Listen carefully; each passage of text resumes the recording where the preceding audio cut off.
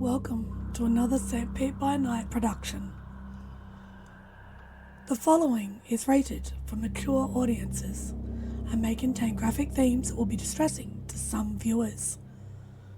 As always, we recommend you ensure the safety and well-being of yourself and those around you at all times. Viewer discretion is advised. In the heart of night, we rise from shadows, howling at the moon, igniting our battles, cleansing Gaia of an endless fight, until our final days we will fight. Thanks, man, we stand united as one.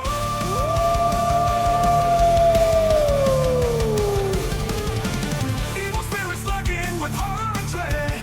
Little light leads us where the brave dare tread. Glory and honor, wisdom in our hand. Together we rise, take our final stand.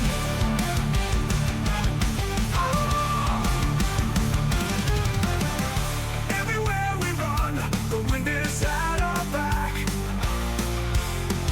All the worm forces we will track. From the depths of the ocean to the clouds in the sky, vampires tremble as we learn to fight. Rage across Tampa, in this fight we'll stay. Evil spirits lurking with horror and dread. Little light leads us where the brave dare tread. Glory and honor, wisdom in our hand. Together we rise, take our final stand.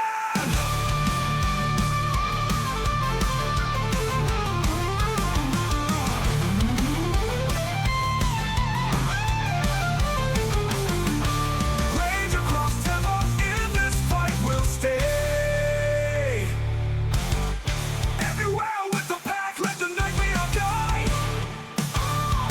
In battles of honor, we shall never hide. Rock and never hide.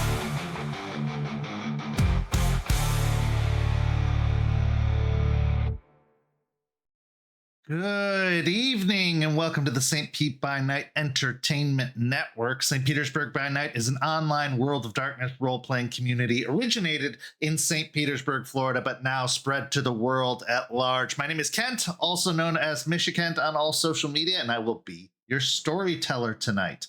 And it's Tuesday night, and you know what that means. It's time for Rage Across Tampa, our Werewolf the Apocalypse 5th edition chronicle set in the city of Tampa, Florida, where the Sept of the Evening Star attempts to combat the forces of the worm, both physical and spiritual. But before we get to all of that, go follow St. Pete by Night on all of that social media you see listed down below. And you can join our community by following that Discord link. And if you really, really like what you see, you should sign up for the Ko-fi, where for as low as $5 a month, you get access to all kinds of behind-the-scenes features, including the Rosebud Thorns for this very session and much, much more. So go ahead and sign up for that. It really does help support this program, this channel, and this community. Now, of course, I probably could tell this story by myself, but I just don't think it would have the gravitas, the weight, the good-looking faces that would be required to tell such an incredible story. So let's go ahead and introduce the amazing players that make this story possible. Players, go ahead and introduce yourselves, if you please. Hi, everybody. I'm Champ, Champagne, the girl on fire, whatever you want to call me, and I will be playing Aspen Weiss, the Philodox. That girl is on fire. Hi, everybody. I'm Nori. I'll be playing Jester Silvertongue, the Galliard of the Black Furies. I wasn't prepped on the song list, so you'll have to forgive me. Hi, everyone. My name is Nick. I'll be playing Izzie, aka Entwined Smiles with Claws, the Alrune Child of Gaia. Of course, our dear Preston is not with us this week because he is on a boat in the middle of the ocean somewhere. So we wish him the best. So our Bonar Theurge is out scouring the country for the pieces of Charles's soul that have been spread out everywhere. But let's get everyone caught up so that makes sense as to where we are Now, last week, we saw Jace and Jester approach Turtle after receiving a very cryptic message in their minds. This is when they came to find out that if they were able to successfully reassemble all of the pieces of Charles's spirit, there might very well be a way to bring Charles back to life. However, his body would need to be planted in the ground like a seed and then watered by life itself in order to reassemble, recreate, and bond the spirit to the body once more, allowing him to rise from the ground. This set Jace and Jester on a dead set path to making this happen because they want Charles back for, I'm sure, their own reasons that you can guess by now. So they called the pack together where a meeting took place, and everyone was informed of this very, very important process and decision to be made.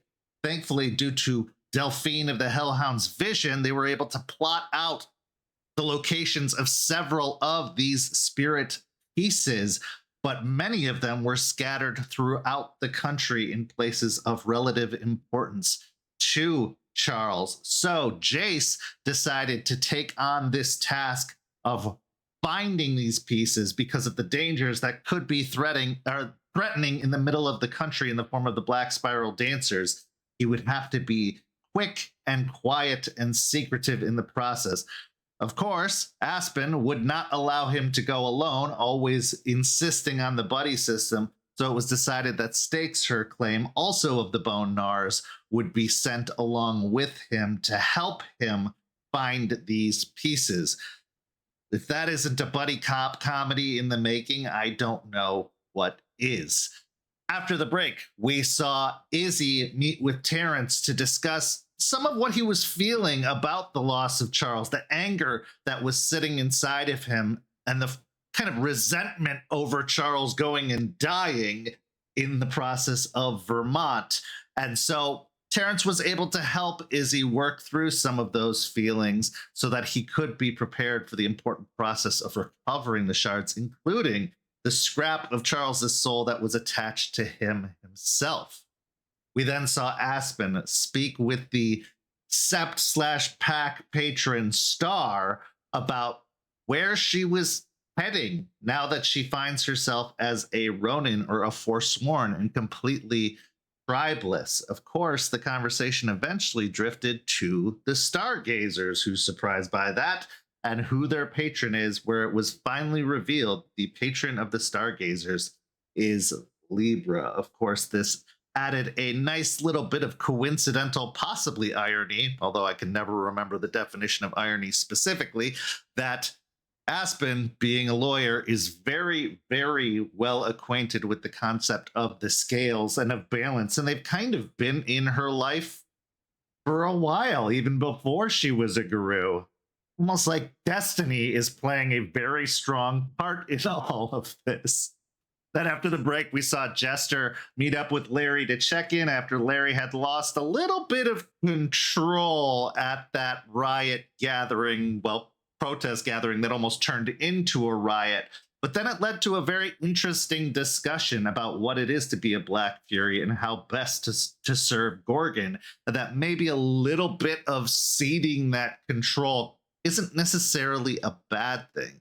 Larry was also able to help Jester through a little bit of her grief, talking over just what it means to lose someone, but how to view it as not necessarily a bad thing, how to hold on to the good things, how to hold on to hope when it seems like an inevitable loss is coming. He used an analogy of sports to do that, so anybody who's a sports fan can probably understand where that's coming from.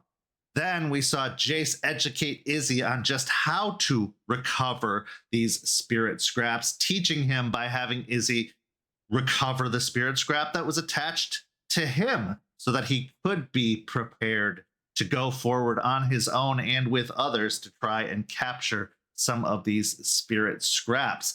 It came very clear that the scrap that was attached to Izzie was of Charles's regret.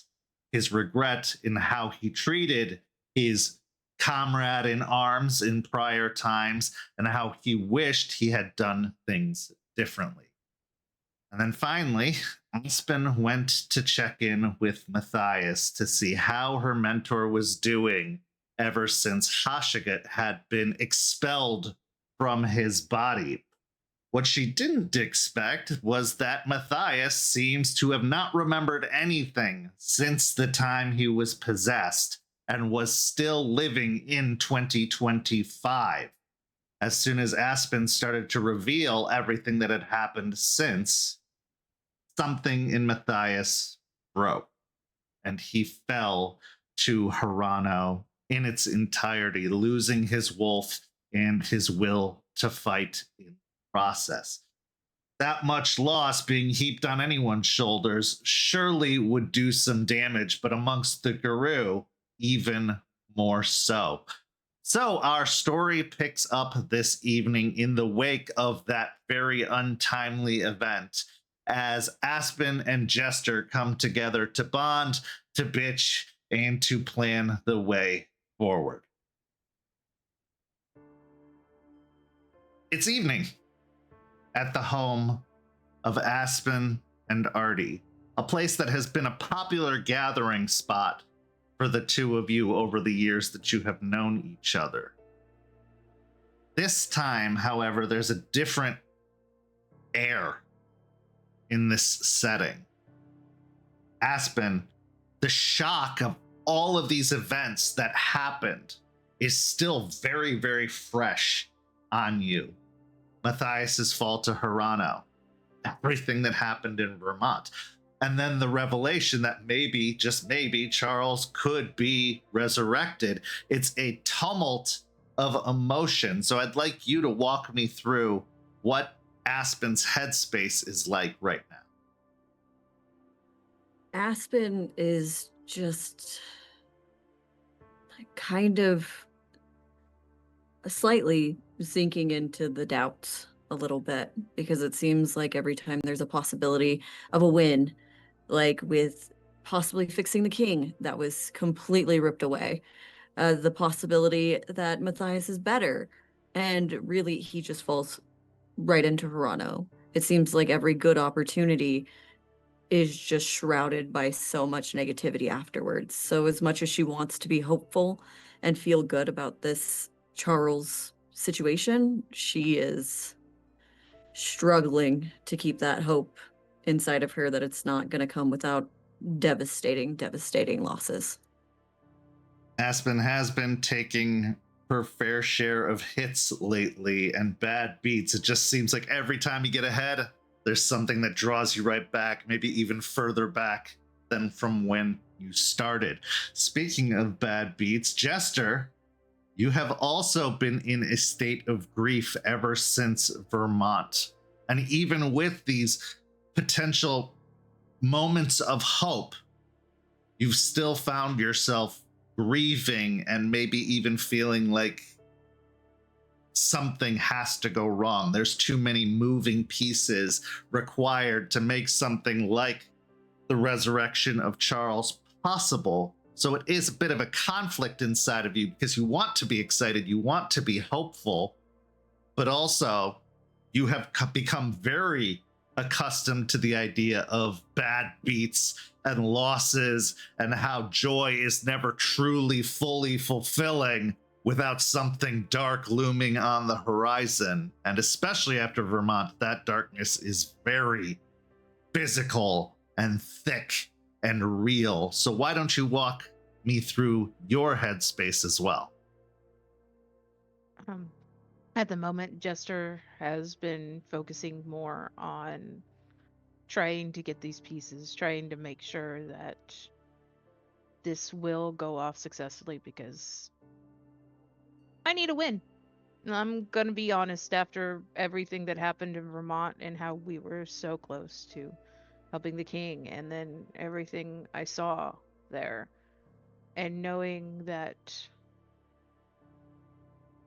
Shijak is coming, don't know when, but she's coming for all of us. And she's would destroy everything that we're trying to build. I need some sort of hope that we can overcome that.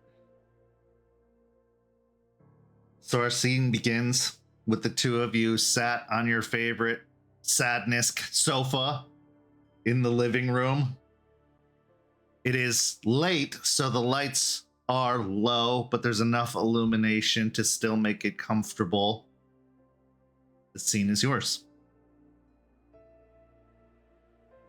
Aspen is sat on the couch. She's got kind of dark circles, as if she hasn't been sleeping, and she's just kind of curled into herself a little bit. Just staring at nothing, at a wall. Not really, I don't know, not really knowing how to even do pleasantries, let alone, hang out with the girl who knows everything and knows how terrible everything is. Jester had brought over burgers and fries and shakes, but she kind of just sat with Aspen and hasn't even really bothered to take them out of the bag, so they're kind of just sitting on the coffee table, getting cold. She's kind of staring off too for a bit. So, what's new?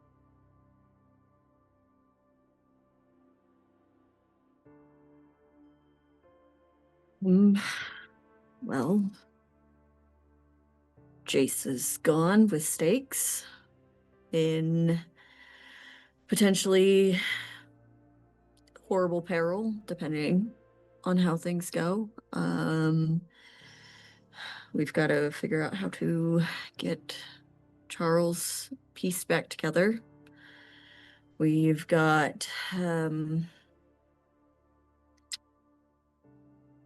vampires a tentative relationship with. We've got a serpent. People don't call him a bane, but I don't know why.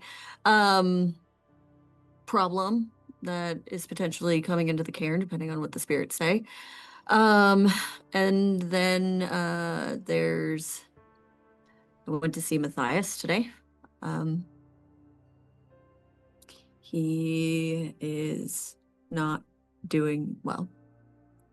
And oh yeah, Black Spiral Dancers. Okay.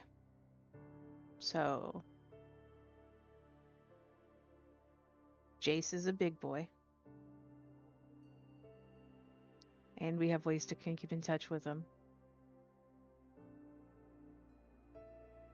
Yeah, it's dangerous. But he also knows he's good at hiding. He knows how to get in and out of place as well. Have faith in him. I know it's hard, but at least try. As for the Charles stuff, we're all working on that.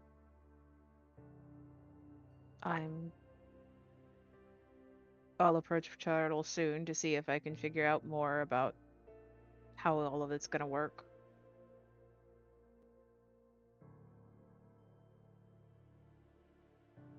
The vampires, at least the ones that want to have some sort of alliance, they're probably going to get themselves killed. Let's be real.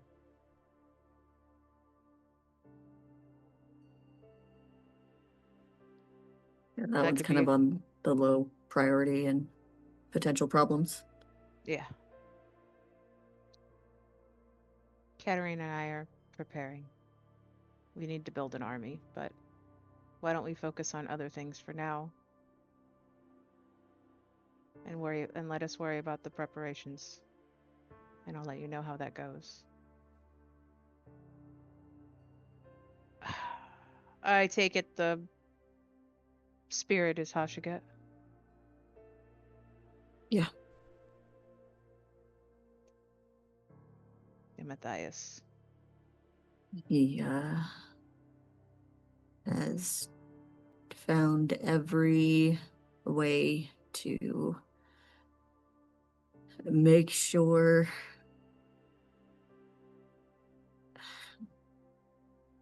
that my life is terrible. So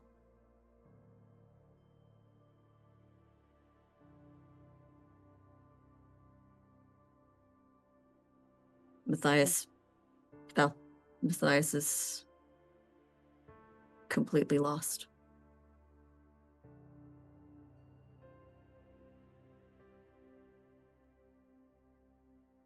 What do you mean? I went to talk to him about what happened, to see if he was okay, and he didn't remember the last year. And when I had to give him the realization of what was happening, he broke.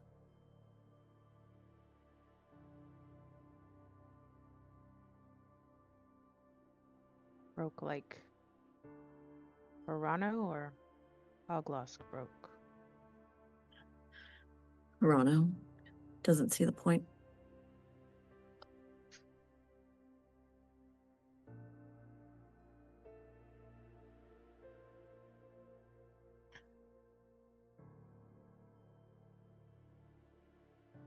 Then we fix him.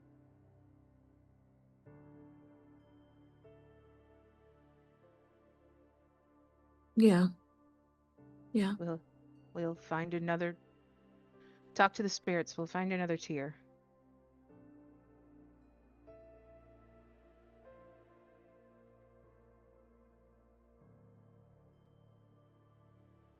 Just really hard to keep hoping that the win will come. I know. Most of the time I feel the same way too, especially recently.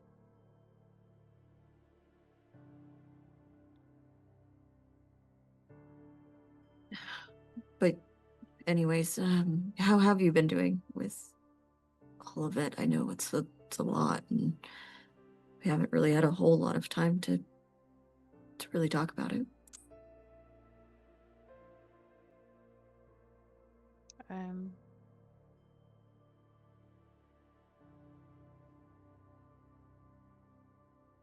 I mean, pretty not great, I suppose. Even now, I'm trying to make this work, and I'm hoping it works. Otherwise, I don't know. Otherwise, I guess I have to focus on killing Jack.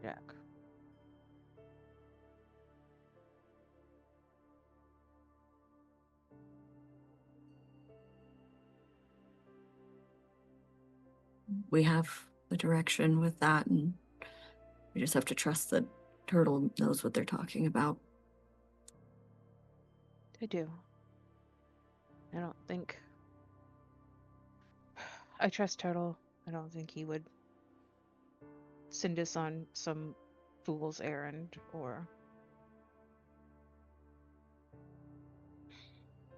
but just because the spirit knows a way doesn't mean that it won't be hard or difficult to do. Easy's not really our MO. No, it really is impossible. That's our MO, isn't it? Seems to be. And it's done a lot of impossible things, and when you think about it, that's a lot to be proud of.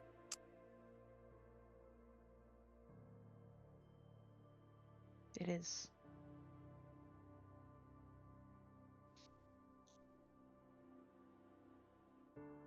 About Ashiget, if he's done all these things, why are you willing to let him in the cairn?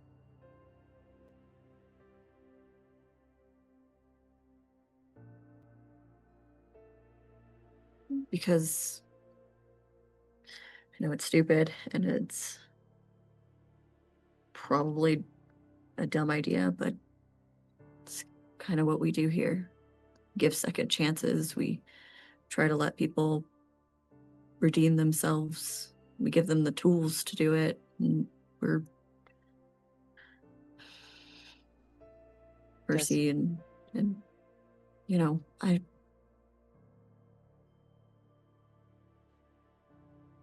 I'll reach over and throw an arm around her shoulders. Does he want to be redeemed? Has he proven it at all that he wants to be? I think part of him wants to feel a part of something. I think there's a lot of the anger and the pain. I really honestly don't even think it's about me. I think it's about Lucas, but he's not here. But I don't know, I empathize with that. Misdirected anger and pain. It's fair. And I gave him an opportunity to just take me over and do whatever he wanted, if that's really what he wanted, and he didn't.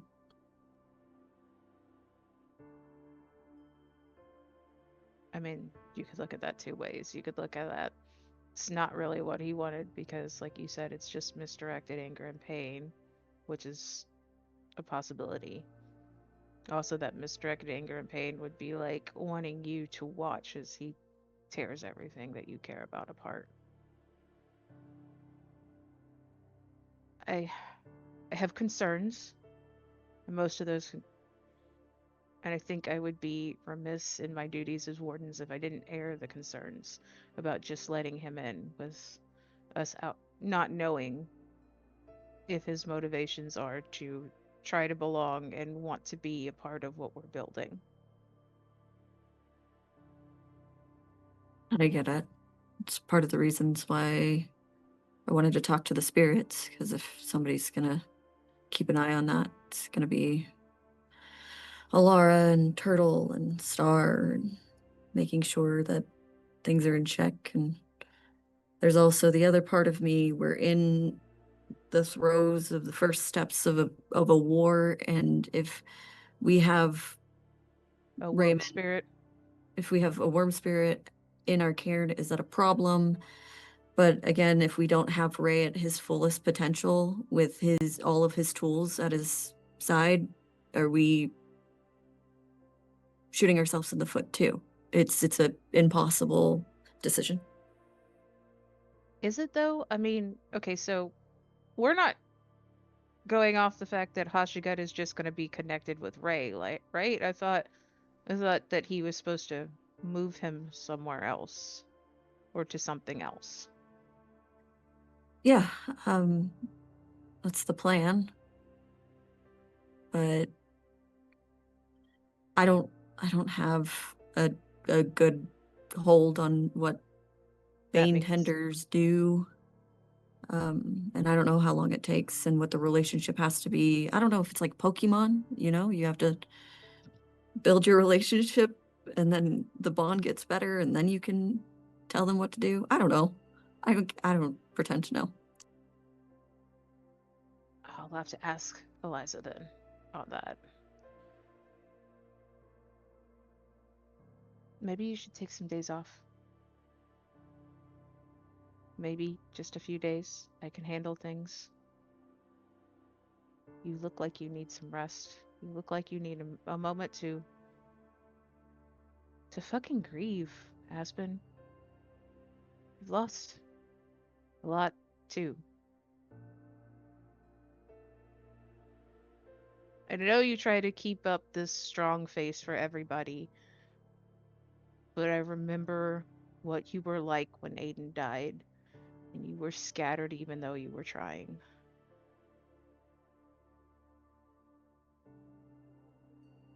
I know. And I know that those feelings are there, and I'm working through a lot of things, but it's not going to be like that.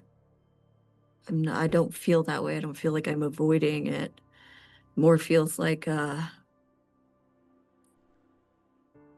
what is there to grieve when you have no idea where the future goes,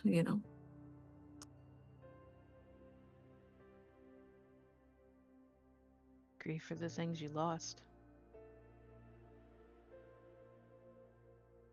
Give a moment for that pain that you're feeling. Don't just bottle it up. Give a moment for it to let it out.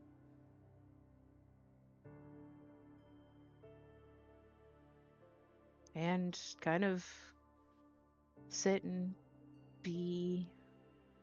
think about the things you still have. And remember that, so that whatever we're facing in the future, you remember what you are fighting for. Yeah. I hear you, and I completely agree with you. But I'm gonna pull the friend thing and ask if you're taking your own advice. I'm trying. Have you been home yet? No. But soon.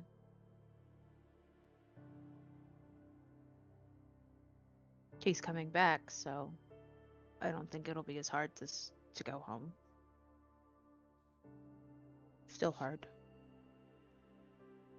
I get it. A lot of memories there. Yep. I think we can grieve in little pieces when we have the moments and move forward the best we can when we have those moments too. I think we're kind of in the same boat here. Yeah. I think we are. It's what I've been trying to do. Because when you stop moving, it's almost like you get swallowed. That, and it's almost like you're disrespecting those who would have wanted you to keep going. Yeah.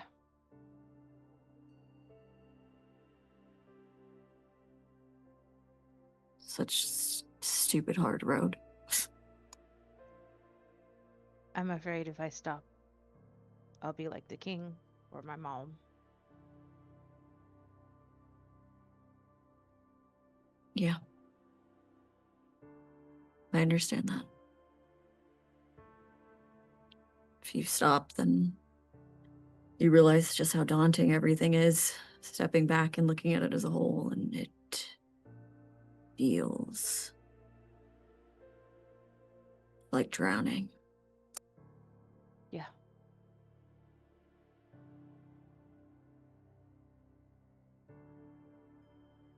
Aspen, as you're processing all of this, as you're contemplating all of this, a voice finds its way into your mind, but it's an unfamiliar voice, one that you've never heard before.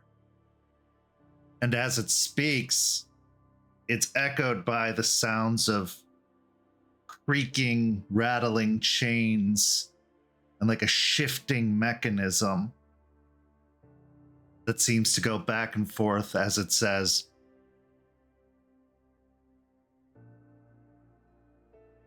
"Can't truly have good without bad. Can't have right without wrong. Can't have joy without sadness. To deny one is to overweigh the other. Balance in all things. All things.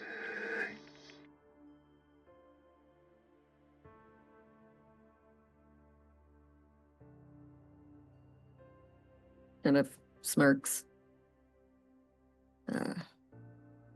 She, in her head, just to herself, just hearing it, well, scales need to swing one way a little bit harder, because it's real off balance right now. But she still smirks.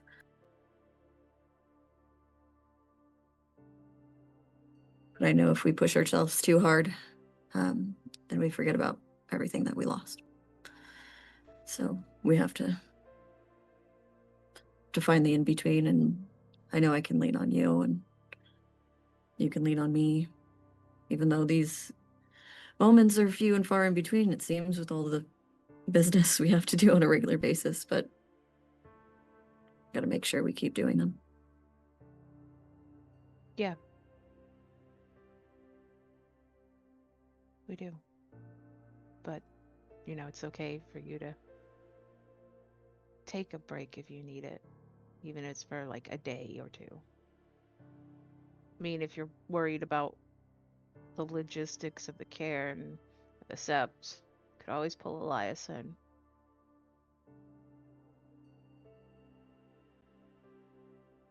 Yeah. Doing my best to delegate. Forge is helping. That's a surprise. I know. It's crazy. He doesn't talk to me much, but he doesn't hiss at my presence, so that's a good step. It's definitely an improvement.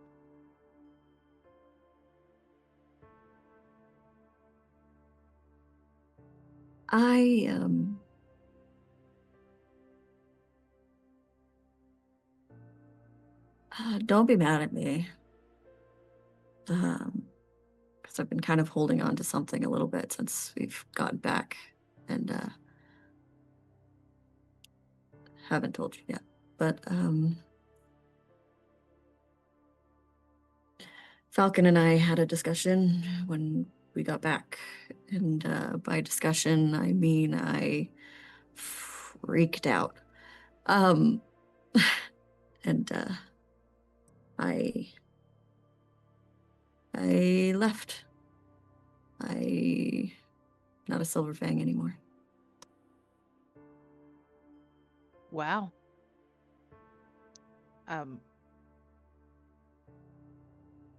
Freaked out like after Ryder died and we freaked out on each other, kind of freaked out, or because I haven't seen that amount from you in a while. Yeah, pretty close, maybe even a little worse. A lot of that we still talked and had a back and forth. A lot of me talking to Falcon was well, let's just say there was maybe a couple sentences on his side.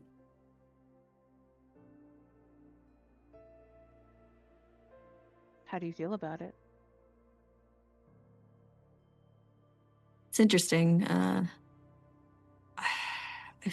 I felt, and I still kind of do feel, this emptiness in that. But I also feel a sense of relief. Because I don't think I stood. Yes, I'm a leader. Yes, there's those qualities there, but I don't think I fully embody those values, and I don't think I could stand behind a patron that I feel like is being deceitful to its people.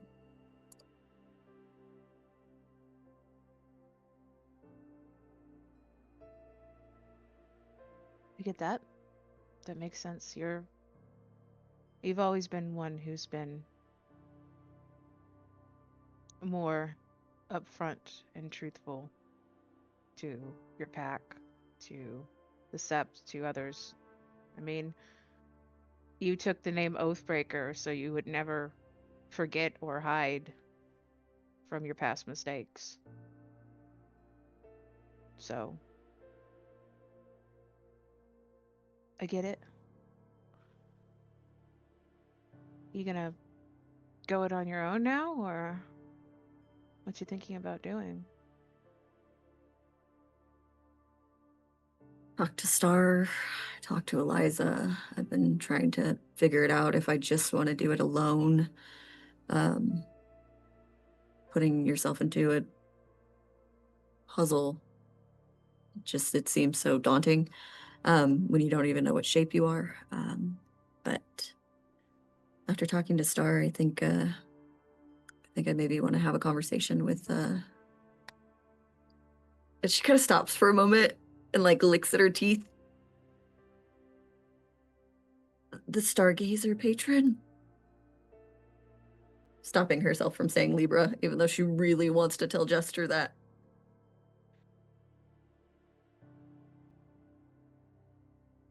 I could see it. Kind of from what I've heard from Eliza talking, even though she has more of a, old bent from her hippy dippy child of Gaia ways. Um, I could see it though. There's a lot of things that you align with, and I think that's what you got to figure out is with patrons is I see them as someone whose beliefs align with yours that you can walk with. You help them, they help you, kind of thing. Yeah, I think I'd prefer that type of relationship. But anyways, I feel like I'm talking so much about all of my problems. I mean, some of them being our problems. Don't get me wrong, I get that. But tell me something good that's happened to you recently, or something bad.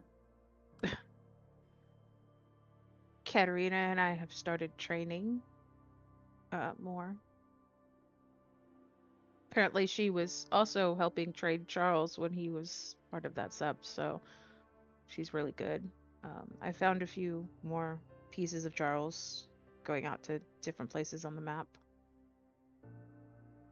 I'm thinking about starting a underground coalition of bikers and activists and outreach people, and Larry wants to help.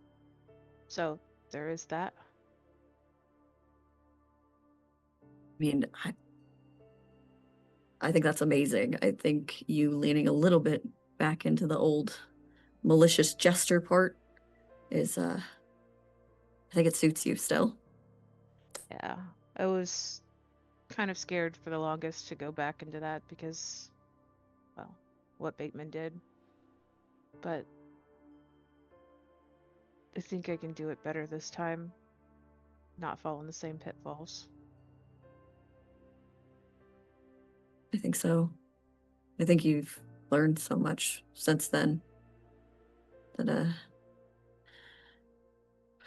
think if anybody was going to do it and not get caught, right? It's you. Right? Right. I think so. There's a lot of work, but I think it'll be worth it. And hopefully, come what may, it can go on beyond me and give humans a chance to fight for this planet like we fight for it. Maybe not the Banes or the Black Spiral Dancers or the vampires, but the other humans who fall to greed. Yeah, I said this to Eliza when we were having our discussion, but I don't think there's ever going to be this grandiose last battle. I mean, sure, but I don't think it ends there. I don't think it stops there. I don't think we stop fighting. I don't think so either. I think that was a lot of our elders' mistake in thinking that the last grandiose battle was going to be it and everything was going to be good. Because it's not just the Banes or the Black Spiral Dancers or the other supernatural things that are causing it. We have to look beyond that. And honestly, we can't kill all the humans. Like, we are part human, and We tried that. Didn't go really well. yeah, it didn't. Kind of made it worse for us, so we got to figure something else out. Yeah, 100%. I've been thinking about something, and I have a request of you. Yeah. I think you and Artie should get married before the end of the year. I know you're gonna say you have so much to do, but what happened with Charles, it makes me think that I think if something did happen, because we don't know what's to come really, to either of you, I think the other would regret not finding the time. And it'd be great to have just something really nice. I've always been rooting for the two of you.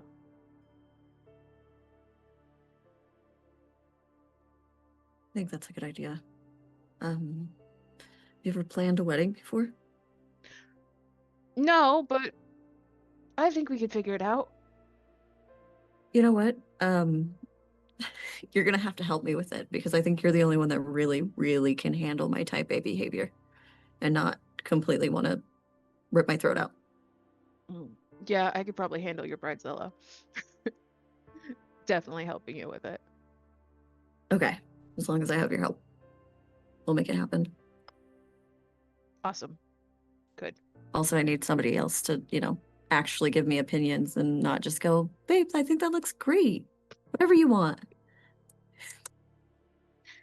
He totally would. We got to troll him on it, though. We got to just present awful things. So he'll be like, babe, that looks great. Whatever you want. But obviously he would hate it. We'll have one book that's real and then one book for him to look through. So he just is expecting the worst wedding. Right? Oh my God. I haven't laughed in a while. Feels weird. Yeah. I'm glad I have you, Jess. I'm glad I have you. I don't think I could do it without you. I will try to make sure you have me for as long as possible. Jester mentions the wedding, having not laughed in a while. Once more, Aspen, you just hear that creaking in your head as if something's evening out, or at least getting closer to it. Just smile and look at Jester. Think maybe we might find a place to even out, even just for a moment. Good. Good.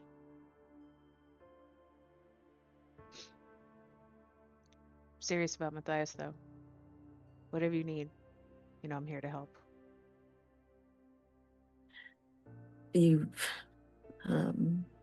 Okay. I might see what Anastasia has to say, and maybe she still has that piece.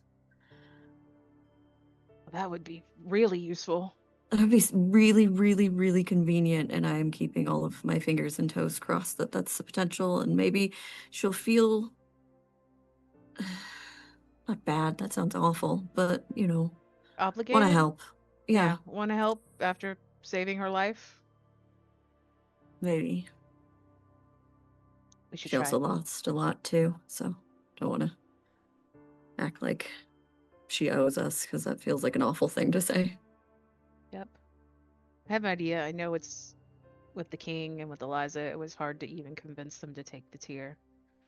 But if she does have it and we're able to get the tier, we should bring Matthias to this resurrection.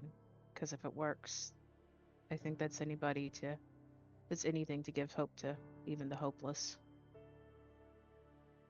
I think that's a good idea. I think it just comes down to convincing him that he needs to see it. But I think that's a fantastic idea. I hadn't thought of that, and I think just like the king, giving them something to give them hope, to something impossible, something that they wouldn't have seen as possible. No. That's what it seems like it's been all of the times. For Eliza, it was knowledge of Orion. For the king, it was, I guess, hearing Mari's voice and realizing that there are still people willing to try to go on. I think for him, seeing something impossible, and I know he was close to Charles, so if you can't talk him into it, we could always just knock him out and drag him to the care. Well, then, yes, that's what I need help with. If it does come to that, then you're my Okay, girl. gotcha. I can put him to sleep.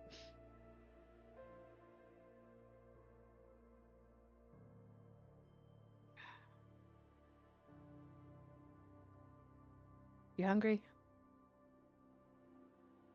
I'm actually starving. Yeah. Okay. Let's yeah. And she'll like open the bag. So as you dig in to the room temperature meal that was probably once hot 30 or 40 minutes ago, you know that sensation you get when you're so hungry and you bite into something and it's like the best of that thing you've ever had, even though it's probably no different in quality or may even be worse than normal, but because this need has built up so much inside of you, it's like an oasis in a desert. It's like a rainstorm in a drought. It is just everything you need in that moment. Biting into this burger, eating some of these cold fries, it feeds not just your stomach, but in this moment, it feeds your heart. Because in this moment of sharing and togetherness, this moment of leaning on one another, not one more than the other, but both the same amount. Even if it's momentary, a balance is formed. You're not stuffed, you're just full the right amount. You're not lonely, you have just the right amount of companionship. You have equal parts hurt and heal. These moments are rare, but when they're accomplished, there's a contentment that comes with it. Just the right amount of satisfaction. For some, it would leave you wanting more, thinking it's not enough. For others, they might think it's too much or that they're undeserving. For a stargazer,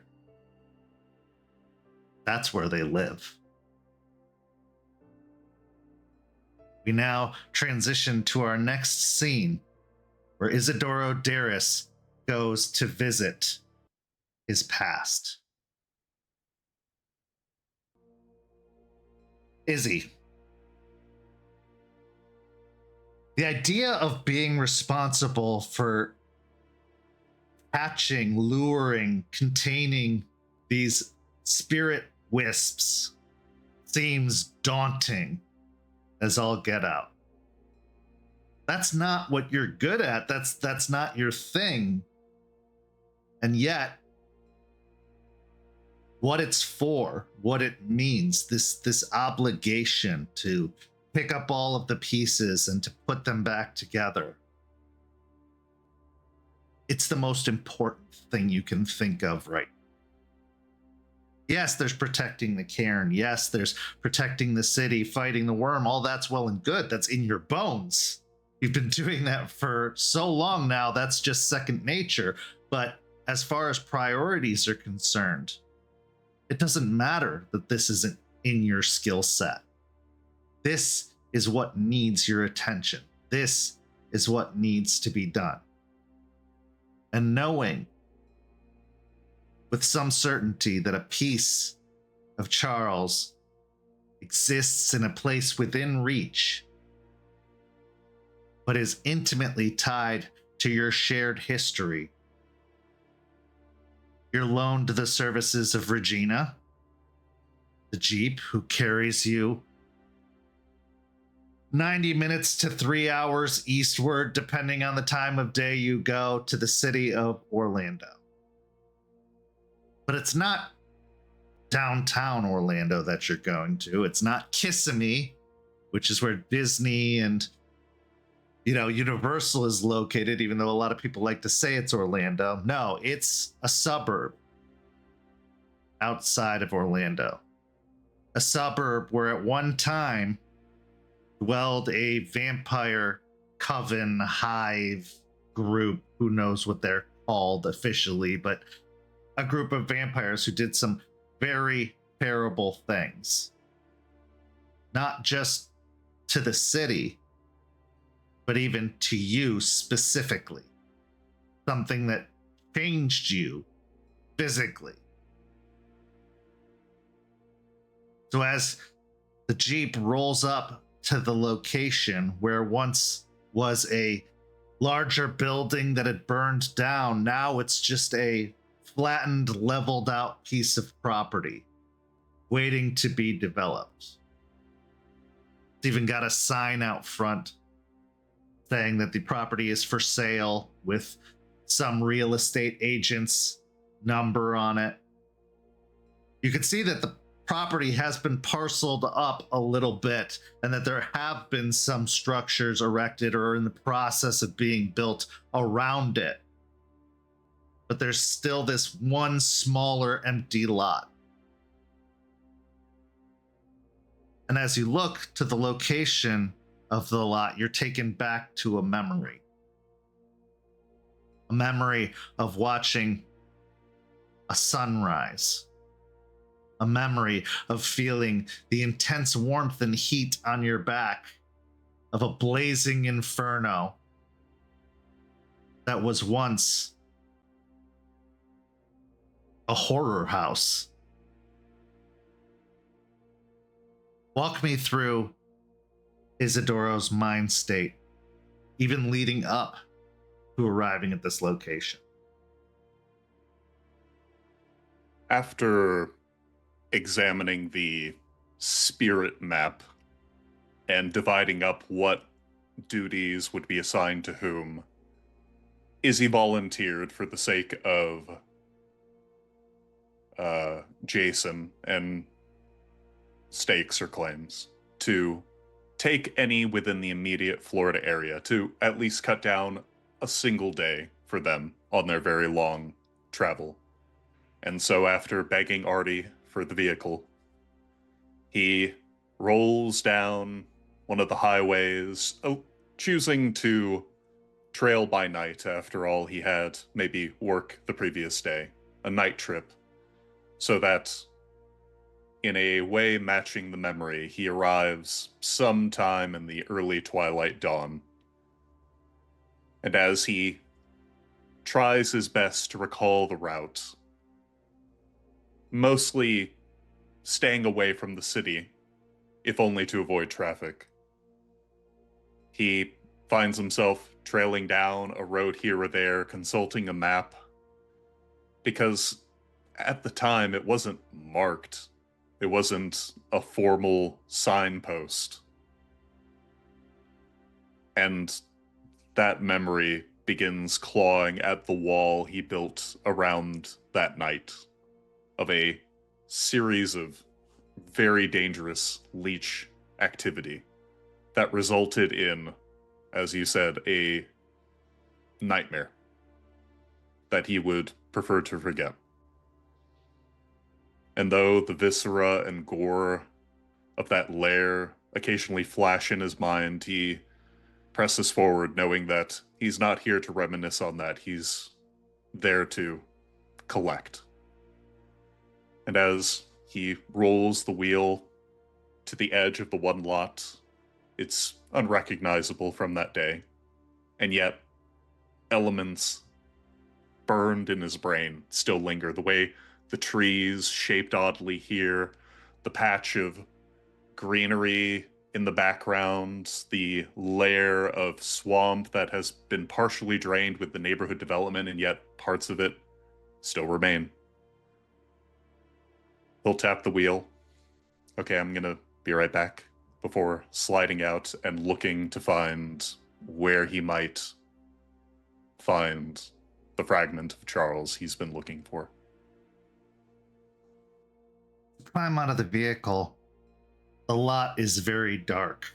Even the ambient light from the nearby buildings, some newly constructed within the last several years, it's still just this dark pit, this void the light isn't touching.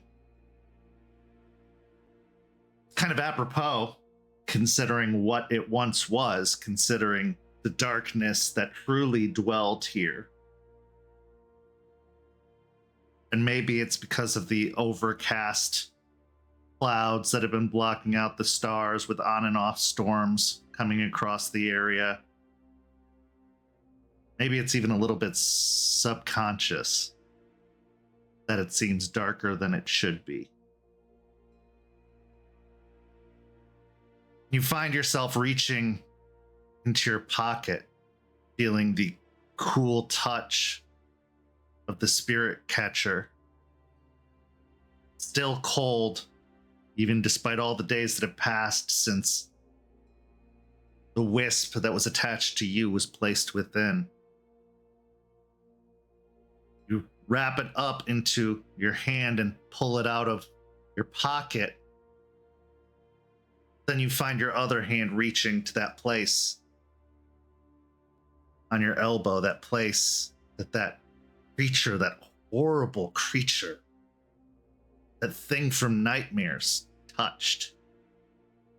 You remember the feeling of being like clay and your skin being stretched as it pulled. Agonizing. And while it was momentary, it felt like a painful eternity. This thing was almost unmaking you with its touch.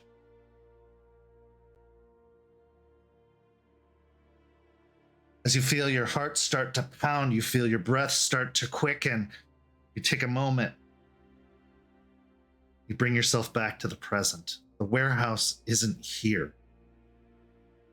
The vampires aren't here. You saw to that. Charles saw to that.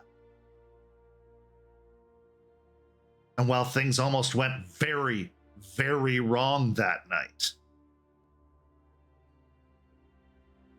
you were able to snatch defeat or success from the jaws of defeat.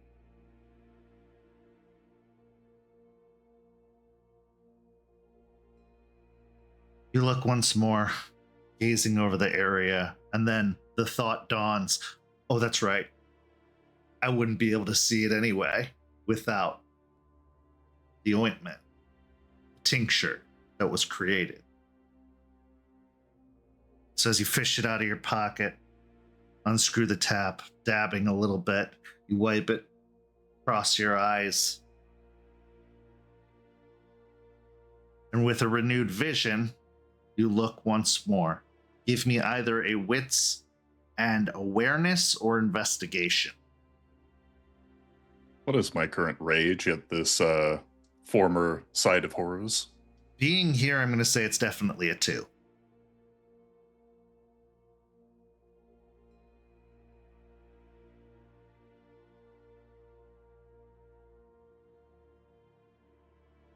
One Success. You find yourself distracted.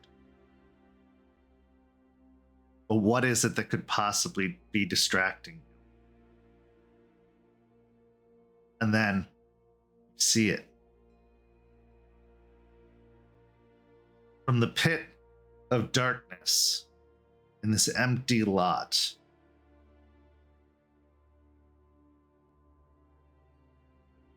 hands come to the surface.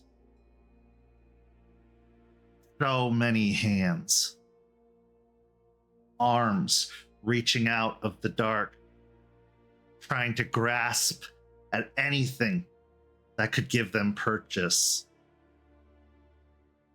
Anything that they could cling to.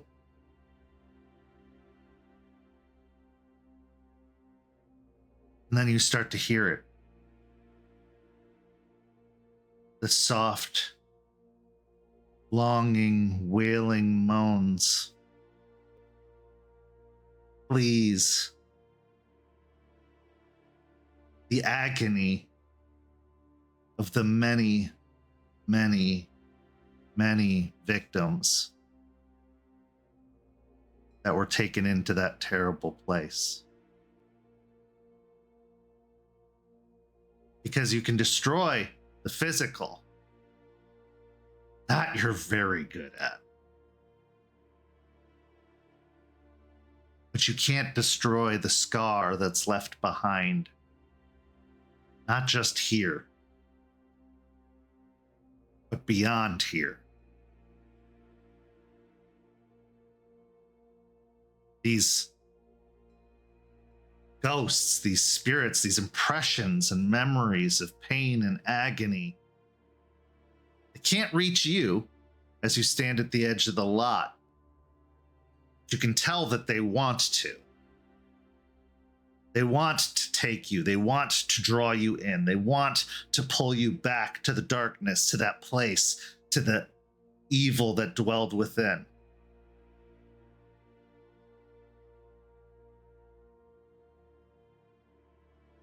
You try to take a steadying breath. You try to close your eyes once more to stop the pounding of your heart, to stop the quickness of your breath. But as you open them again, they're not gone. They're still very much there.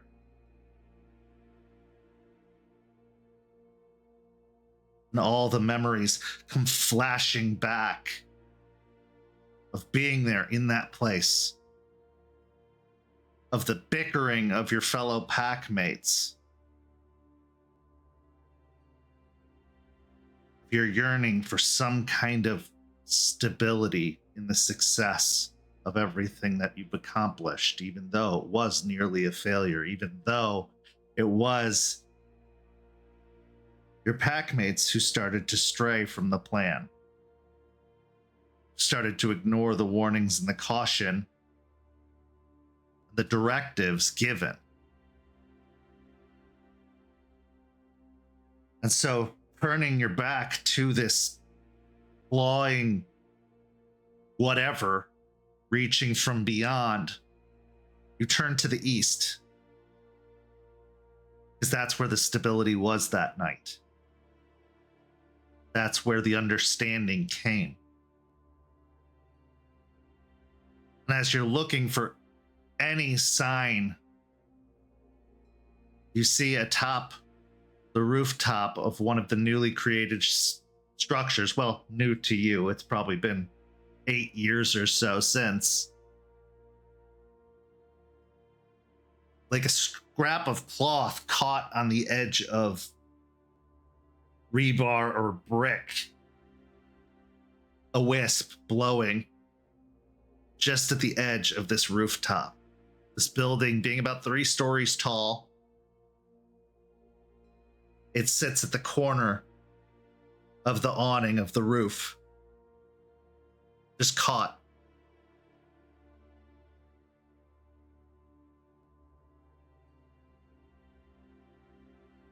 Izzie will do his best to put the wails of the damned behind him, and seeing that wisp dangle like a beacon, will clench his teeth, nod, and then begin looking at the base of the structure. A couple of clarifying questions in this case. Is the structure still like under construction? Is it mostly finished? I would say this one's finished. Okay. Yeah. Is there any sign of habitation? Based off of your wits and awareness, you don't think so. Okay. Well, Izzie doesn't see a problem, so there must not be one, as he makes his way towards the front door. I don't know exactly what because he said it's 3 stories. Right. There's not a way to get to the roof necessarily. Like, there's not a staircase or whatever, or a hatch. No, not that you can see. The side of the building is just kind of sheer brick. It's built upwards along the edge. You can see windows and window sills kind of speckled across the siding. And as you go to the front of the building, you see it looks like it's a business meeting center with several conference rooms and like a workspace, just an overall community workspace where you can rent out office meeting space, you can get Wi-Fi, you can sit at one of many long tables that you can see through the windows to work on one project or another. These spaces have become more and more frequent over the last 10 or so years, and it looks like this is someone's attempt at recreating that. It's dark inside, so there's no obvious sign of life that you can tell as you approach the front door. You can see that the door has a pin pad attached to it, where those who either work here or those who've rented space here can probably punch in a code to unlock the door to get inside. And you may see one light on in what looks to be leading into a back room, but it looks like this is left on for the purposes of if somebody were to come here in the dark, they'd have at least some semblance or sign of light. There's no movement inside, no activity. Now, as you think about it, if you were to call upon Rabbit, if that were one of your gifts, you probably could leap up to it. And if not that, you might be able to climb the side, because while it is sheer, it is brickwork, and there are the potential for handholds and those window sills as well. Okay, that was going to be my follow-up question, yeah. Yeah, there is a potential. It would just take a pretty good strength and athletics roll to get up there.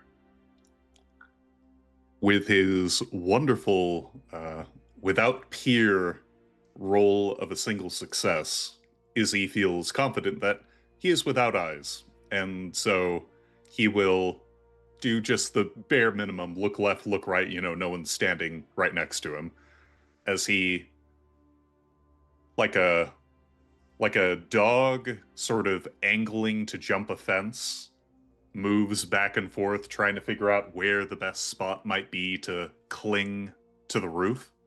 And after finding one, maybe beneath several layers of windows, in the off chance that he needs to do a little hop step as he rises, he will activate Hair's Leap and attempt to yoink 3 stories. Okay. So Hair's Leap requires a rage check and then a strength and glory. I rolled a 10, so I keep the rage.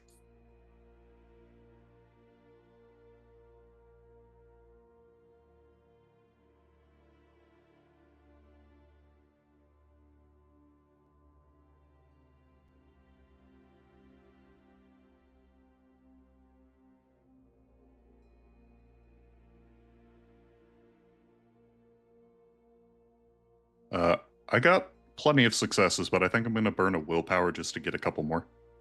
Okay.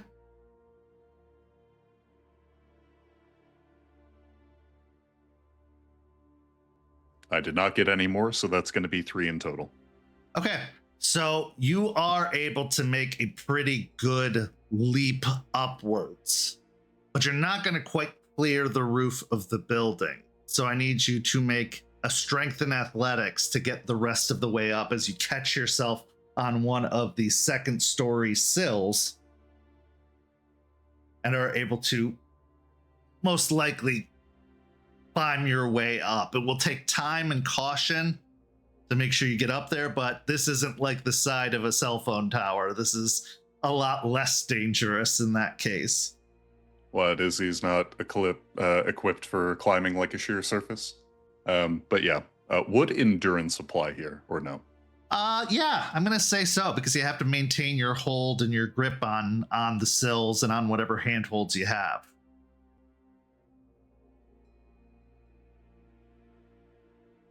It's gonna be 4. Okay, so it does take time, but you are able to make your way up slowly, finally finding a good foothold, a good handhold, and eventually you find yourself grabbing onto the awning at the edge of the roof and pulling yourself up the rest of the way. As you get to the top, you see the early burning of dawn's early light starting to carve out the darkness, but it's still very, very faint. We're talking about early oranges and purples on the eastern horizon. Taking a moment to recompose yourself, to get your breath back, you look to that corner and you see that wisp still tangled up on the edge of the rooftop. And as it flutters almost like a flame flickering at the edge of the building. And once more, you find yourself transported to the burning building. Momentarily, the fire, the heat, the destruction. Being a warrior for Gaia is really, really tough because you're expected to destroy the bad things. You're expected to destroy the worm. But the smoke from fire can cause pollution. The devastation of this level of destruction kind of counterbalances the good you're doing. But it prevents further bad as well. So it's one of those, like, there's a cost analysis and it's probably worth it, but you still feel a little twinge of guilt at the idea that you just put a whole bunch of smoke and who knows what else into the atmosphere that night. That you scorched the earth beneath. But again, setting that aside, pushing that out of your head, remembering you're here, you're on a mission. Have to maintain your focus. Start carefully maneuvering along the awning of the roof. Get to the corner. And when you arrive, the wisp you see seems to grow and shrink in size. Almost like a flame burning brighter and then dimmer and then brighter again. And instinctually, even though you've been taught this has no effect, you want to reach out for it, you want to grab it. But unlike the last time, as your hand passes through it, you end up recoiling at the touch of it. Because it's not cold, or it's not absent of feeling. It's white hot.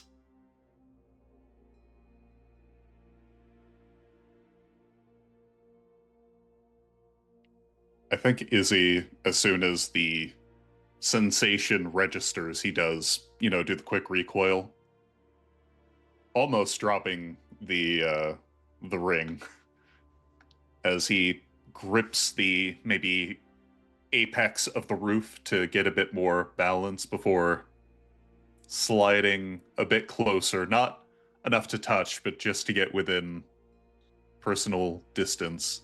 Yes, and as so, he I was gonna say there's no ambient heat seeming to come off of it. It was just when your hand passed through the wisp. So you can get really close as long as you're not touching it. I think that solidifies in Izzy's brain as he gets as close as he could dare, shoulder to shoulder to a fire, as he pulls out the little talisman he's been instructed to carry, and as he looks to the flame nearby, will glance once more to the horizon, watching the sun begin to peek over the trees and into the sky, maybe through a bit of cloud cover. You enjoying the view?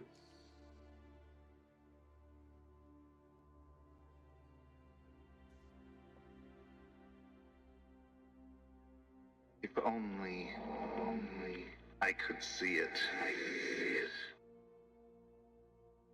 If only I could see through the red that flooded my vision that day. I am Charles's frustration and resentment.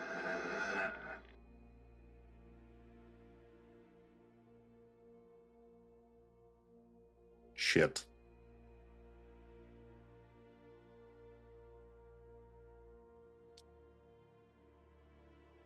Charles, Izzie thinks back to as much as he can remember of that conversation he had, where he put a bit of his pride to rest, ate some humble pie, and said, hey, you were right for basically the majority of the night. You saved our asses.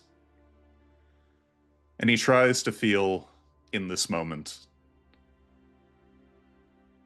how he now knows Charles might have acted, the before and after hindsight 2020, as he really struggles to accept that Charles was not as stoic and emotionless as he often portrayed himself as, especially in the face of failure and frustration.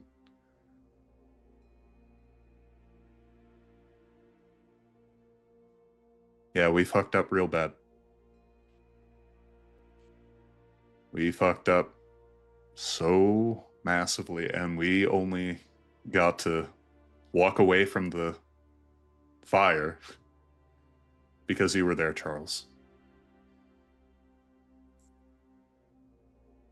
And I'm sorry, it's one of those things where we weren't able to see you as anything other than an obstacle to us at the time. And I know apologies are a dime a dozen for a lot of this, but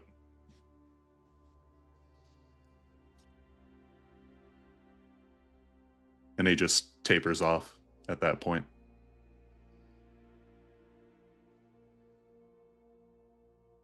Do you understand the burden it is, truly is, to carry the fate of others on your back? To know what's best and to be ignored.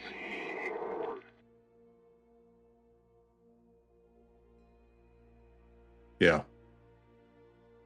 I do now. So tell me, what was it like for you?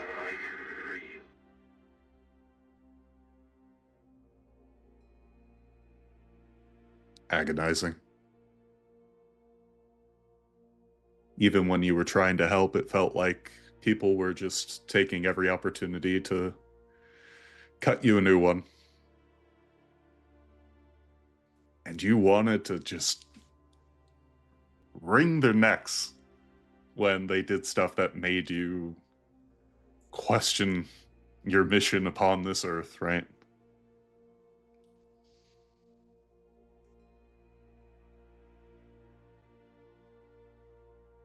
But also I feel like it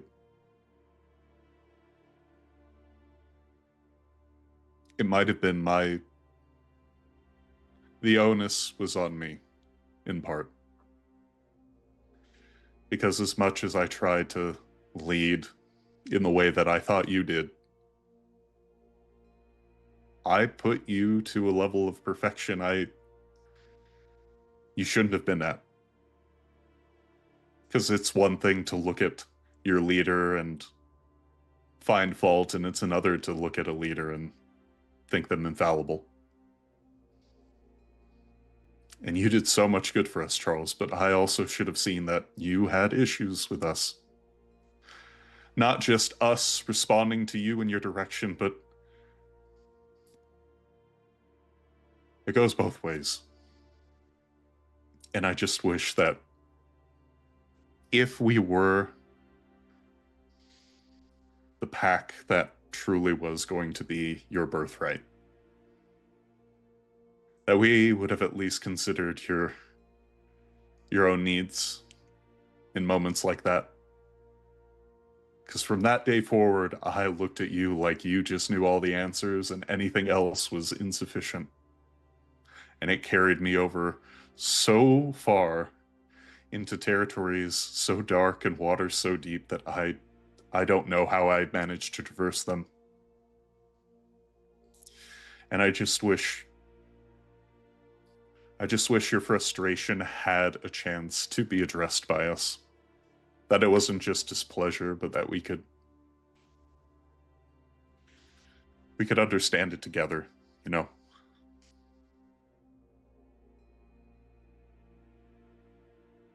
We survived that encounter, but we didn't leave unscathed. We left forever changed. And that, for me, at the time, was as bad as losing.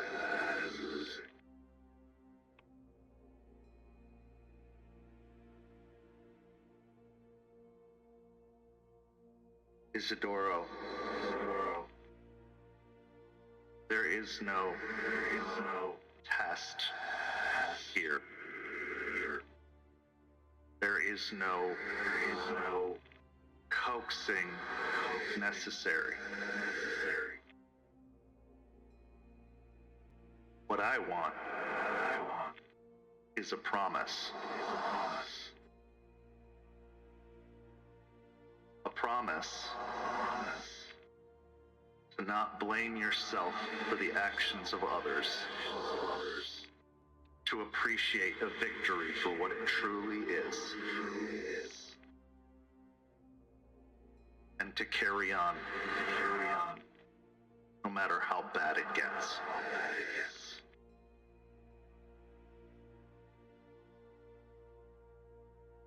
He clutches the ring a bit tighter, running a hand over a kneecap as if he's soothing himself.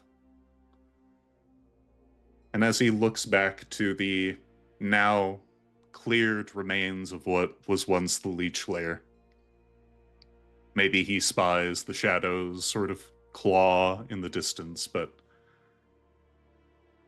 he also thinks back to how amid that failure of strategy, they had successive growth.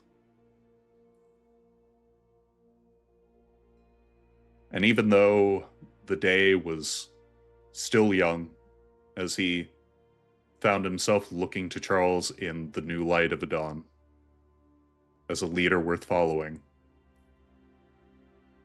he also maybe didn't see it at the time, but with the fragment of the spirit here, he now sees in retrospect that his pack cared.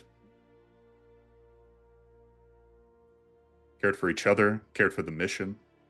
Even nearly dying, they were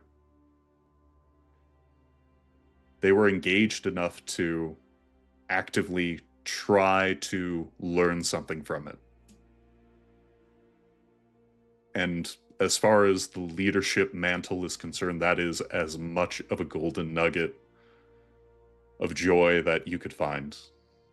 And as he scratches at the underside of his neck before going, well, we were kind of badass, so I can make that promise, yeah. Okay. If your heart's truly in it, making that promise that you're not just saying it to accomplish a goal, I need a resolve and persuasion roll. Resolve and leadership would also work.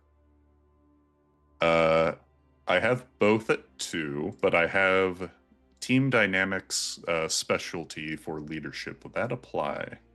Yeah. Okay.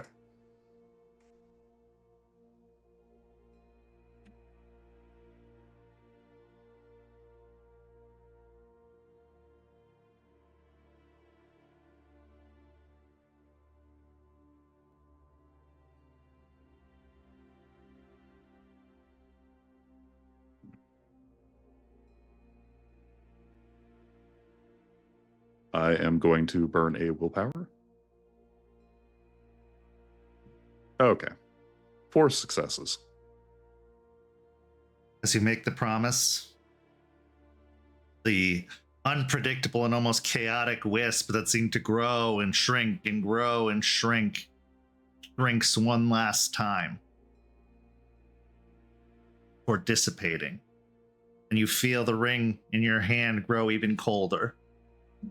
Just for a moment before settling into that slight chill that radiates off of it. But as it does, you hear one last sentence. I'm going to hold you to that. Even if I don't come back.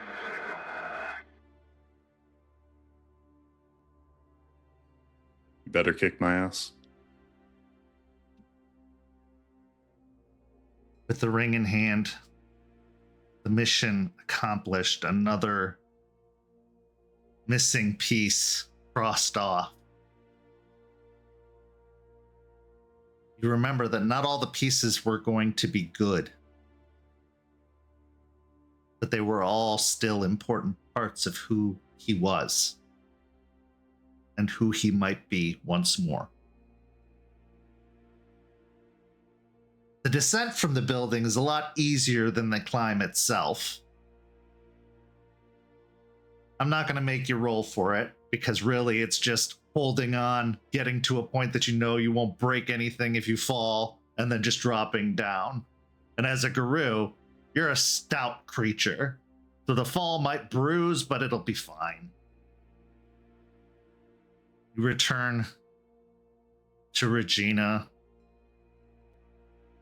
climb into the vehicle, and you start the car.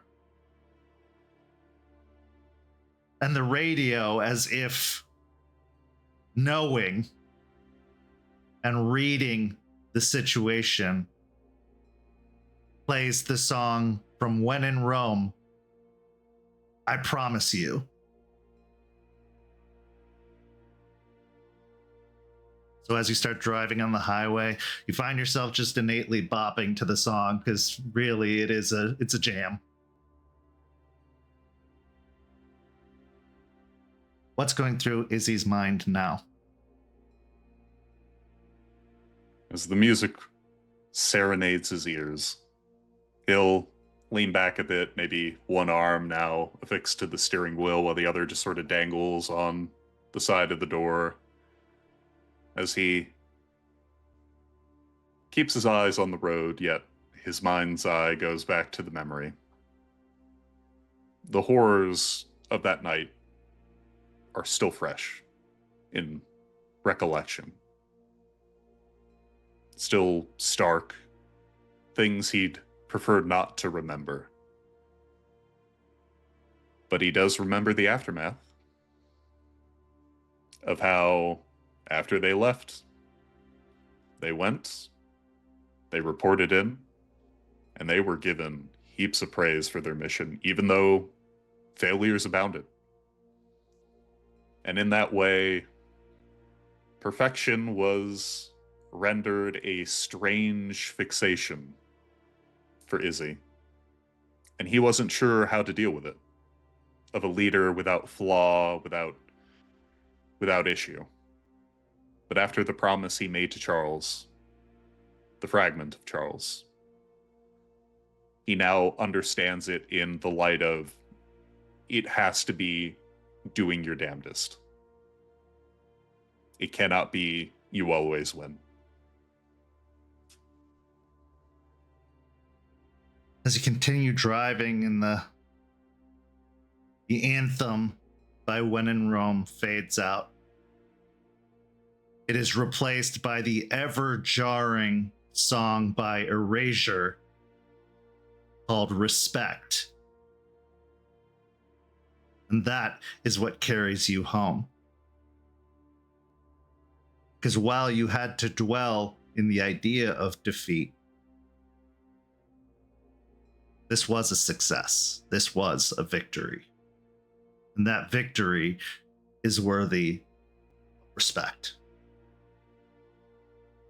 We now transition to our final scene of the first half of tonight's story. Ah, Gatorland. Man, oh man. As someone who can speak firsthand about this place, it is a testament to tourism and Florida, man. Everything from gator wrestling displays to zip lines going over pits of gators, because why wouldn't you? It is a tourist trap, but also somehow worth the price of admission. And the last time you were here, boy, oh boy, wasn't that something. Releasing gators, kidnapping them effectively, or rescuing them, depending on your perspective, to return them to She Who Shines. Having had to step foot into those gator pits, having had to scout out the place in advance, dressed as tourists. There are a lot of memories that come with this place. You also remember killing here. The ghouls, the leech. So I'm going to ask, when are you going to Gatorland? When do you decide to visit this place to try and find the scrap of Charles that you know is here based off of the vision, based off of the map? Leader, we'll ask you. Just because a lot of people and eyes watching, probably nighttime. She would probably suggest around the time it closes, so as people are leaving, we can kind of head in and get our things going, but not too late at night to where we're gonna have to find our way in and avoid security. So I will say that there are night tours you can sign up for, where they'll flash flashlights over the pits of gators and see all their reflective eyes in the dark. So you could sign up for one of those, and you might be able to slip them midway through the tour to rejoin at the end. Or you could go just before close. However, it being the summertime, it stays light a bit later than that. Yeah, let's do a night tour. If anything, Jester can put him to sleep. That's what she's thinking in her brain. Yeah. So as you arrive, there's the group of excited tourists. There's probably about a dozen or so of them, including the tour guide, who have gathered together and are being led into the facility through the gift shop out onto the plaza. And as you're all walking along the long concrete walkways that are interspersed between these large gator pits, I'd like to ask where your head's at. Start with Aspen, then Jester, then Izzie.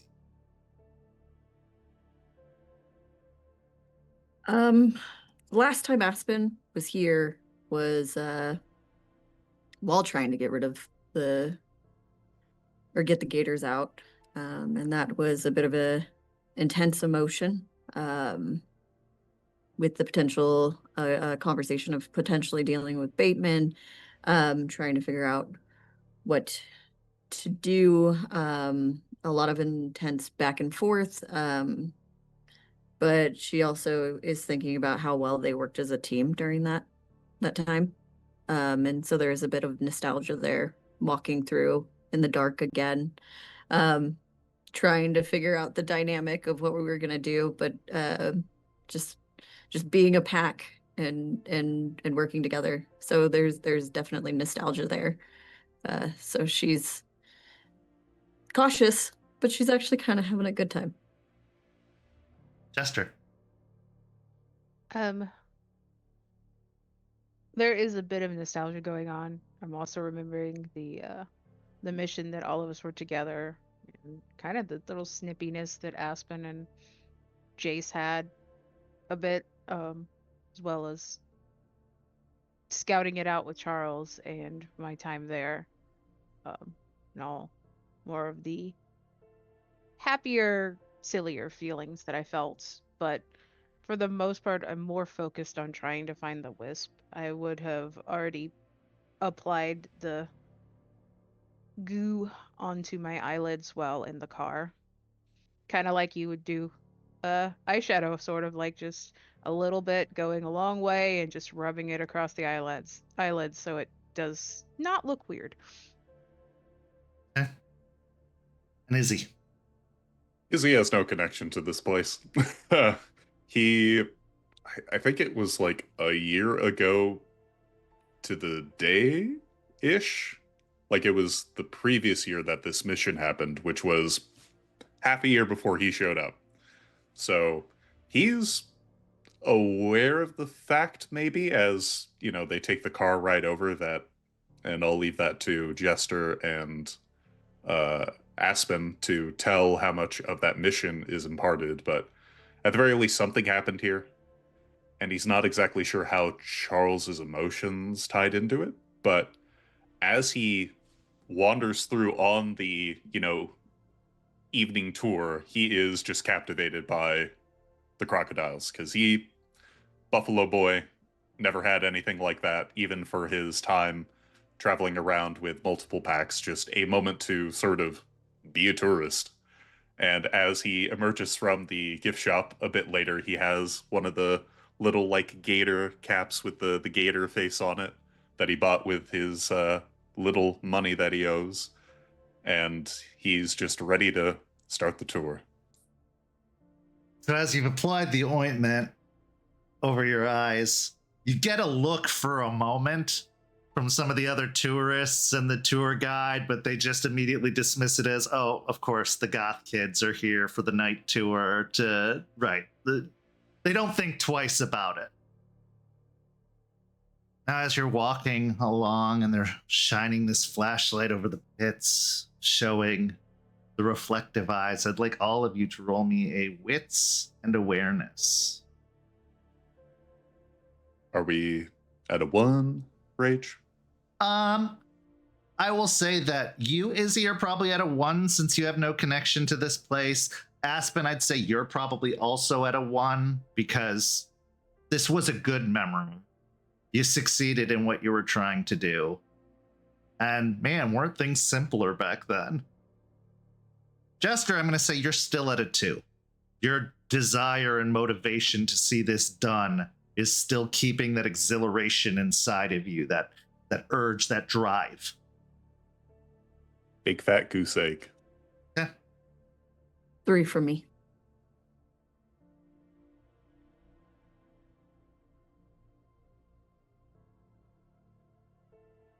I also got a 3.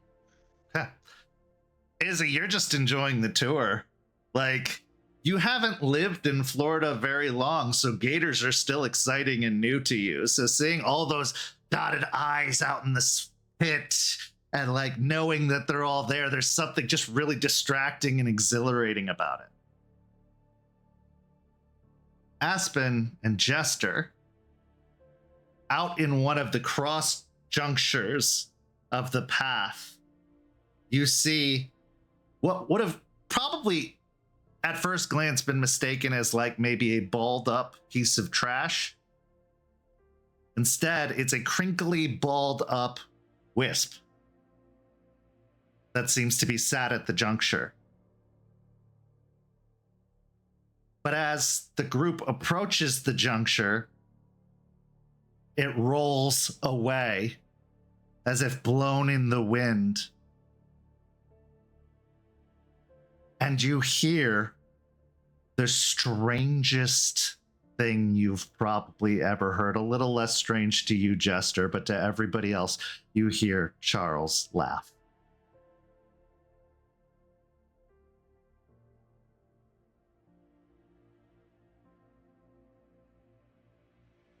How attached are we to this group?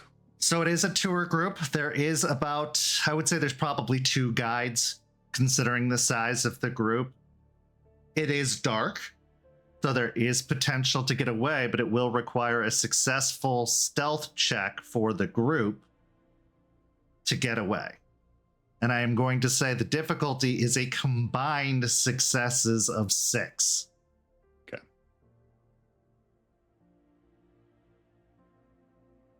I If think one of Izzie- you is trying to get away, it goes down. But if all of you are trying to get away, it stays at 6.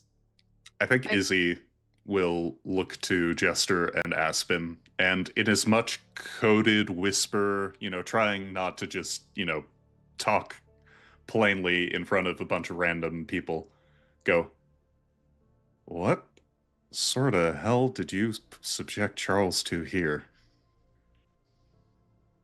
Why is he laughing? He doesn't laugh." Yes, he does. Chester, as you think about it, your mind is taken back to one of the scouting trips you took, where it was insisted upon that Charles could not visit this place in a suit. He would stand out like a sore thumb. He would be ridiculous. So he wore a sleeveless plaid shirt and a trucker hat and jeans and looked absolutely ridiculous, considering how jeans. well put together he is. Yeah, go ahead. Not just jeans, jean shorts. Jean shorts. It was so not Charles that it was funny. And even though he put on the facade of hating every moment of it, he picked out the outfit. So in that moment, you remember the sunny day. You remember the two of you walking around the boardwalk. You even remember him disguising his voice when anyone would get too close to hearing to sound like the most stereotypical trucker trash possible. And for a moment, you feel warm by that memory. But unfortunately, it is just a memory. And the reality that Charles is still very much dead and that you have a job settles in shortly after. As the memory comes on, I just have this happy smile that kind of fades after a few moments. He was in disguise here. We were scouting. And it turned out to be kind of fun.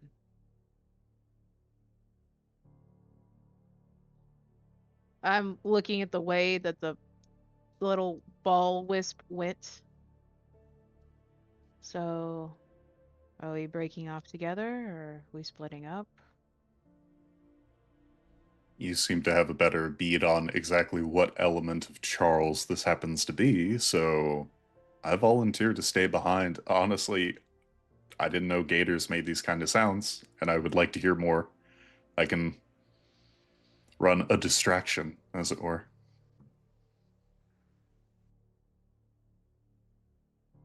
We look to Aspen.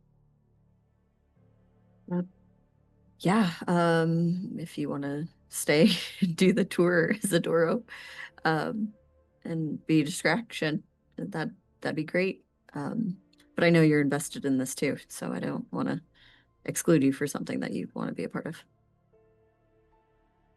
I'm just learn trying more to about be a him. team player. Could be a way for you to learn more about him. That's true. So what's our plan then?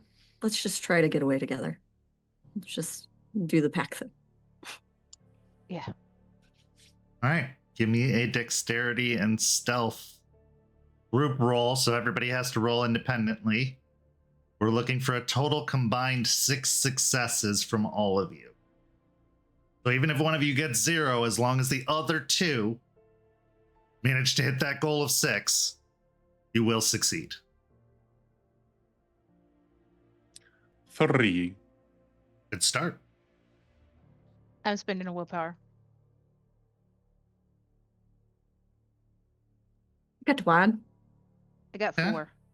Well, almost as if melting into the darkness, you drift back. Now they handed out all these glow bracelets and stuff with the tour to make it seem a little bit more kitschy, a little bit more exciting. So you quickly take those off and stuff them away or discard them in a nearby trash can as you melt into the darkness.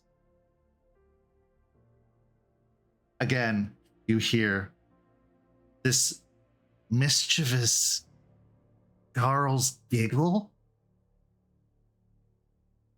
as you separate yourself from the group. You see the wisp has started going down the walkway that Aspen and Jester, leads to the boardwalk out in the swamps.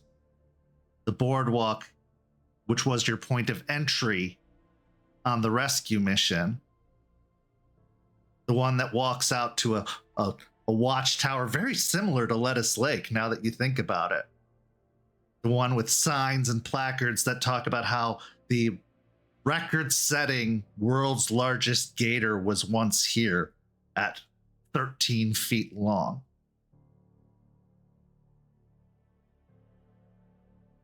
As you start to follow, every time you take a step forward, the wisp rolls a little further away.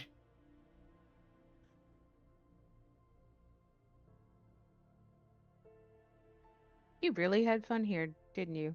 Playing the Florida hick.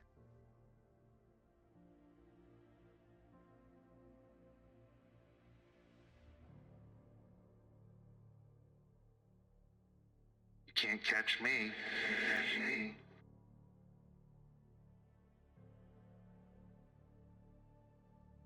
I think that's a challenge. Yep, he wants to play games.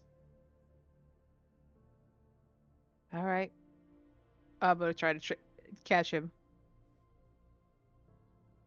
Okay, go ahead and give me a dexterity and athletics as you're going to try and leap out and grab at the wisp.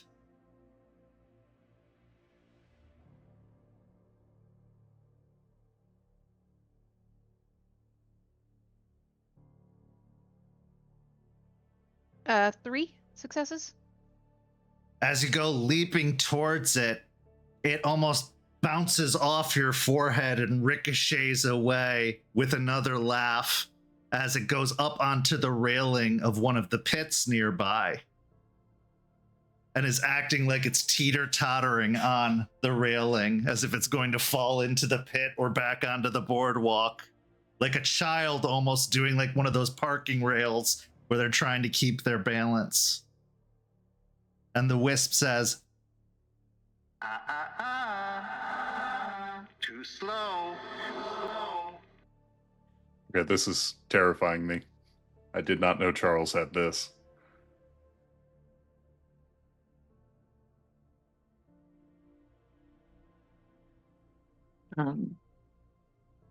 I mean, we did just turn to Jester and Isidore. We did just talk about a distraction. Maybe, somebody goes for it, somebody's on the other side to actually go for it. A little bit of wolf tactic to flush out our prey. I'm sure he'd love that. Uh-huh. All right, who's the one doing the poking?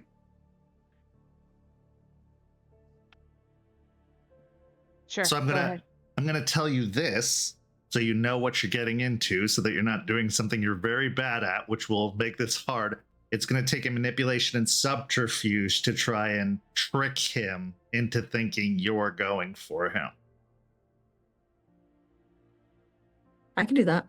I've never been good at the quick maneuvering, but I can play a part. Okay. Are we playing tag? I'll look to the...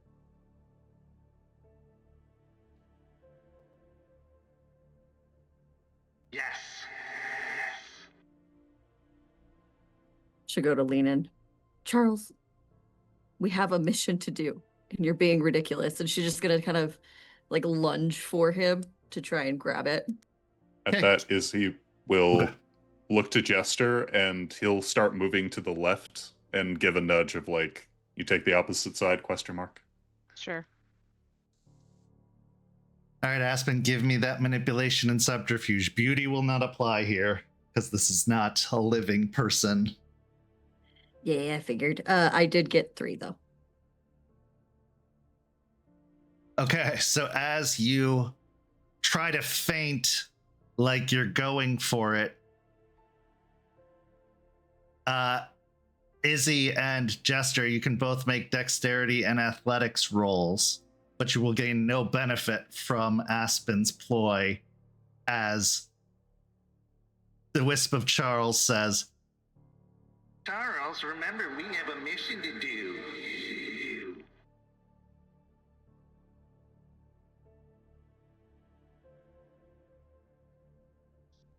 I got 2 successes. Yeah, I only got 2 as well. so as you both go for the wisp, you end up colliding with one another as the wisp just pops up over you, jumping over to the other railing across the boardwalk. The same giggle echoing from it as it hops to the other side.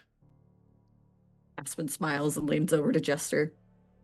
You know, I'm kind of glad he doesn't show this side all the time. It's infuriating. It would be for you. Where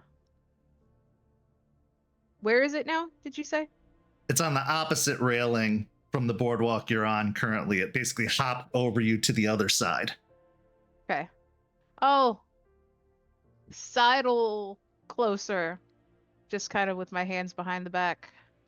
You know, you never told me that Swamp and Seek was what game you like to play. Should have done this more often.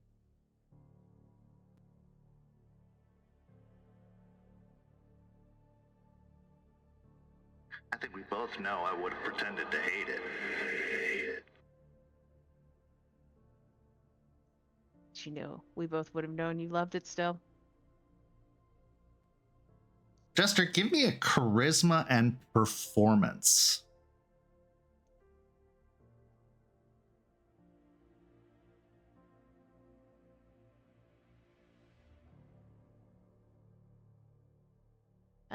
Five successes. With the clever wordplay of Swamp and Seek, the difficulty to capture Charles goes down by 1, as he seems to have enjoyed the wordplay. I'm gonna lash forward real quick and just be like in a motion, not to grab him per se, but more like a tag your it kind of thing. Okay, give me a dexterity and athletics.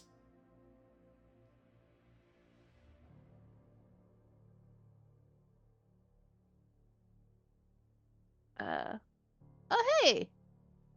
I got a crit, so I got 4 successes. That's it. Okay.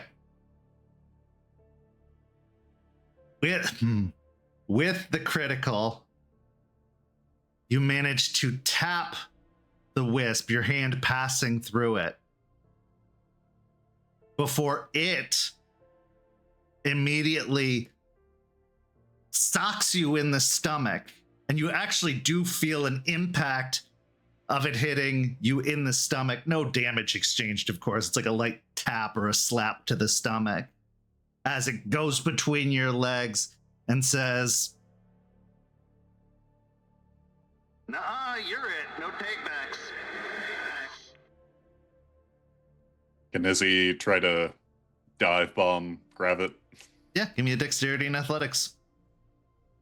Aspen at this point is just leaned on the railing, just arms crossed, smiling, watching the amusement of this play out. Ooh. That is 5. Okay.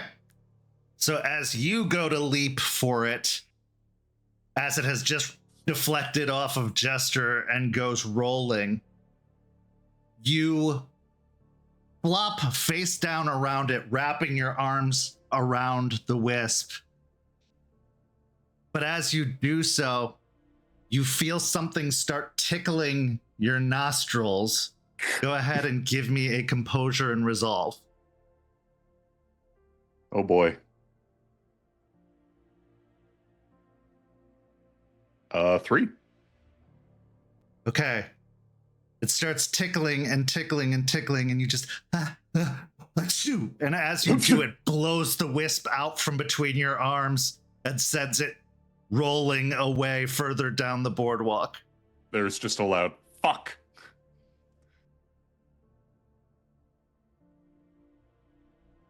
What now? while I'm watching them, I'm just gonna kind of lean and talk to it and be like, okay, are we done playing games? We have a mission and we have to get it done. We're done with this now. I'm just kind of look over to the wisp, still smiling. Give me a manipulation and either persuasion or leadership. Can I do charisma? Because I'm not like coaxing it and I'm like trying to talk to it and be like, hey, we're done. You're smiling, but your tone dictates intimidation to me a little bit. So I would say no, manipulation only.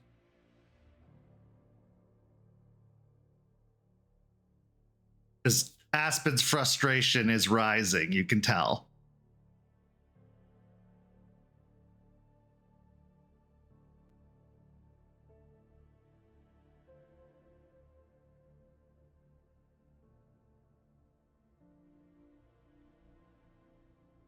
Four. The wisp, if it could cock its head, looks at you and says, No.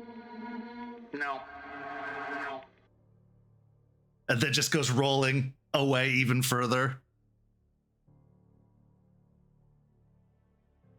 Play the game, Aspen. I will start chasing it. Okay, give me a dexterity and athletics. At this point, it's not like chasing like hunting prey. It's more chasing like a kid, Yeah, kind of laughing a little bit as I do so. yeah. Actually, in that case, give me a dexterity and performance.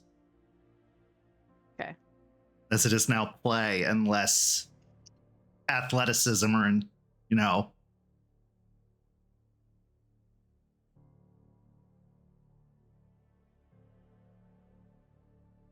I'll spend another willpower. Izzie will provide the words of wisdom of, hey, Jester, guard your nose.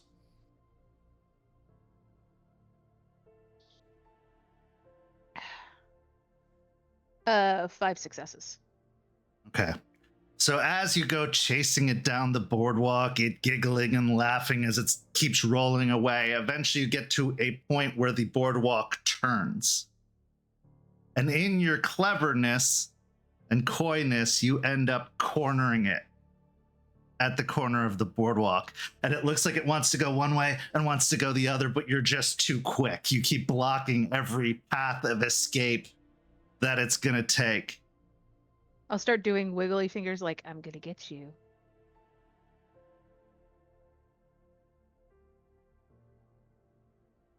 I am Charles's sense of humor. I don't get out a lot. Maybe you could help change that. I've been trying to. Ever since we met.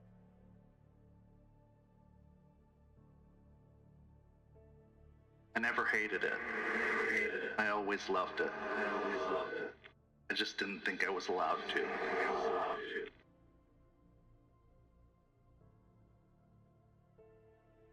You see it stop darting and moving and just wait. And as you get closer, your fingers wiggling, reaching down towards it.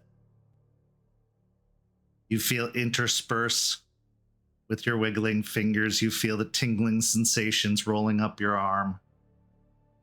Just before it goes into the ring, making it cold, you feel a tickle in your armpit before it's gone. I'll let out a surprised giggle at that and kind of like instinctively grab my armpit like the way you do when you're getting tickled. You feel the ring grow colder for a moment before returning to the regular coolness. Look down at the ring and just whisper, you can always laugh with me.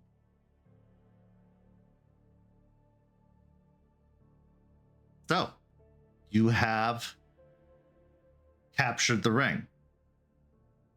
Or you have captured the wisp in the ring. You have a couple of options. You can just leave or try to leave without being noticed, or you can rejoin with the group. However, if you do leave, eventually there's going to be someone who notices that, oh, we lost 3 people on the tour, which will probably draw some attention. I'll But catch does up. that really matter? I don't know. I was gonna go and lock arms with Izzy. Come on, let's catch up on that tour so you can learn about alligators and crocodiles.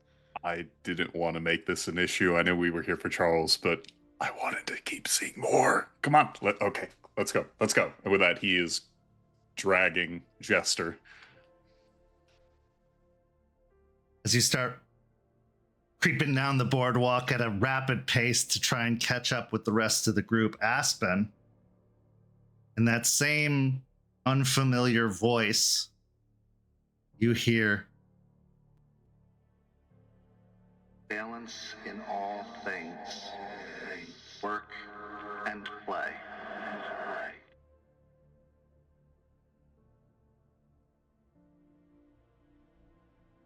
She'll just smile and lean up from the pillar and walk behind them, just smiling, watching them like banter back and forth. as you rush to catch up with the gators. You're taking on a really fun sightseeing tour. You see African gators, you see American gators, you see big, small.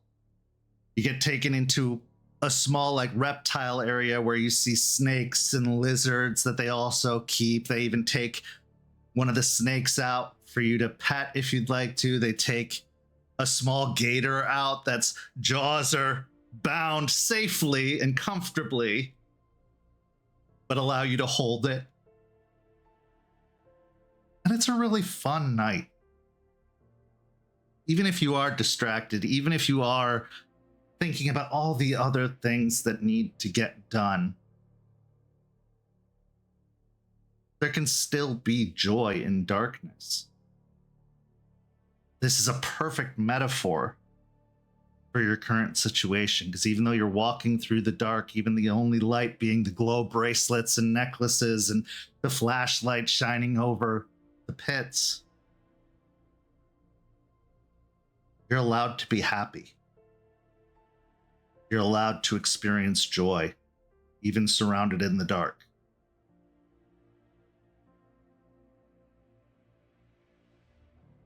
It's okay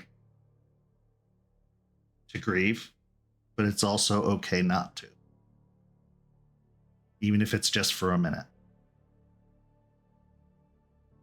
This is where we go to break. We'll be back in just a few minutes with the second half of tonight's story.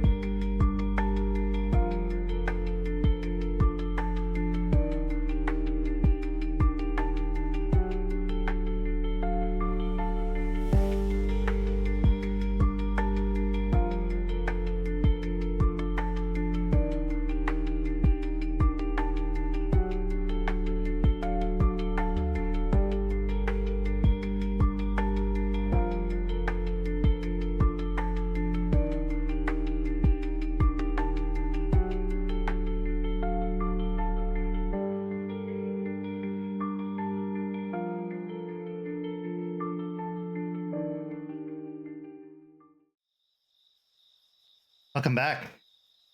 As we return, we find ourselves at the cairn once more.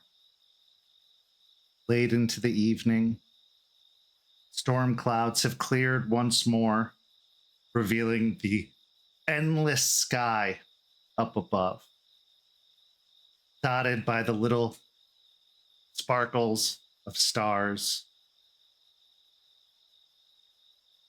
Aspen, you took stars for granted in your life.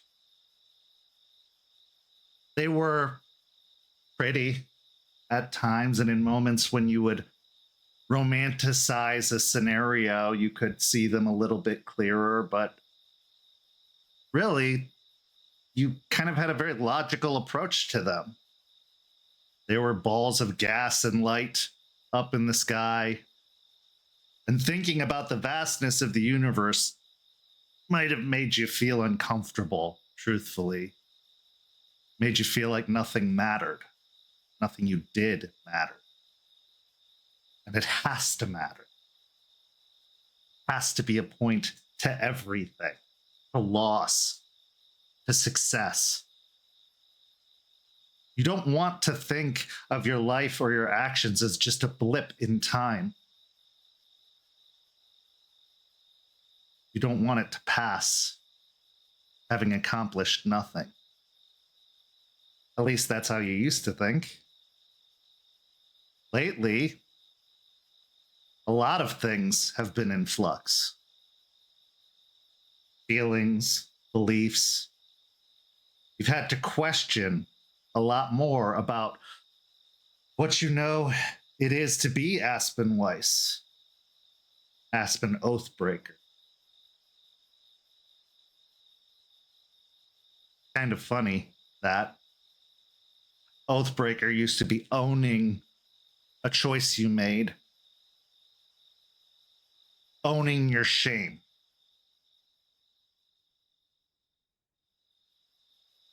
But there were other Oathbreakers before you. Some who did so out of anger and rage, breaking their oath to the nation, breaking their oath to their fellow Guru, to go off on a warpath of destruction.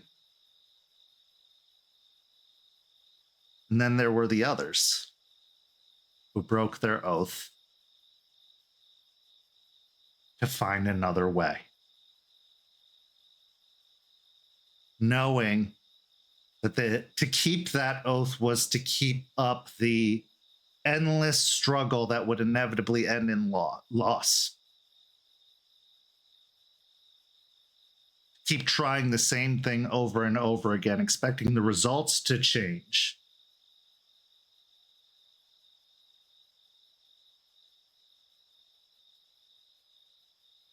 Why is Aspen here?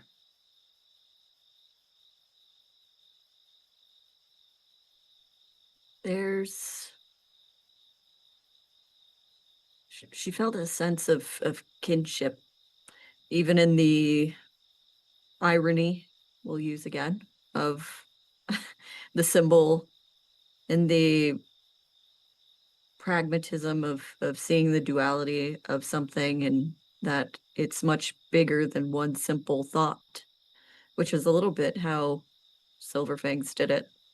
This is the logical, easiest option, so that's the one we go with.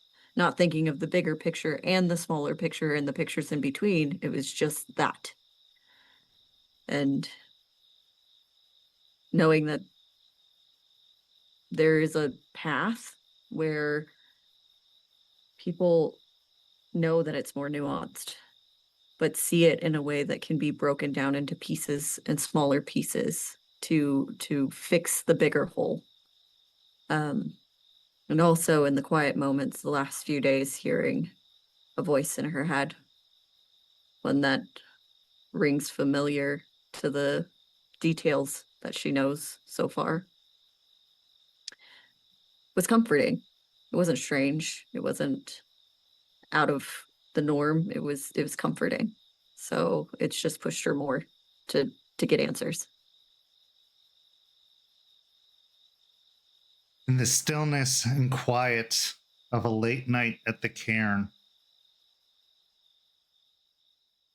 It's easy to get distracted thinking about all the things you have to do, all the mouths you have to feed, all the work yet to come. And despite Hurdle's return, despite the promise of protection, still feels so fragile. Like a house of cards that could come down with one movement. And with darkness sweeping across the land, a greater dark than you could have ever imagined being a guru, it's a little bit terrifying to think what could happen to this place, what could happen to these people, what's already happened. Passing by the stone, looking to the ground that you know the form of Charles was swallowed up in. Looking over to the little RV village that's formed. It houses Eliza. Some of those from Vermont. You find yourself walking, but without any particular direction or purpose, and ending up at a small grove that you know was constructed by Jace for his spiritual roundtables. It's simple in its construction and its layout, but it's peaceful. And in its proximity, it has an awareness of everything that is happening around it, but it stands apart from that.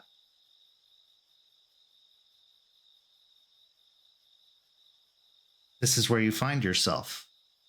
This is where your feet have led you. This is, in its own way, where the stars have led you. What do? I think seeing the round table, there's just she lets her brain kind of get distant, thinking about Turtle and what that represents, and him being here, and that leads to Charles. Thinking of Hashigat, and that leads to Matthias, and thinking of Star, and that leads her to Libra. And she stays in that moment. She's not met them, not really. So how do you call a spirit that you've not met? You just know the name, you don't have any offerings. So she just sits and just kind of says in a soft voice, looking up at the stars, looking at all of them, and just whispers the name Libra. You do so, and it hangs in the air and just continues to hang before dissipating. You maybe try another time with the same result. And then you think back to the things Eliza said, to the things Star said. How do they commune with their patron? They achieve a perfect state of balance. What does that look like for Aspen?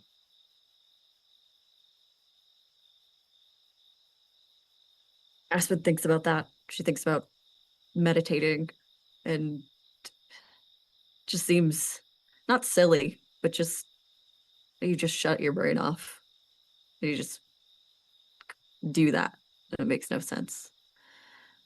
And then she thinks a little bit further, and she looks around, and she just lays down, and she looks up, and she just starts counting stars. Just counting and breathing over, and almost trying to recognize different constellations as she does it. I've asked for a lot of composure and resolve checks in the past because those were meant to maintain control in tumultuous moments, in moments of aggression or being goaded. But this isn't that. You don't need to be resolute to meditate. If anything, you need to give up resolution. But there is a sense of composure required. So what I would like you to roll is a composure and awareness roll.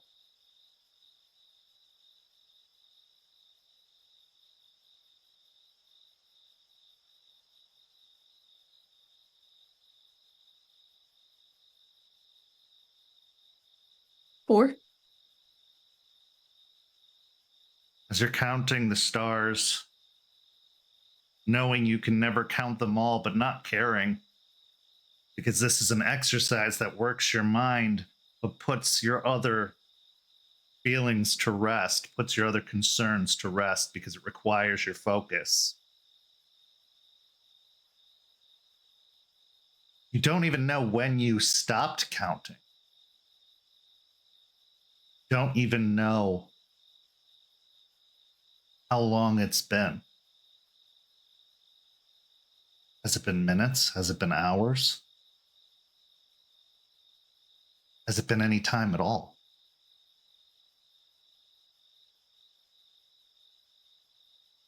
As you're there, you feel yourself subconsciously or unconsciously say the name once more, Libra.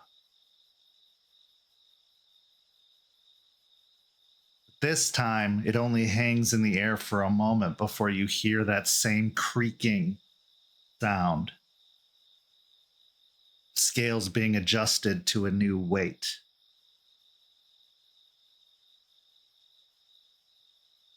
And then your eyes are drawn to the glowing figure that just seems to have emerged, maybe from the ground, maybe from the woods. You didn't notice them there before, but then they were just there.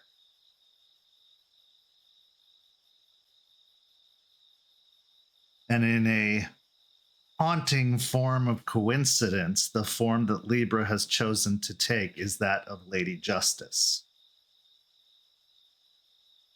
The long robes hanging to the ground, bit of cloth across the eyes. Quite appropriately, the scales in one hand. But at this moment, the scales sit even. As if one side has been unburdened from the weight that was carrying upon it, and the other has just enough. Even though justice is blind and it can't see, it doesn't mean it doesn't know what it's looking at or what's around it. As Libra addresses you,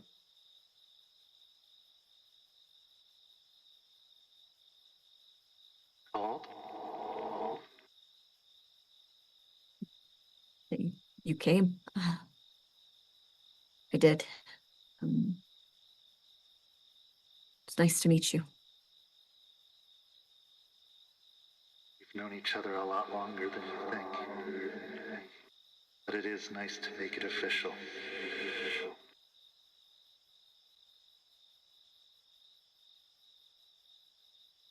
I don't quite know what you mean.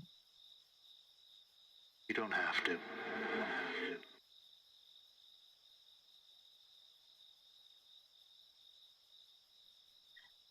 I know I wanted to meet you, and that's as far as I've gotten so far.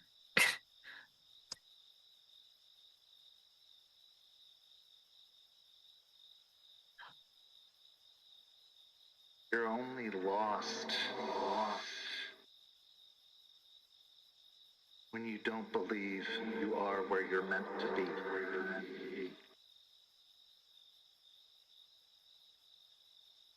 It's cryptic, I know. And the more time we spend together, the more you'll come to appreciate as to why.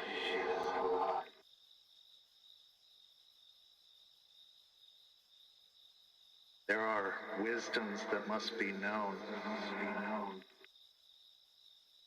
Information that must be shared. Feelings that must be measured.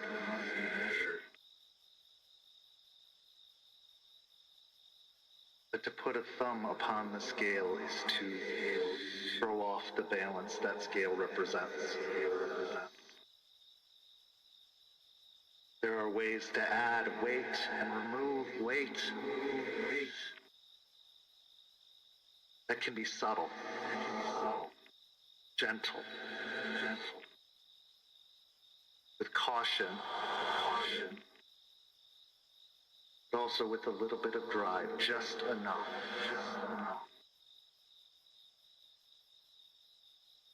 And as we adjust these scales, yes, they are going to tilt back and forth.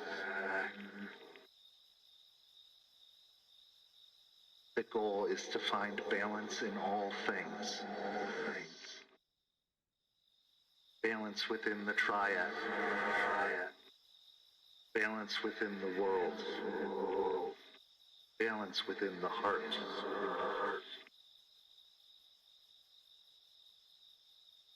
Nothing can go back to the way it was, ever. In a constant evolving and changing world. Hold on so tight to what was to fail to see what is. To look too far into what will be is to fail to see what is.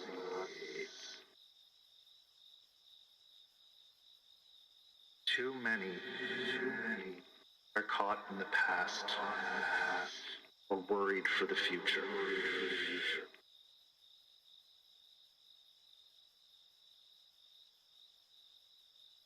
And in a way, it's fine when it's equal. Someone has to stand in the middle. Just enough worry, just enough foresight, just enough knowledge of what came before, in preparation for what will come.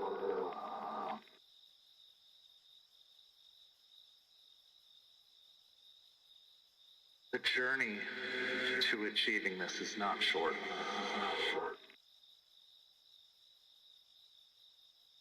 But as long as the purpose is to, you will stay on the path. You will find the way. And while the scales tilt back and forth along that journey,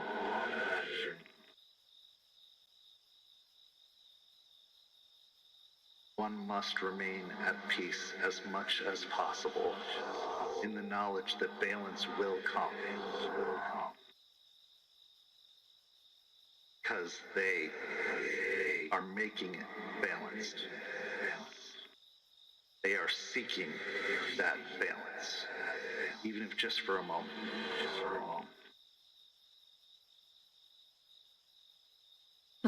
How do you balance worry with logic, I guess? How do you balance the worry? Trust, faith, confidence, trust in those around you, faith that it will work out, confidence that you make a difference, the things that you do, no matter how small or subtle, that it matters.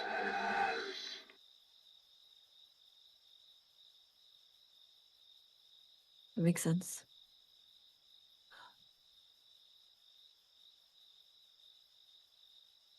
can't be without worry, just as you can't be without faith, or trust, or conscience. You need both. But you don't need an overabundance of one or the other. Just as you don't need an overabundance of rage or lack of rage.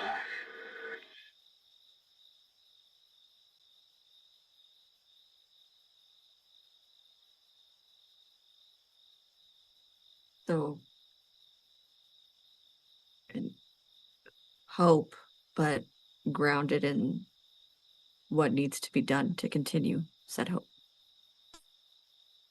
Eyes towards the stars, feet on the ground. We gaze at the stars. We don't wish to join them.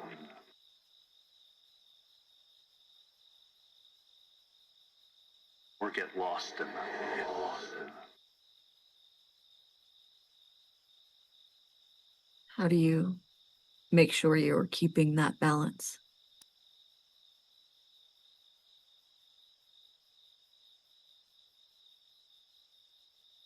By staying attuned to when it is out of balance. By recognizing the shift. By hearing the scales. When you see them going one way, you need to see they are going that way. You need to understand they are going that way. What you don't need to do is try to force it the other way. You just need to even it out. Do just enough. Not too much, not too little. But recognizing balance. That is the first step to achieve. Seeing what is off about the balance, so that you know which path you need to take to correct it.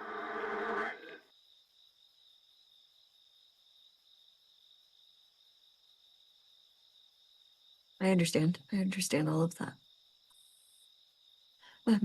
Could I know we just met, but could I ask you, I guess for some advice then? Of course. Okay. Well, I just met you, I guess I should clarify. There is a worm spirit. His name is Hashagat. I wouldn't say hate, but I very strongly dislike this spirit. For reasons. But I also want to help it. So I am thinking, hoping that maybe giving it a purpose, giving it a place, giving it access would help it. But I also don't want to potentially put others in danger because of it.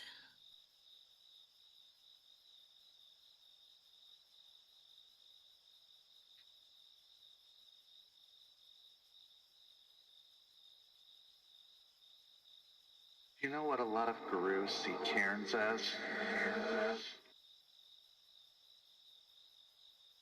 Place of light amongst the darkness. A direct access point to Gaia. To speak to her, to commune with her.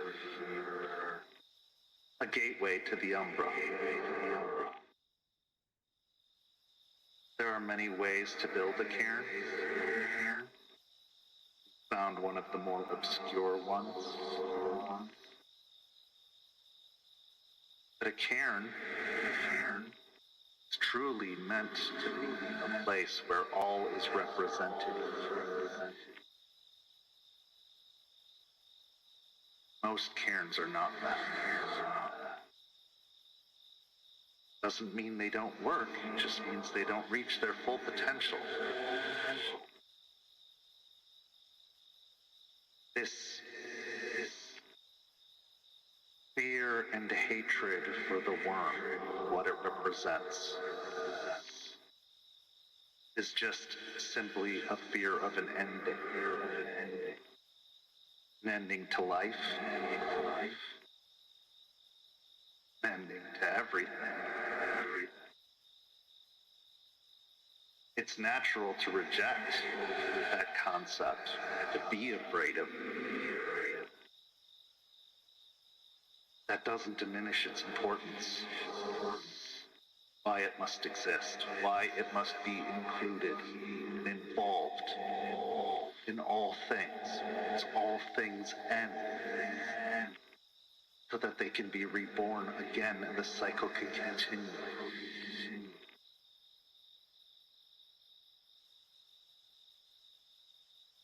True cairn to be equal parts weaver, wild, and worm, because that is the goal.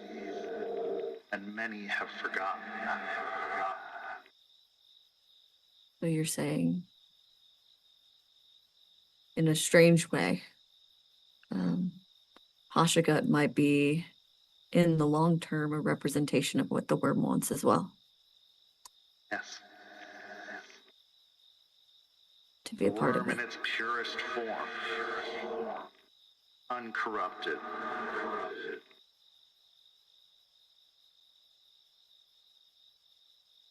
But to be so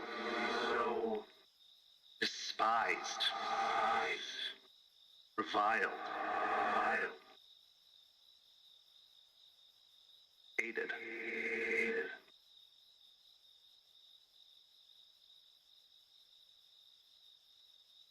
Feared. That's where sickness comes from.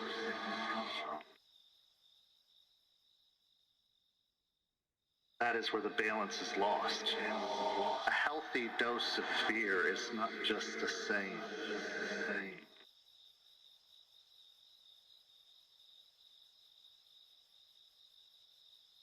Hashagut could represent the worm, but it is hard to add to something when it's already built. At that point, you're just decorating. The foundations are laid. To build something new, to include something in its foundation, is to invest in it and allow it to invest in kind.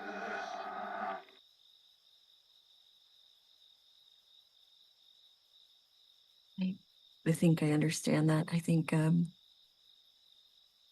the other ones are building here too, and we could have a place there. I could see that if I could see that. I just don't know if rejecting him here is the best way to go either. I know eventually it won't be a problem because if he gets his own little spot, but I fear that if I say that or use that as the reason, it would just be a cop-out for what he is hoping for the most. So it's, I don't know, I've been conflicted, and I guess talking to the one who's all about balance could maybe help me figure this out. What is your motivation behind keeping him out or bringing him in? Keeping him out is, he has done a lot of harm to me, but to the people around me as well. Security and safety. Yes, but bringing him in is to show that people can be redeemed and can be helped. And sometimes that's all people need, so.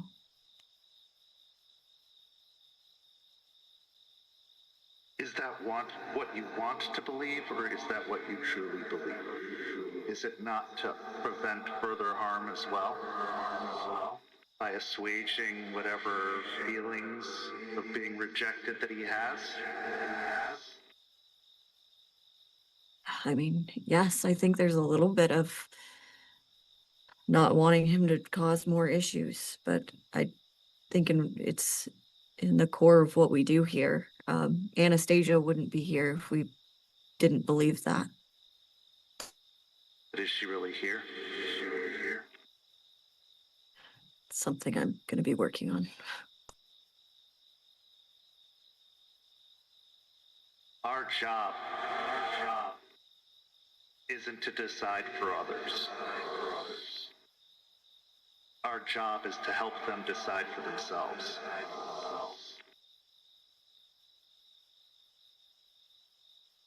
If you believe a balance can be restored by allowing Hashget in,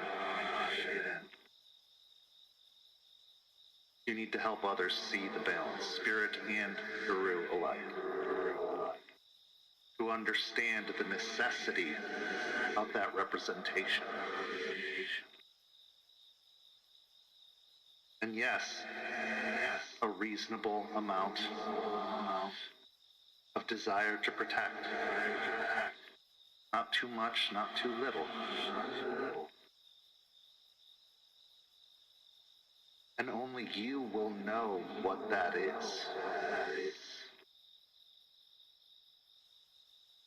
I could try to tell you or warn you, but it's just something you feel. A calm. Not an excitement, not a joy. Just a calm.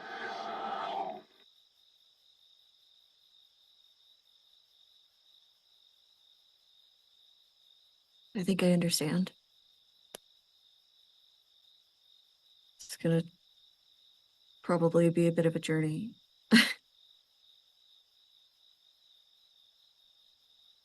Kind of a control freak, so.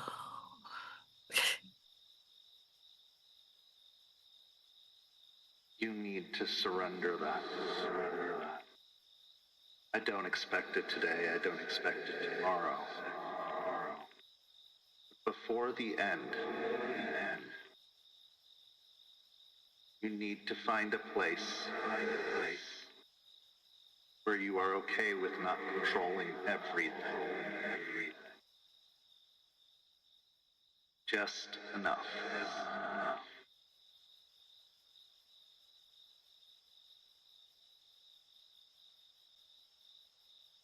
Thank you. It's actually been really, really helpful.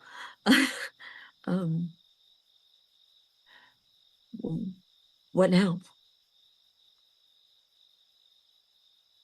This is my first edict of not control freaking this. What now? Does it matter?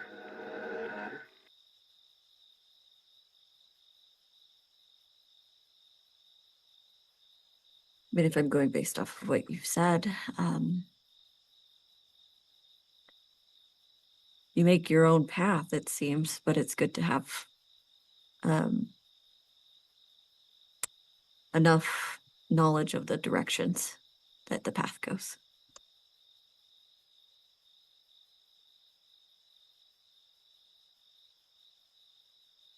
The path goes forward.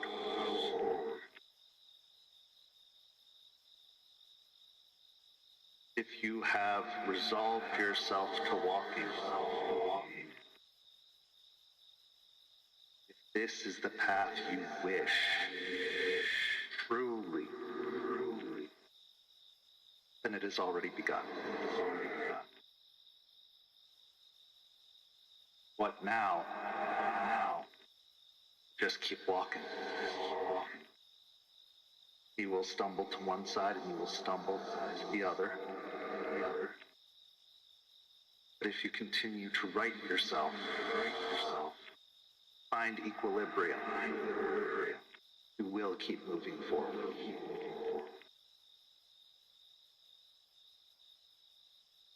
My only requirement is to not lose yourself to either side. To not give in fully and completely to either side. Whether it be a side of anger or a side of remorse. You must stay in the center. And if you are not, you must find a way back.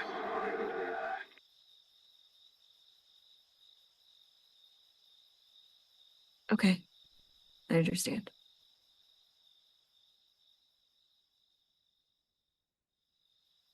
Everything else will find its way by your action and example.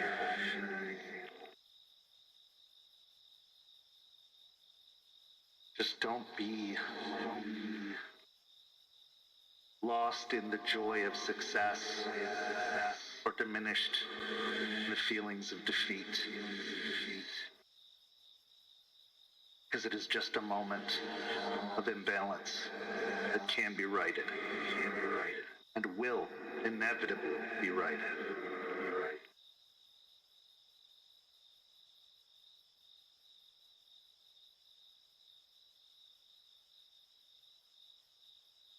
Okay.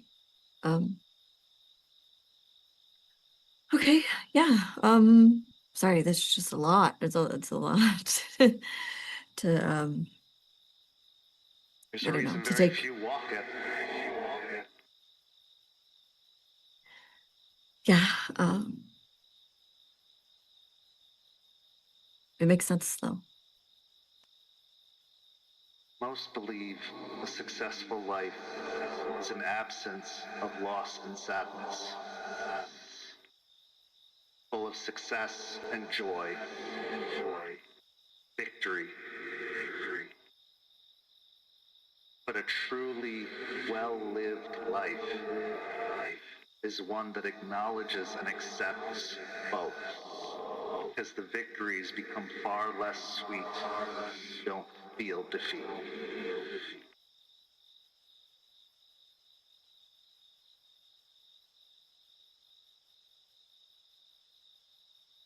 It ebbs and flows. But it always finds the center again.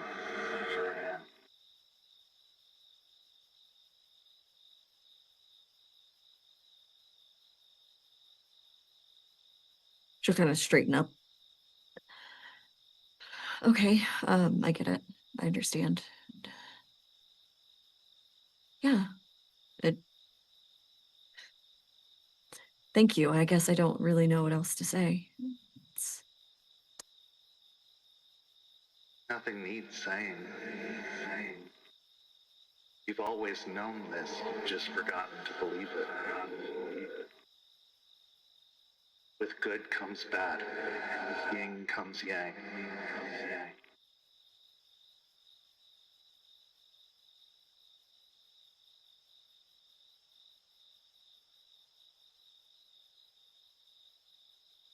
When you wish to find me again, you know what to do.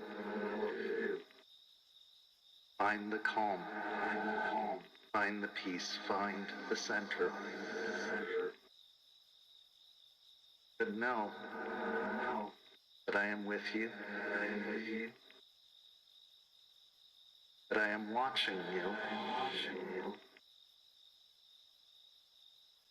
that I am not judging.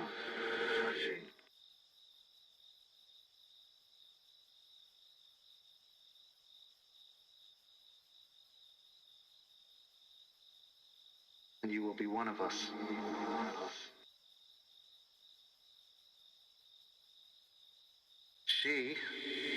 You see the masked face. You see the masked face look off towards the group of RVs. We'll show you the others. Because all stargazers need a reminder of that balance. And they find it together.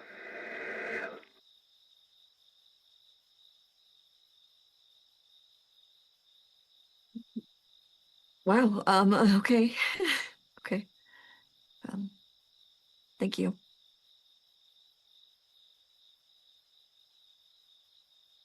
You hear the creaking of the scales once more as everything you'd forgotten about during this conversation, everything that you had somehow managed to clear yourself of, comes back. Maybe it's the sound of one of the RV doors closing as somebody gets up to use the restroom or get something to eat or just mill about restlessly. And she's gone. But strangely enough, and annoyingly so, also she's not.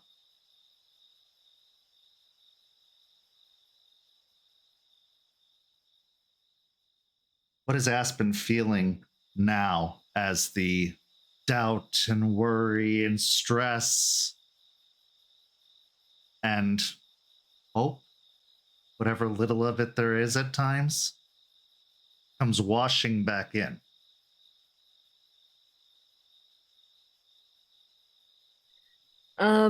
There's a bit of she thought she understood what Libra baby was by talking to different people, but it is a totally different perspective talking to them firsthand. And it's such an interestingly simple concept. Like the idea of it is so simple, but the practice is so big. But it also can be simple in practice as well, depending on where you're looking and what perspectives you have. So she's thinking about perspectives, the loss and the joy and the hope, and where her blind spots are. Balance starts with you, finding your own inner balance. In a dark world, it's important to create light. But it's also important not to become light. You can alter your surroundings to find the balance without it disrupting the balance inside. Just acknowledging the need for it without overcompensating with it.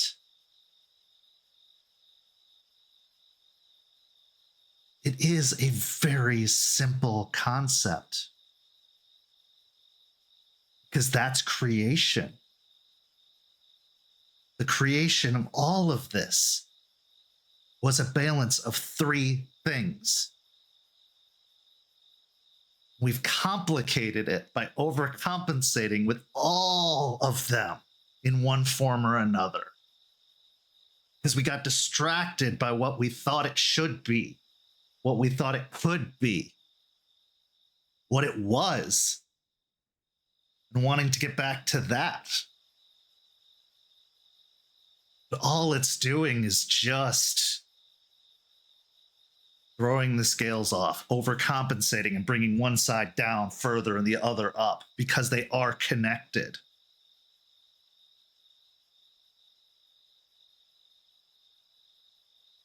It's a road very few walk. And it's an easy road to get lost on.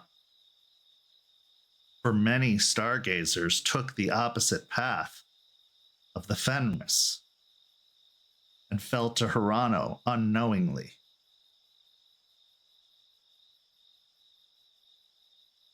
But Aspen's got too much shit to do for that.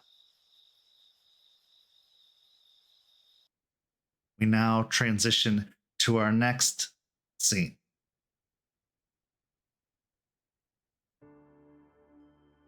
Isidoro and Jester.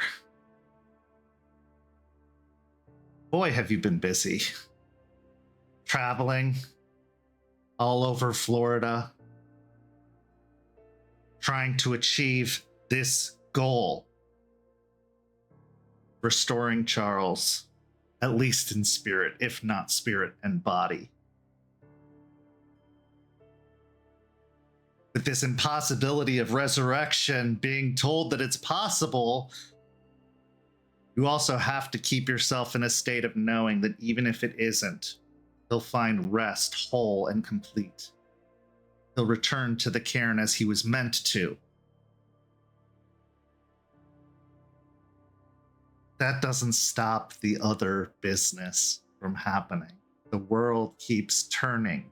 And right now, in a cell, in what has been dubbed the Rage Room, sits a man. A man, a guru, one responsible for a great deal of rage, a great deal of destruction, a lost soul of its own. But also, conveniently enough, a shred of Charles's spirit happens to exist within the Rage Room. Boy, don't you love it when you can get two birds with one stone. So as the time has been determined to talk to, interrogate, threaten the individual, or at least one of the individuals responsible for these riots that have been breaking out across the city, there's still a lot of unknowns. Why did they do this? Why was this their course of action? Are they working for anyone? And you're going to get those answers. But the two of you arrive a little bit earlier than Aspen, because maybe you can at least pick up and hurl the stone, even if it doesn't hit both of them right away. And the wisp still needs gathering, capturing. It's hard to say, each wisp is different. But as you arrive at the Rage Room, the safe house, a building made of concrete with very little light or windows giving access to it, the scene is yours.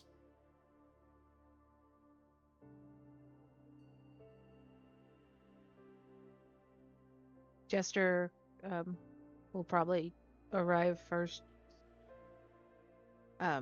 She was there earlier in the day, dropping off food for their occupants at the moment, as his stakes is currently gone. She'll kind of just lean against one of the tables and stare off blankly for a little bit, waiting for Izzie and eventually Aspen to arrive so they can question Ricardo.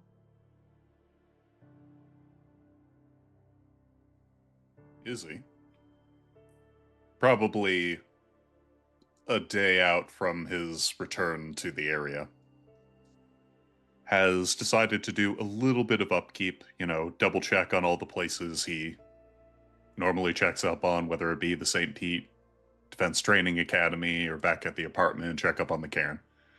And as he arrives at the Rage Room, the construction site, if I remember correctly, right? Yes, it was a building that was being constructed to sell to businesses, but then got bought up by Morning Kill Industries and was never turned into anything. Yeah. As he arrives, he'll steel himself a bit.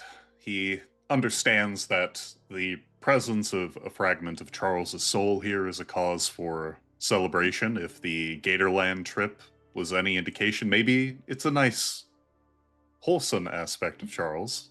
You never know. Good things can happen. But then he mellows that out with the knowledge that Ricardo is currently the lone occupant to this site. And he doesn't know this Garu. Not really. Chased him down, caused a whole heap of problems, not only for the nation, but just the people he riled up. And yet, so much not known means that Izzie's unsure of where to place him. And he feels a bit of danger in that, because he doesn't want to be too domineering, especially after Ricardo damaged something he cares about. But in the same vein, if you're a Garu and you're acting like that, old nation or not, there are rules. And that might invite some considerable punishment. Although the exact nature, he's trying to leave to Aspen in his mind. Though he can't help but think of at least one or two in the moment. Yet as he steps inside, he'll see Jester waiting and go, hey, Jester. How's it going? I'll go from kind of having this just very distant blank expression and give you a slight smile. Hey, Izzie. It's gone. What I miss? Gone a day and a half?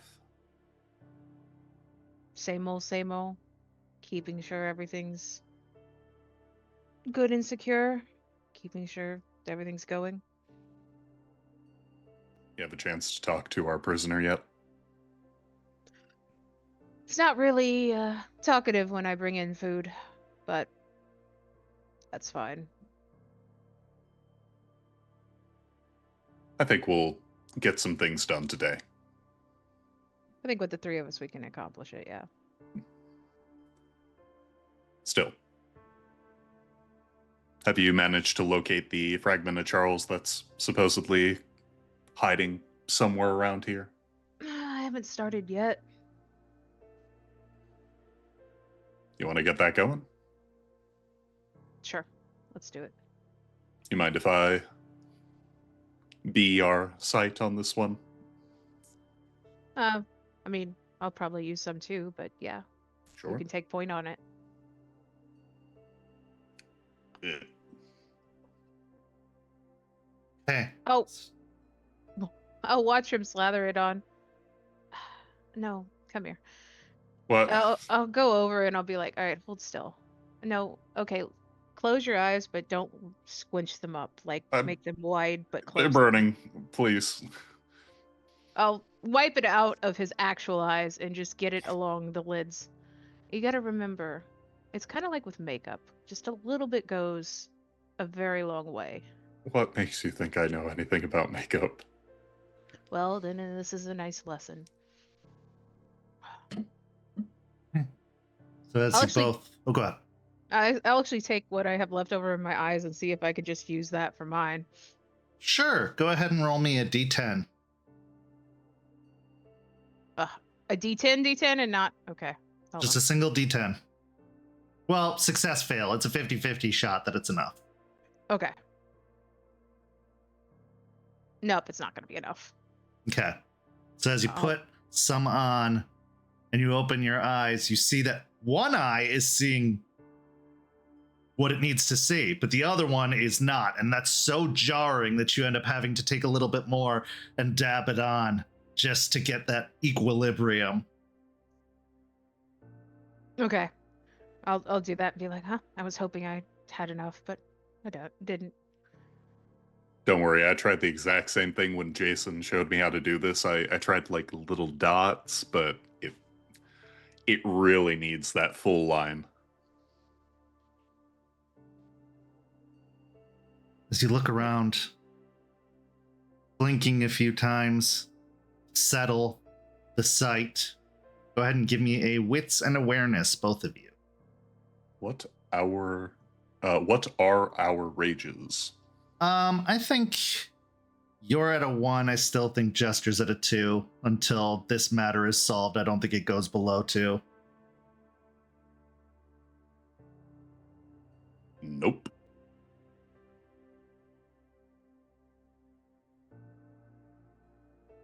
I got 3 successes. Okay. This is a pretty dimly lit room by design. There are hanging light bulbs and maybe a couple of light fixtures that help provide the necessary illumination, but this place isn't meant to be comfortable. It's not meant to be homely. It's meant to be a protection, a place to work out some aggression, or to protect others from aggression and danger. As you're looking around the room, looking for any signs of this wisp, any signs of this shard, at first you look over the door that houses the cell. No, it's not there. You look over the few training implements that have been created, whether it's a, stout, blunted steel weapon for weapons training, or a punching bag that has so many patches on it at this point from being busted up. It's mostly patch and less original hide or leather. And Izzie, as you're looking everywhere you can possibly think of Jester, in some of the cracks of the concrete, would have been easily overlooked because most of those cracks have been bound up with patching of cement to make sure that the structure still has enough stability. You see lining that cement in the cracks itself is that smoky wisp.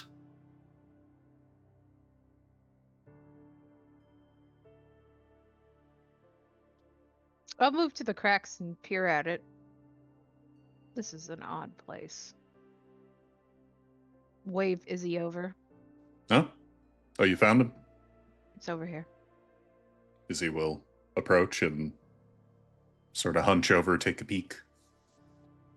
As you get really close, your eyes really close to the brickwork and cement work of the walls, there it is, just spread thinly throughout all of the cracks, it seems, that make up several parts of the wall. Spider webbing its way out, clinging to this bonding agent, the cement that seems to be reinforcing.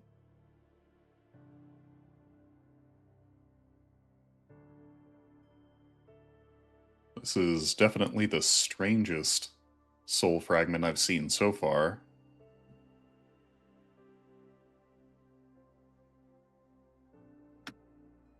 Would you care to do the honors of making first contact? Sure. Why are you hiding in the cracks?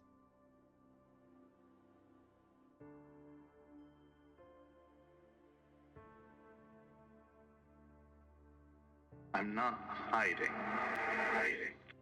I'm reinforcing.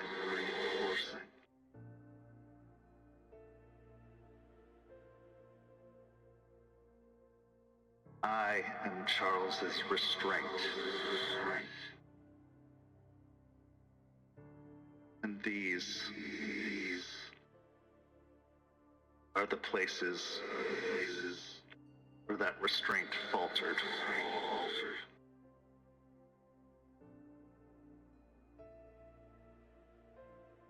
Izzie will turn to look at Jester as the soul finishes its introduction and goes, obviously, I'm not familiar in all of Charles's antics, but did he have any moments like that here? I'll run my fingers along the cracks. There was a moment of loss for him.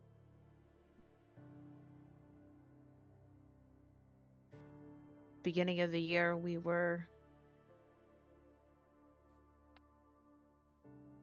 we were assaulting this place called Piney Point, there had been, I think we've talked about Piney Point with you a little bit. Yeah, it was the Pentex fertilizer thing, right? Yeah. Yeah. Plants turning people into zombies. Mushroom zombies. Yeah, spore zombies. It was weird. I so the creature that was responsible for a lot of that magic was a changeling, a fairy. Yeah. I mean, at least you've gone with us to the dreaming, so you know a little bit about the fairy stuff. I have to remember that that is a real thing in the world, and that they're open to detente, at least as far as the way Jason made it seem. He had a whole relationship with one of the spirits, and it sounds like this one was the opposite side of that fence. Yeah, it was. When we managed to corner him, this changeling used vines to capture pretty much most of us, restrain most of us, Charles included. And then he had vines growing out of my body, and I was dying, and Charles was forced to watch, and he lost control. He frenzied. He did.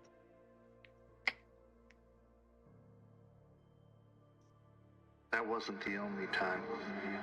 It was the only time you saw.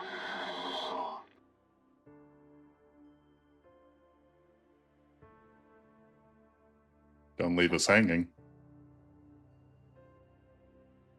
It may not have been as extreme as that. To maintain composure, to show restraint, can only last so long.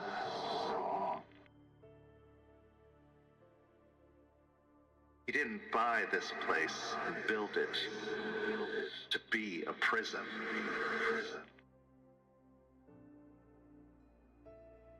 He built it for exactly what you call it. A place for restraint to break. Safely. These cracks are his doing.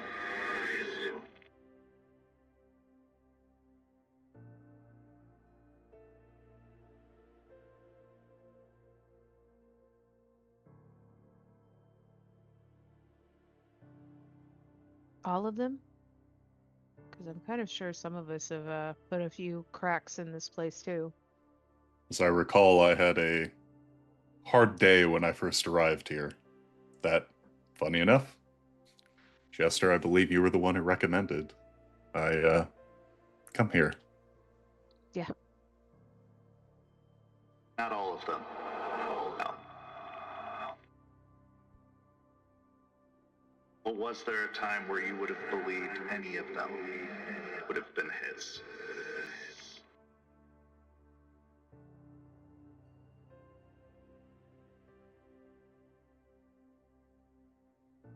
I only remember one time Charles lost control in the days before. And before that point, I would have assumed him to be unshakable, putting stargazers to shame with their stoicism, but now I think he is very much like us in ways that him at the time didn't want to admit.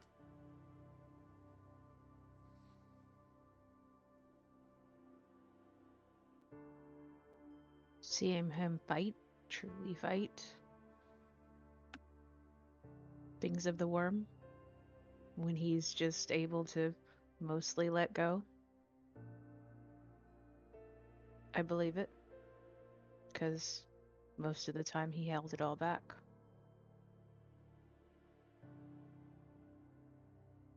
But when he can't, when he's told he must show restraint,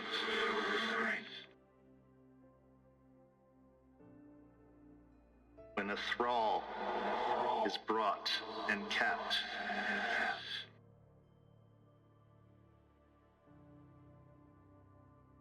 that energy has to go somewhere.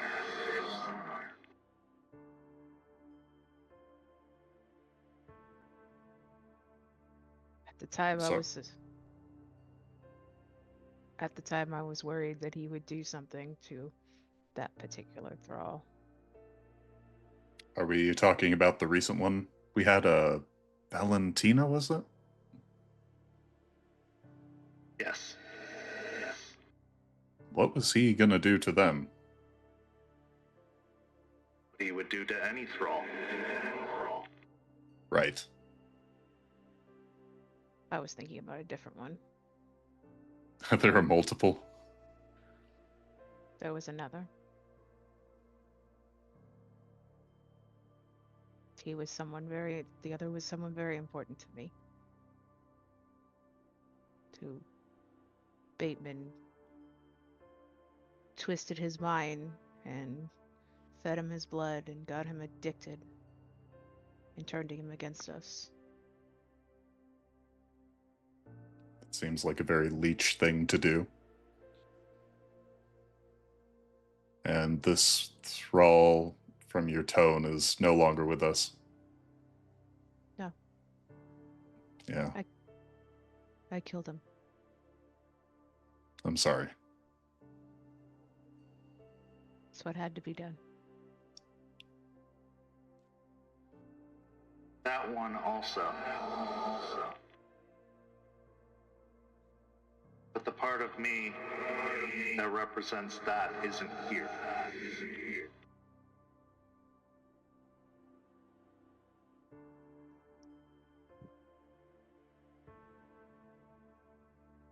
Well, Mr. Charles's restraint. How do we get you out of this wall? You're clashing with the brick color.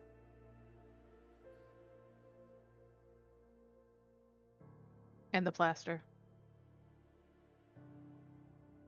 Let it out.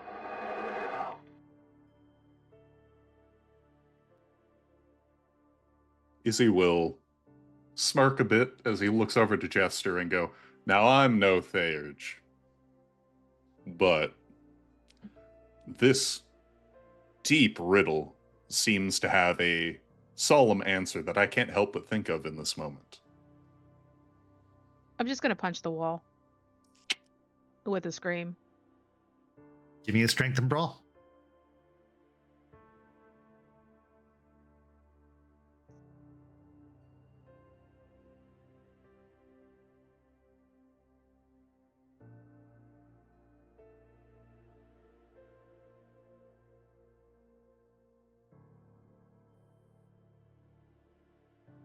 Ugh. Spend a willpower.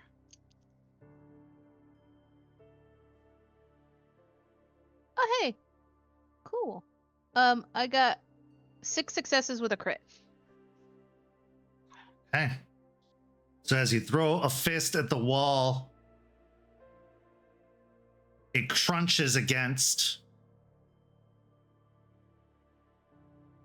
Your hand definitely hurts from motion because you are not in any kind of supernatural form right now. You are just you in your purest form. So you're going to take 1 point of superficial damage for your efforts. But the wall hurts more than you right now, as you can see it crunch and start to break. Is that all you've got? No. Pack effort here. And with that, Izzy will, seeing the indent laid by Jester's first strike, will attempt to find the spot that appears the weakest and sort of like punch into it to sort of like begin to build the concave. Give me a strength and brawl.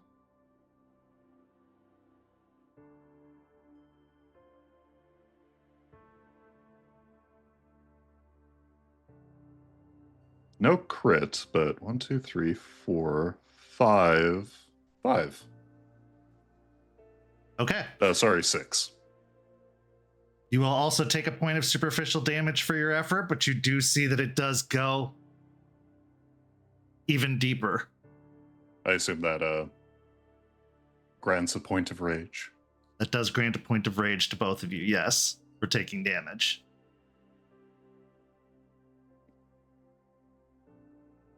I'm gonna punch again.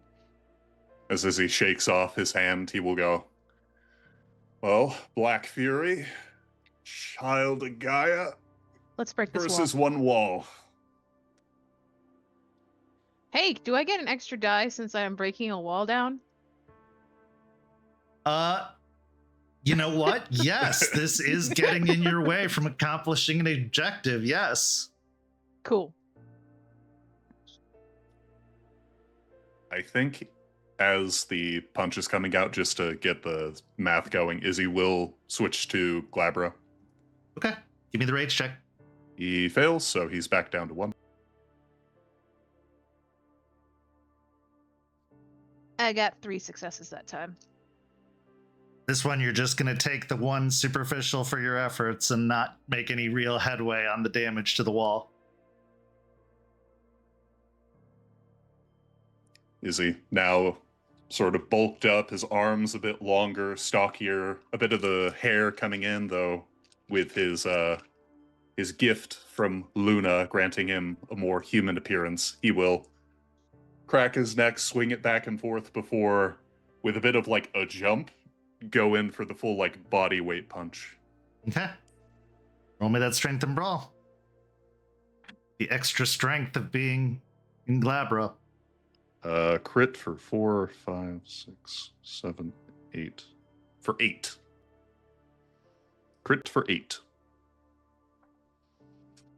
As you punch into the wall, again, taking one superficial damage for doing so, but making a lot more headway, you see that the cracks crumble away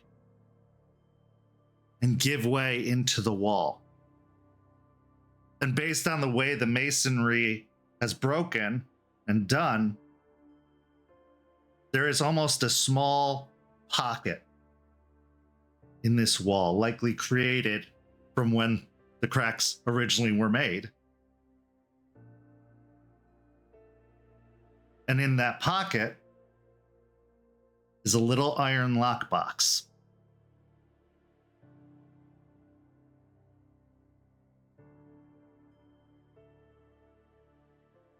As Izzy retracts his hand and the lockbox becomes revealed, he'll cock his head before looking to Jester and goes, I'll wipe some of the blood from my knuckles and reach down and take the lockbox. Okay. As you pull the lockbox out, it's not locked by any means. It's got a little like hook latch that closes it.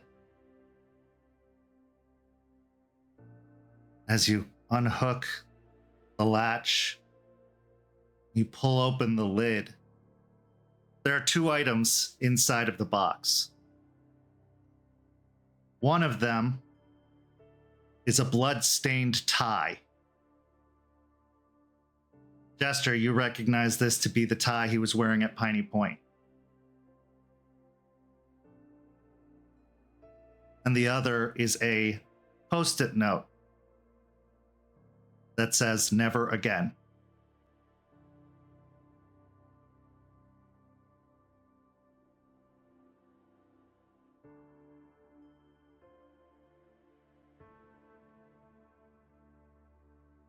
Stare down at it for a long while.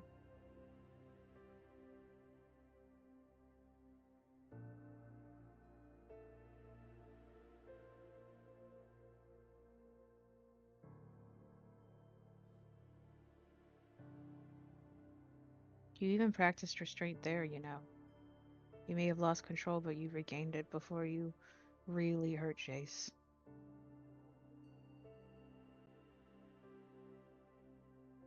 Should never have happened in the first place. You should never have been put in that position.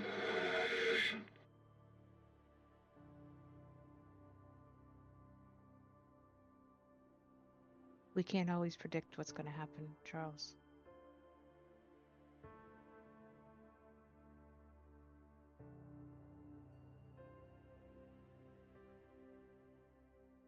We didn't know he could, any sort of magic could do that. We didn't know that. I'll look to Izzie and then very softly say, I had a wolfsbane allergy. We didn't know that Zizek was alive, or that her whip could reach as far as it did. There's a lot of things we can't prepare for. All we can do is rely on each other. Yeah. And I think the two people in this room with you understand about losing control. Look to Izzie. Who, me? I'm always in control, don't you know? Never done anything wrong in my life. Not recently. Of course not. I am not Charles's regret, or his sadness, or his promises. I understand what it is you're saying. But I also understand the importance of containing it. Not just for myself, but for everyone I love.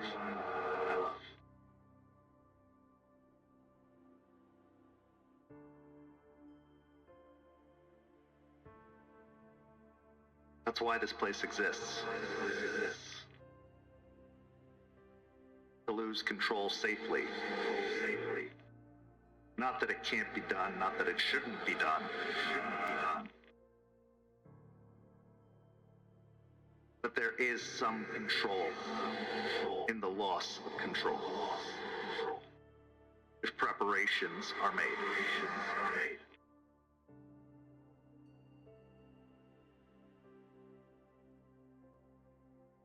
Well then. Charles is restrained. You seem like a key and integral part of what we like in a certain child of destiny, so... Can you come with us? I can. But with restraint comes wisdom. So I'm going to offer you this. Take only part of me. Leave the rest in the box. Because that restraint also kept him from joy.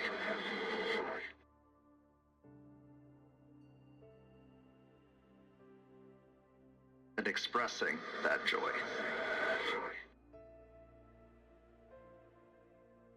Izzie has a very strong reaction in the moment as he sort of sifts through his own understanding of what Charles will be and what right he has in that affair before looking over to Jester. Is that something you would be interested in? Because I have a thought, but I'm not going to pretend I'm the one who's in the driver's seat for this. I look conflicted.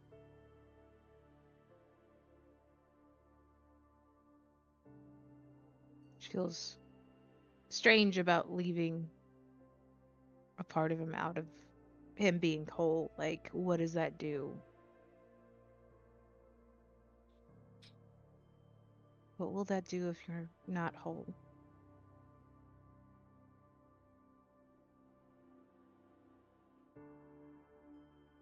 I was learned, manufactured, created. A lack of me is problematic, yes. A lack of me would make him not the man you knew. But a little bit less won't harm anyone.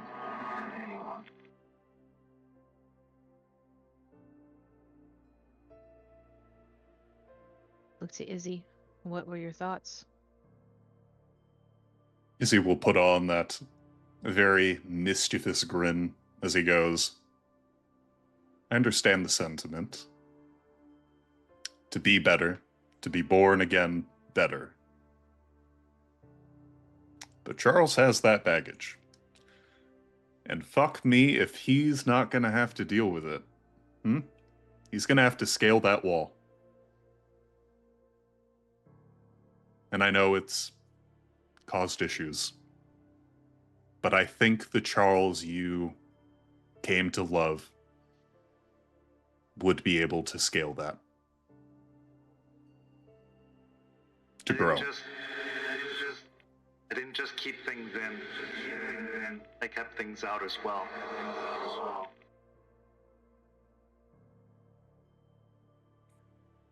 Sounds like quite the trial of character, Mr. Charles's resilience. And we're not sure if you're going to be a Garu again, but at the very least, you can still be a warrior for Gaia. You can still appreciate her majesty. So my vote is that we put it all back in. And when he's back to us, he'll know. He'll know that's something he has to work on. But I believe, and I hope you do too, that he's going to be able to accomplish it.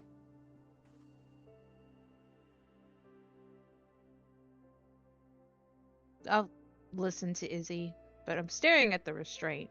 Because now I'm wondering, what sort of part of restraint would ask to leave some behind?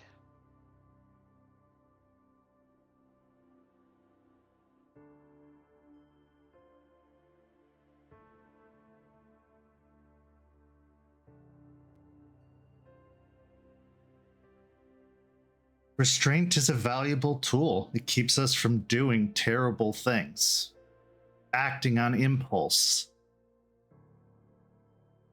hurting others, hurting ourselves.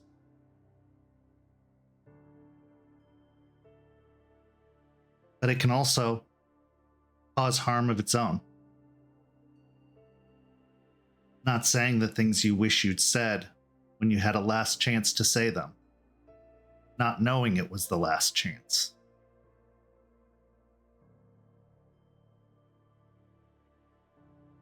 Not kissing that boy or girl when you had the chance.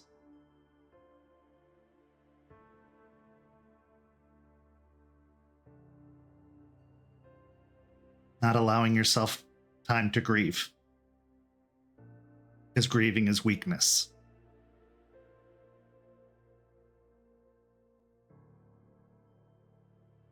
Right now isn't an all or nothing scenario.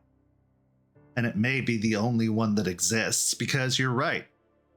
A lot of these pieces define who a person is. Their past experiences.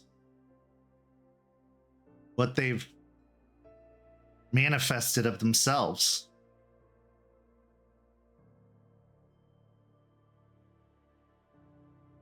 But could the return of such a thing be just as damaging, if not more so, than the removal of it?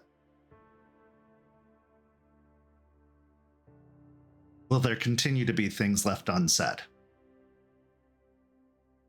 Moments left unshared? What you are being offered is a chance to lessen the emotional scar tissue that is built up.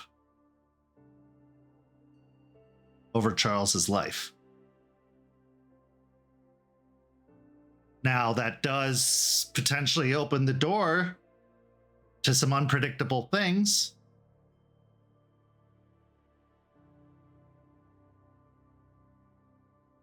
But they don't all have to be bad things.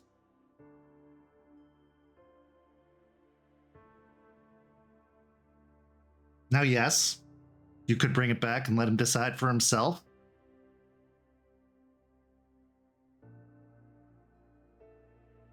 But also, he might decide it's safer this way.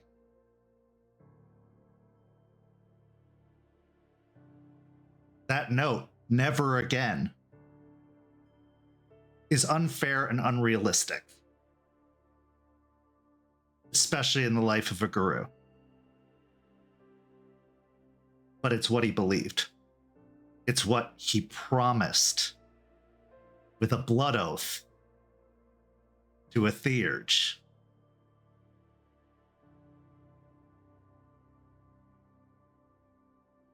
And then he died.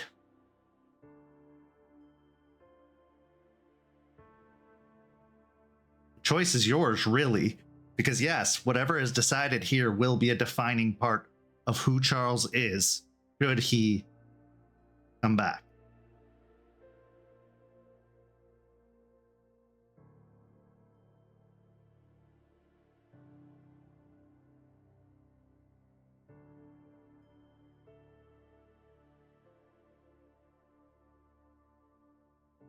Stare at the box. And then the wisp again.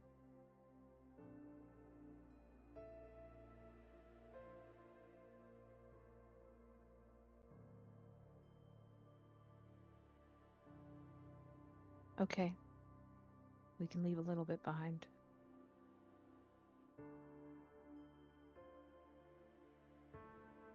If that's what you want.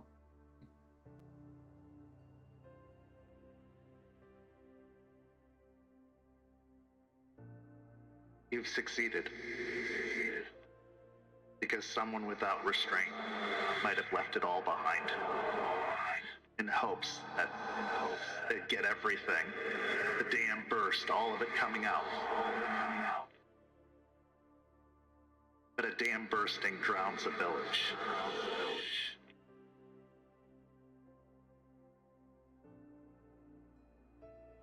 With that, it pulls out of the cracks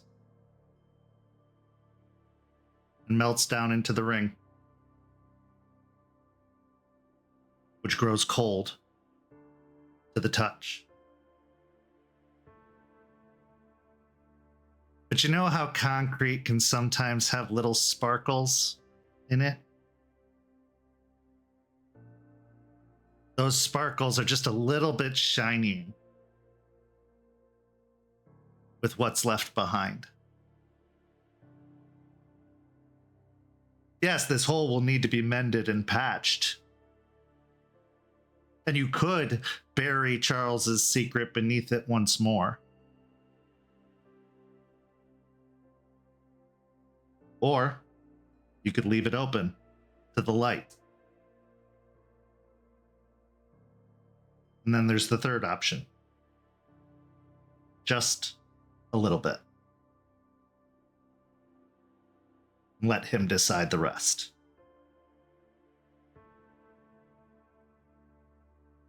I'll set the box down back in the hole.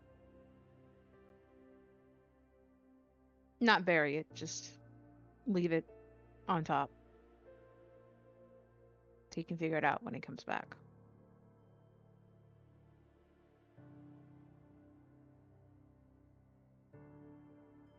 What are you feeling after this moment? Jester, we'll start with you. Unsure if this was the right choice, but even if this was just a tiny part of Charles, I still will trust Charles. And I don't know, something about his restraint saying he doesn't need to be as restrained as he is, just kind of spoke to me. So it's kind of got me more confident in this decision and hoping it was the right one.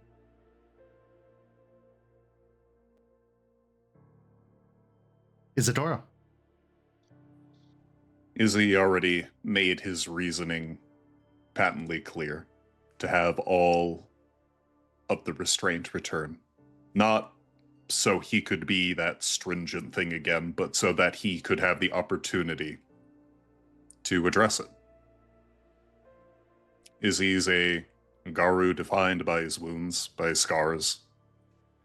And for the time he knew Charles, that was something that they bonded over. And seeing how he changed after coming to Tampa, how he healed, how those scars remained, and he knew better, is what reinforces the idea that he should return. But in the same vein, if someone were to offer him the chance to forget things or change fundamental pieces about himself, Izzie probably would take that offer. And so he doesn't begrudge Jester or this fragment of Charles from wanting to be meted out. Well, that's the real question, isn't it? With this piece left behind, does that mean he forgets?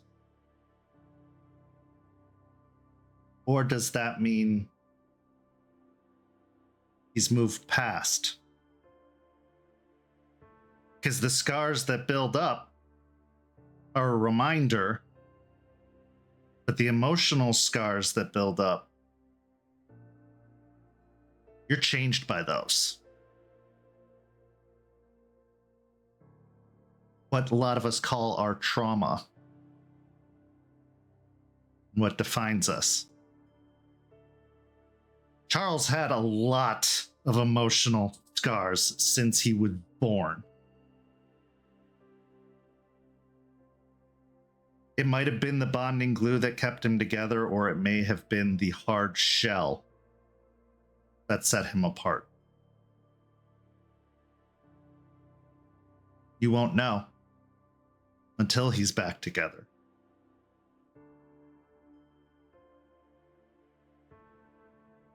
But what other wisp has wanted anything?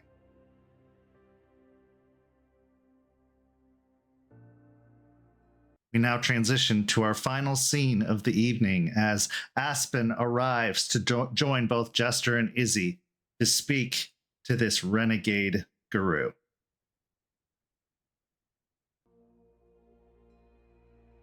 Aspen, you've arrived at the pre-designated time to find that Jester and Izzie are already there, and to find a brand new hole in the wall that was definitely not there before.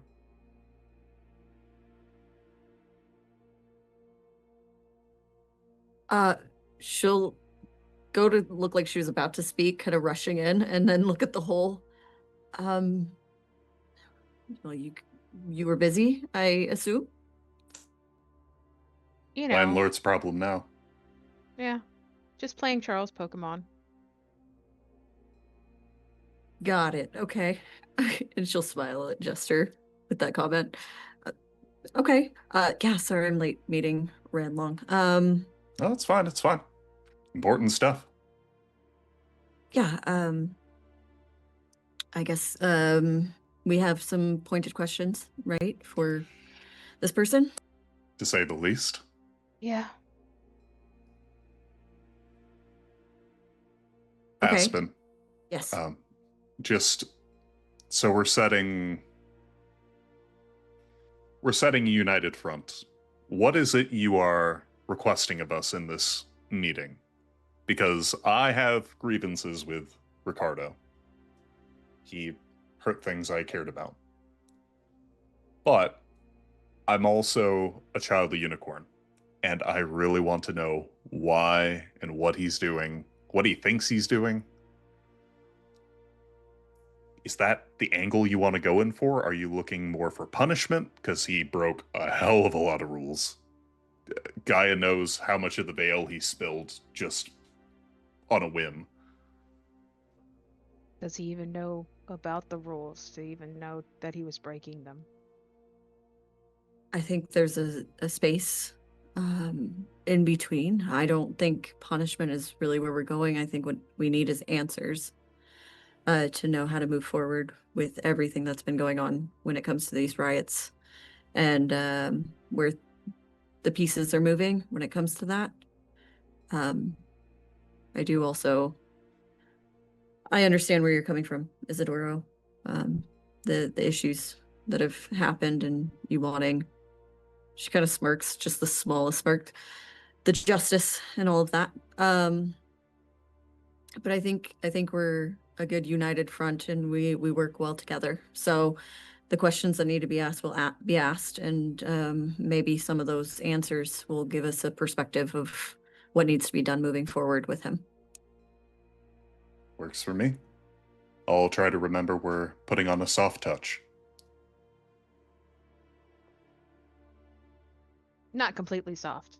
Right. Like, still, might be good to come in a little, just not completely soft and gentle. Less tooth and claw, a little bit more pensive growl. Well, that's half my deed name, so I'm sorry to disappoint. Yeah. You can maybe flash the claws. All right. So as you approach the heavy, thick, bank vault-esque door that separates the cell from the main room, this door is meant to hold a rampaging Guru. So when I say it's heavy, don't misunderstand my meaning by that. It is very heavy. So I need a strength in athletics for someone to pull the door open. If you wish to assist, you may. I could assist you, Izzy, if you want to pull the door open. He is the big strong boy doing the big strong thing, so. I will watch and support. Rage is still at 1? Yeah. Okay. And it's 1 additional die, right? 1 additional die, yes.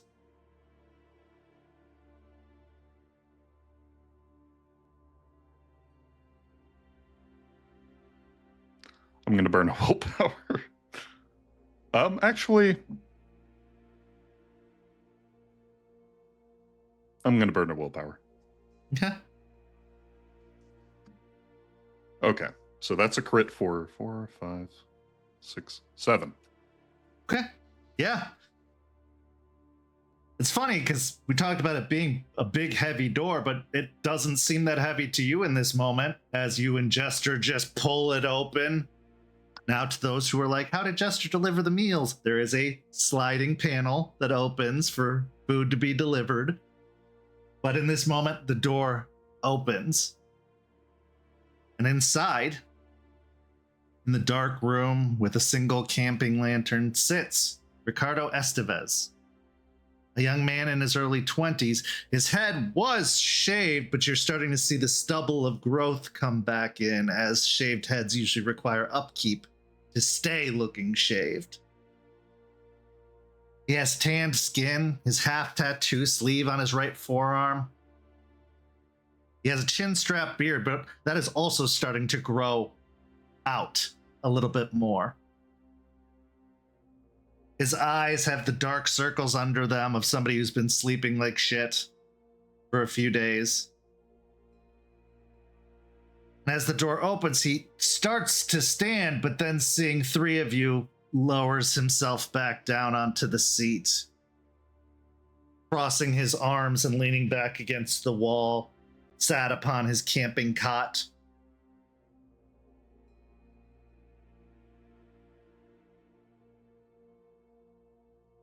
Ricardo, how are you?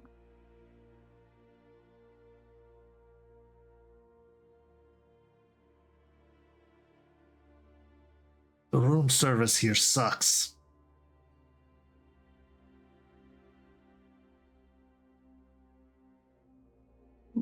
From what I understand, 3 hots and a cot. What more could you need? Sounds like a vacation for some of us. Depends on the room, depends on the cot. You have a lot of experience dealing with prison cots? Let's just say this isn't the first time I've seen the inside of a cell.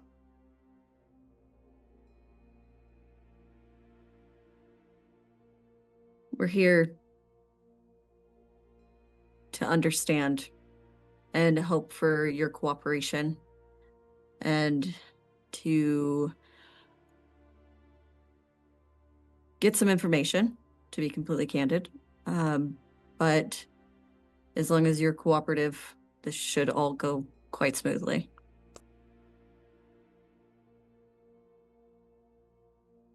And what do I get?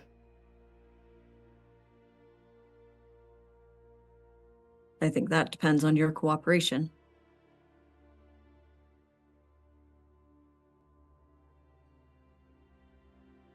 Yeah, I've heard that before.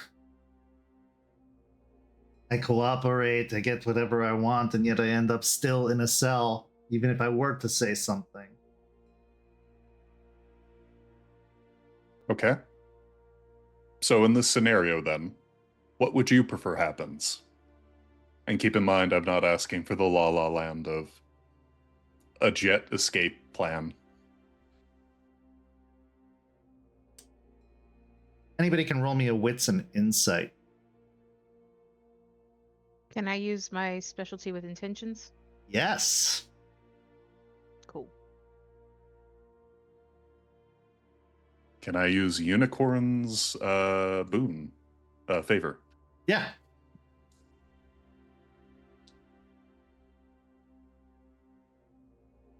Two. 3. 5.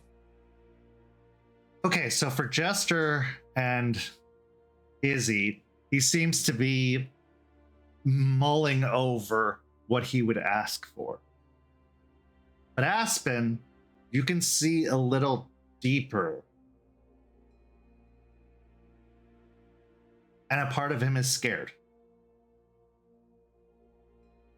A part of him actually seems like he wants to stay here for fear of what happens if he leaves. But also, nobody wants to stay in a cell, so it's kind of one of those, I want out, but what's waiting for me out there isn't great. Can I ask you, before we get to demands versus counter demands, how much do you know about what you are?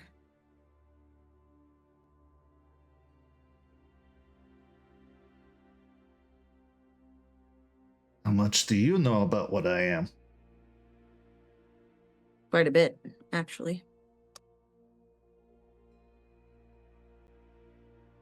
Suppose that's fair. I saw at least this one change.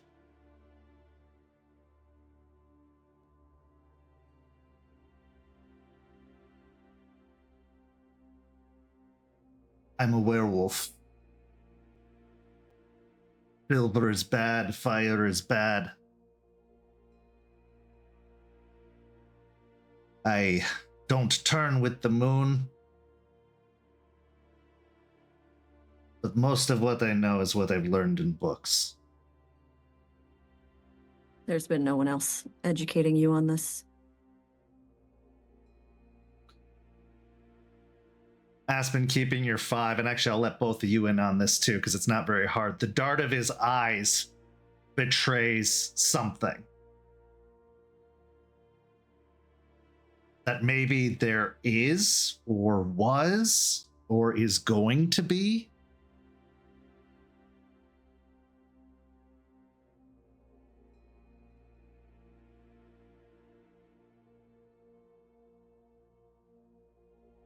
No, no one has educated me. No one. Didn't realize that there was an education to be had.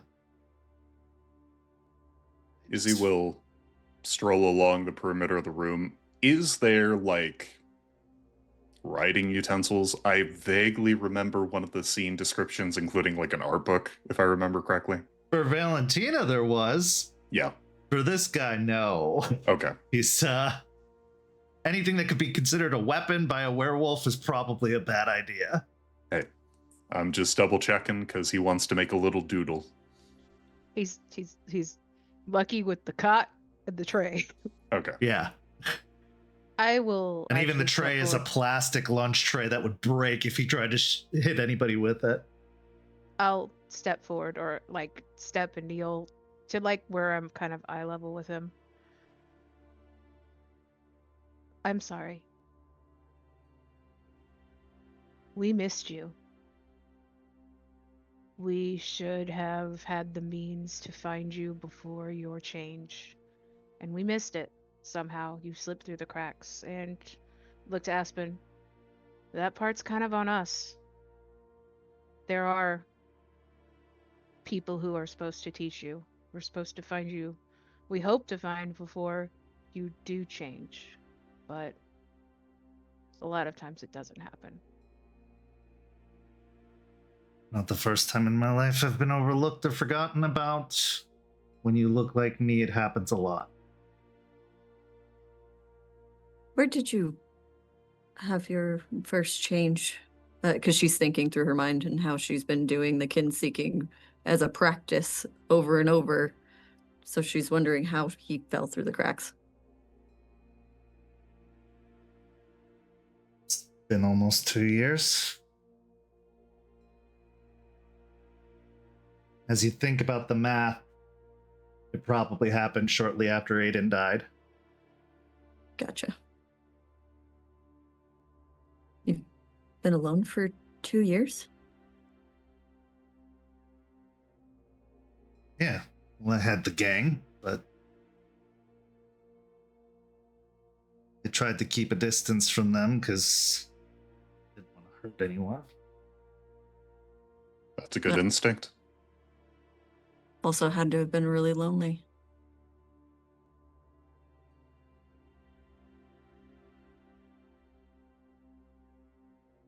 Well, when you have these urges and don't quite understand what's happening, yeah.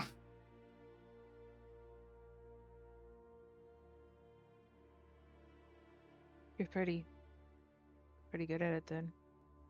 I tried to keep it up for a month before others found me, and I was struggling even then. So, for 2 years, you've managed to keep yourself mostly together? Best as I could. When you came around talking about howlers, I thought maybe somebody had caught me.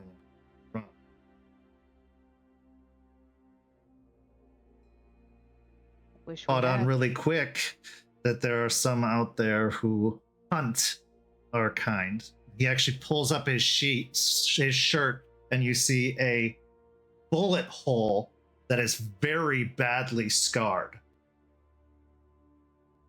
Hey, we can compare. And with that, Izzy starts pulling at bits of his clothing and showing. This one was from 4 or 5 years ago. This one from, and he just sort of goes down the list, trying to build a rapport. Not to say it was exciting, but it was some girl with a gun. That why you're afraid to be out there? To go back into that space?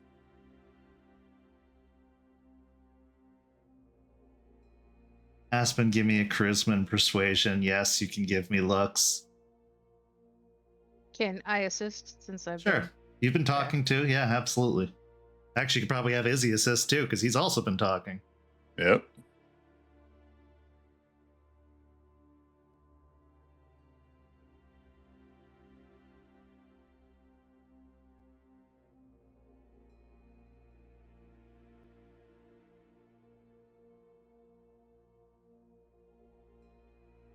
Gonna roll a willpower.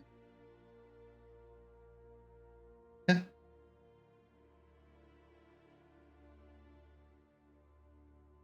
Okay, 7 with crit.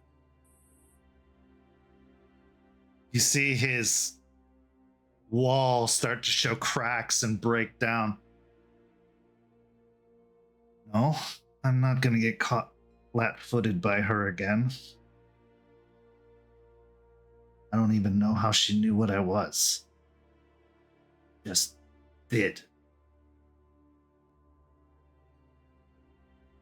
No, it's the other one.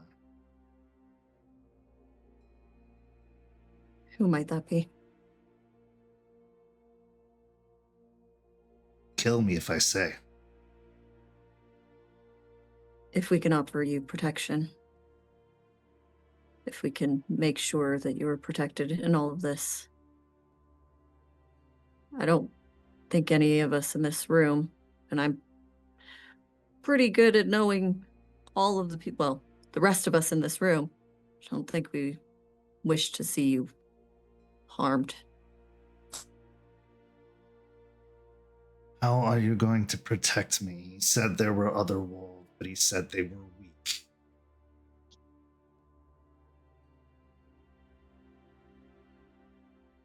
It depends on who this one speaking is. Because at least for around here, we're kind of it. Is someone Aspen. threatening you?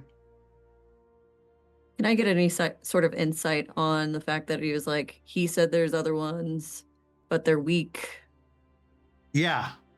You're thinking there might be a Fenris tie in here, but you don't know exactly who. It could be Kyle, could be Brandon, could be Ethan, could be another player on the field, but you're pretty confident knowing who's local that it was probably somebody from the Fenris group. Okay. I will let Isadora finish talking.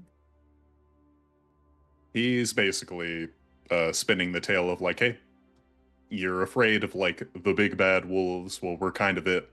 So if anyone's threatening you, we can threaten them is sort of the MO. He found me. He said he could explain everything, that I could have a future. But he needed me to do a few things first. To show some loyalty. I've been in a gang before. I know how these initiations work. At first, it didn't seem like a big deal.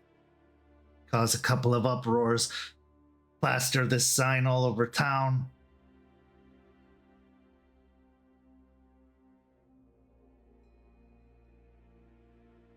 Then he brought in the other one. That one didn't feel right, didn't smell right. But he said they were useful, could help speed things up. You met the Fenris. I don't know what that is. Okay. Did they seem like they were pissed off at everything? It's the year 2026. Who isn't pissed off at everything right now? Right, but what you are. I imagine you feel that burning deep in your chest, right? Something's amiss in the world. And even other people, humans, they might not have that same depth, but the people you met, it was extra foul, right? What bothered me is no. He felt cold, empty. But I knew he was one of us because he showed me.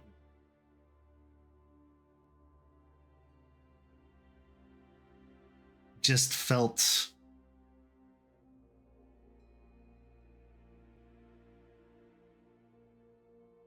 he reminded me of some of the guys I met on the inside who weren't getting out.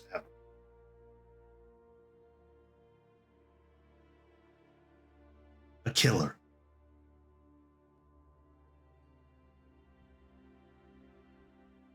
look over to Jester.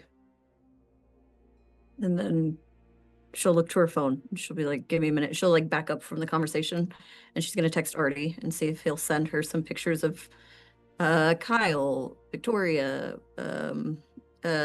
Plato, Ethan, like as many of the pictures as we have of what we know of the Fenris. Sure. Yeah. Well, I was just gonna say, as she's doing that, I kind of have an inkling of who it might be, since I've had a discussion about this person very recently. Should I roll an insight? I don't think you need to. There's only one person you've learned of that matches that description in town. Now, again, there is always the X factor that there could be another person you haven't met yet, especially with all this uprising of spiral dancers. But you're pretty confident. Did he call himself Ethan?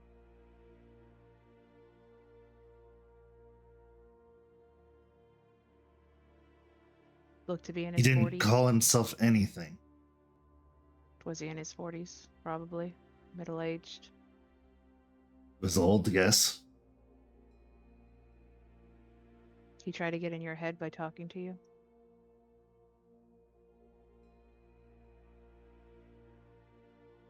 He actually didn't say much at all. I'll hand my phone over to Jester. Hold the picture up. But before I do, just so you know, there's different groups of us that believe different things. When you asked, you didn't know what Fenris was. They're called the Cult of Fenris. Then I'll hold the phone up. Flip to Ethan first. So I will say there are very few photos of Ethan and none of them are modern. They're all from 10 years ago and they're all kind of candid, blurry photos. He would have been older at this point, but kind of like this. He kind of leans forward and then offers out a hand to reach for the phone. I'll just hold it up closer to him. I'll nod. I'll hand it to him. Takes the phone and with a familiarity of only somebody from that generation immediately starts zooming in on the photo.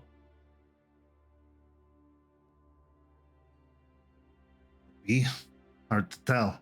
That is not very good quality. But it's close enough, I suppose.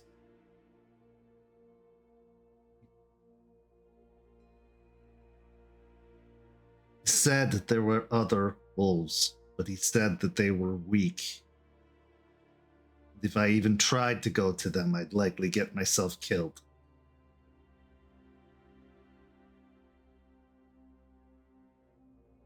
Well, unfortunately, that sort of puts you over the bridge now that you're with us. I hate to be the one to say the wolves you met are cruel. And while I won't say we're rays of sunshine, we are very much more interested in being kind and fair.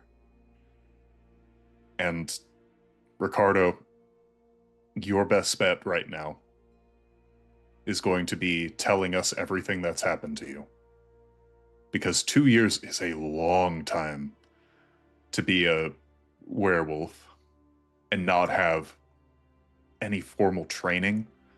Do you even know the depths of the symbol you've been carving in places? Like, you've probably seen the effects. Do you know what it's intended to do? What the version you've been carving has been actually doing? No, I was told it was some sort of gang sign or protest symbol. Izzie will bite at a nail before turning to Jester and Aspen and saying point blank, I doubt he's been to the Umbra. Knows anything about spirits? It's a mess. Hard to be educated when you've been alone for 2 years. I mean, and Only- having a Met two of them. You say the wolves as if there's a bunch. I met the first one, and then there was the other one that was strange. Like they were Okay. dressing up werewolf. Dressing up. Yeah, they had the fur coat on that they never took off. Mm. Okay. Did you guys meet in a certain place?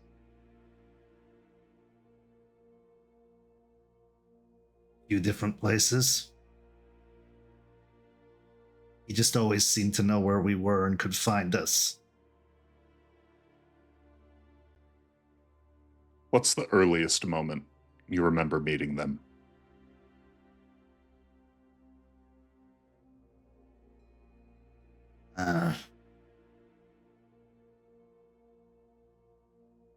About a year ago?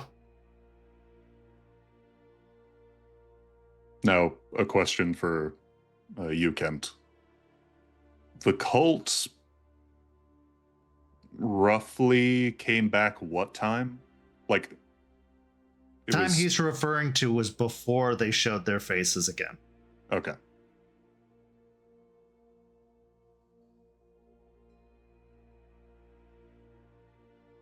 Interesting. What was he asking you to do? You and this other one.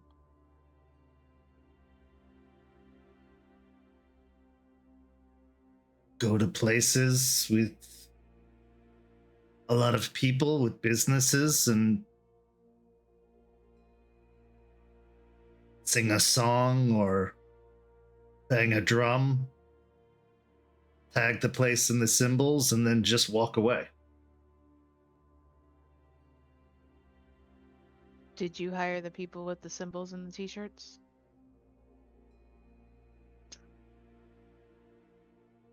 You can see he gets really tight-lipped about that.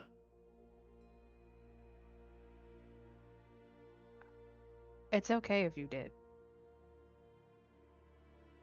He told me the plan. Said it would work and that I just needed people to wear the symbol. But yeah, I found some people who could make $50. They seemed eager enough. Didn't think I was doing anything bad.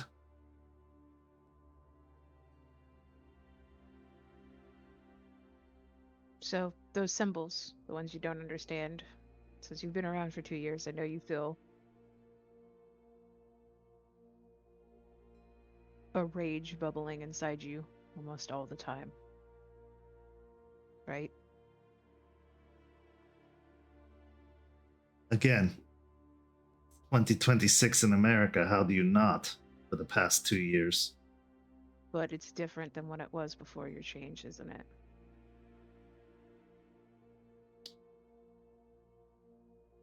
Doesn't feel like it stops, but yes. Those symbols can incite it in others. People that don't know how to deal with it. We kind of always have it. It's tied to our wolves, our wolf self. So what, it's some kind of magic symbol? Yeah. If it helps you think of it that way, yes. And the symbol you've been carving around is plainly named Rage.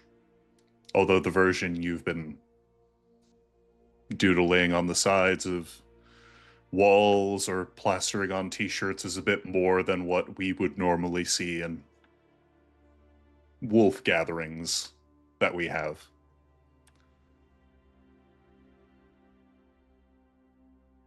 He was very specific about how I drew it and what I drew it with. Yeah, that makes sense.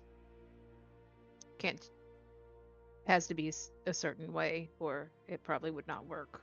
the way he wanted it to work. You might end up drawing a different symbol that meant something else. Did he tell you any reason why he wanted you to do this, or what the goal was, or where your next move was supposed to be?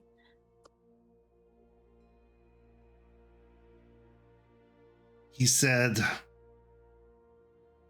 that the world was going to hell, that the people weren't doing anything about it, and that this would make them do something. For people like me, that means a lot. He said the only way real change would happen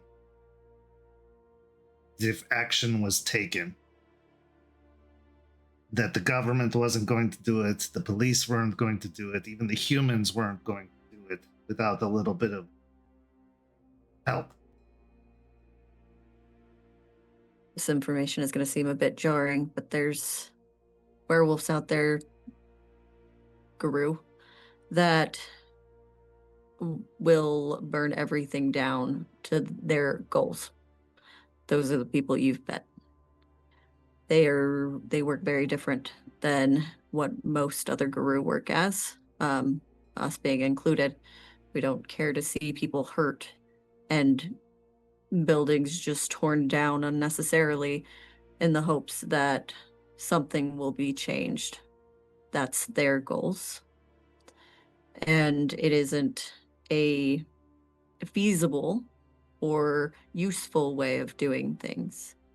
Hence why they see us as weak, is because they think that we're not willing to do what needs to be done to save, and stay with me, Gaia. Gaia being Mother Nature, if that's easier for you to understand. It's an actual entity that is the Earth.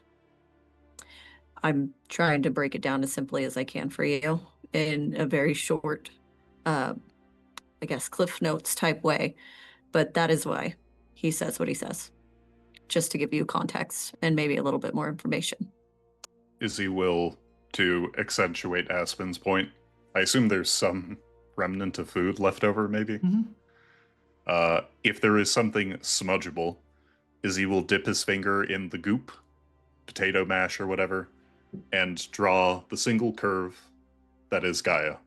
I'm actually going to save you one. There's probably chalk right out front of the door, so you probably could grab a stick of chalk and do it. That works better. Izzie will run out, get chalk, and zip.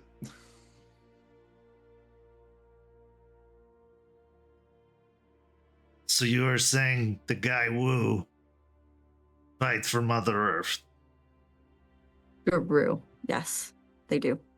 It's more complicated than that. And I understand, as I said before, it's very jarring. And if you'd allow us, I could give you more education moving forward. But I want you to have the context of this person you were speaking to is not how we do things. They, and even them to a larger extent, just wishes to see, well, I wouldn't say it all burned down, but if it needs to, so that Gaia can be saved, they will, and they don't care who they hurt in the process. I've actually watched their group rip another brand new Guru apart before they even got their first change. If you could put it in the context of the riots, yes. Humans probably should step up and start helping saving Mother Earth. But just putting them into blind rage and anger to tear down anything they see can actually do more harm than it helps. They didn't seem to have a full target in mind, and so they kind of went out of their ways to destroy all kinds of local businesses along the way, even some that people were just trying to make ends meet to feed their family.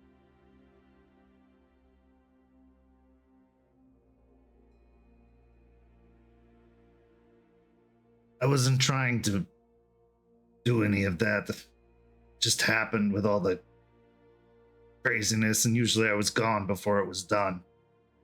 Ricardo, I'm sorry to say what they were asking you to do was that. And you did assist in this goal, albeit unknowingly, which is why we are trying very hard in this moment to ensure that you understand the gravity of the scenario we now find ourselves in. If you had lived 2 years as a Garu, we're very sorry. As Aspen has said, we should have found you. But if you take up this mission, we will have an issue.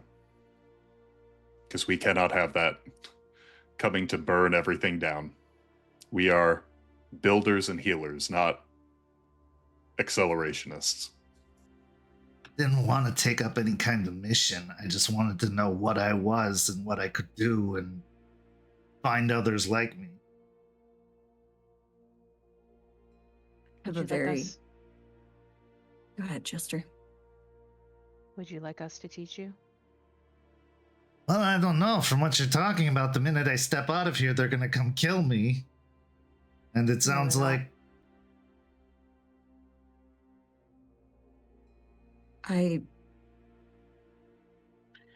We can protect you. Absolutely. I believe that to be true.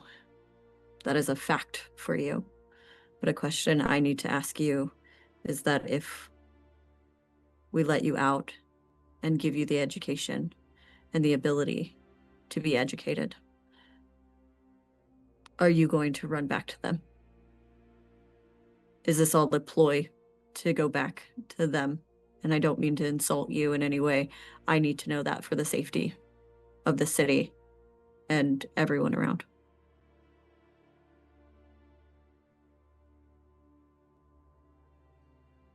if they know you found me, they probably do.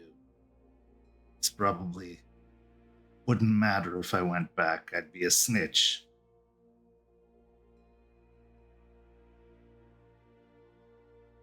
And I know what happens to snitches.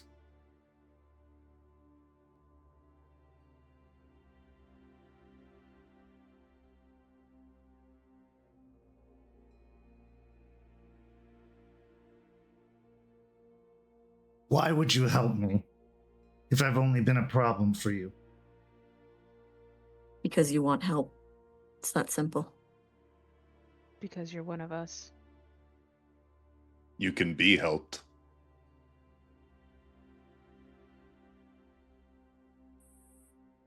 What if it's too late? What if I've done too many terrible things? Sounds like you're gonna have to start on that apology tour real quick then. Only got so many years left in your Garu life, right? He doesn't know that. What does that mean? Oh, you know. We'll There's- get to that later. There's a stigma, but yes, we can get into that later. I think it's more of you're alive. If you're willing to make up for the things you've done, then we can help you do it. We can teach you. We can show you. It's never too late to change. Even, I think, the worst of us, if they wanted to, and I'll look to Izzie and Aspen, if they really wanted to, could change.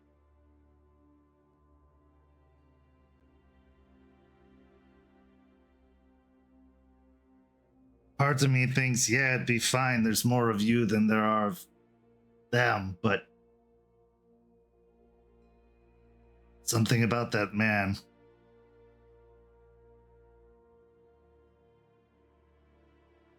Can I think about it? Of course, you can think about it. During that time, is there something we could give you, bring to you, to offer you some comfort? I was fucking with you about the food. I know. We know. We know who cooks it.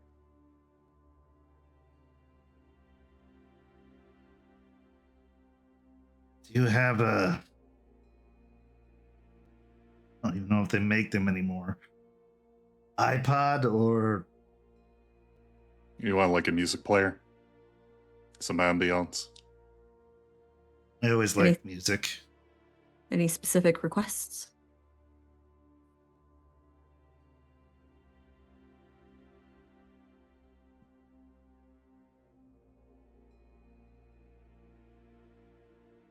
It's gonna sound horrible, but my mom used to play...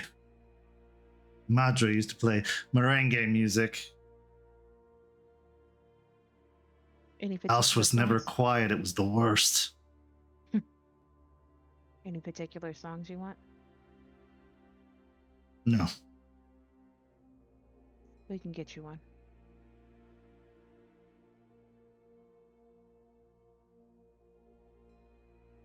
Why aren't you like him? That's a very complicated answer. Do you want the complicated or do you want the very short answer for now? I know there's a lot you have to think about. Well, I look at you two and yeah, I could believe you're werewolves too, but I look at her and she does not look like a werewolf. She looks like a werewolf's attorney or girlfriend. Looks can be deceiving. We come in many flavors. Some a little less spicy than others. Yeah. All right, why? Short version. This war takes its toll on people, and we become too immersed in it, and we start to lose hope. And when we start to lose hope, we start to become desperate. And that desperation leads to beliefs that any means necessary is best. That's what the cult of Fenris thinks. We are clinging to a different hope, or having a different hope to build something better. Better than what we had in our past.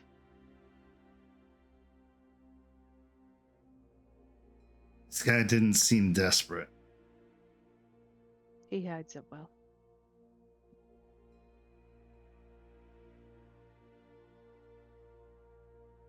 All right, I'll think about it and I will let you know. I just Ricardo. only worry that if he smells me here, he will get me. Ricardo. I'm going to be very blunt. Your actions hurt some people I cared about. But even I am willing to look sympathetically at you. Because you didn't know what you were doing and you were compelled to do it in many ways. And as much as all this has been layered on you, at the end of this, you don't even have the choice. You don't have the necessity to pick one side or the other. I've seen plenty of werewolves that have eschewed picking a side. And if you really wanted to your own wants or needs, you could leave. You'd have to say goodbye to Tampa, probably Florida, but you could get out of here and they probably would not follow. That is the choice we are offering, compared to the choice they offered you. You don't have to join us. But if you do decide to stay, that 2 years of being alone, we hope we're going to make it a distant memory for you.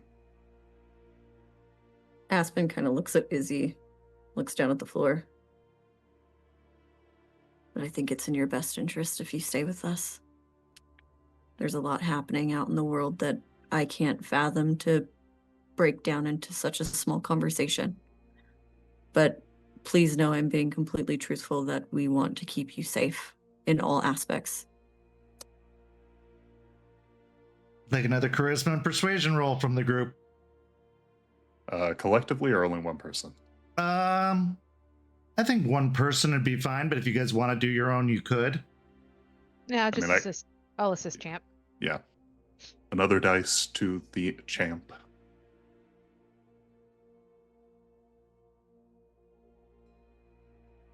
And as for fearing that he sniffs you out here, we keep an eye on this place.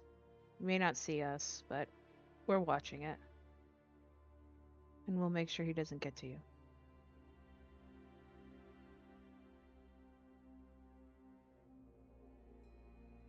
Nine with a crit.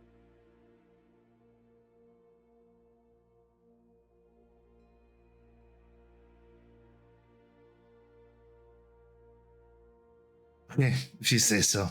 I'll think about it.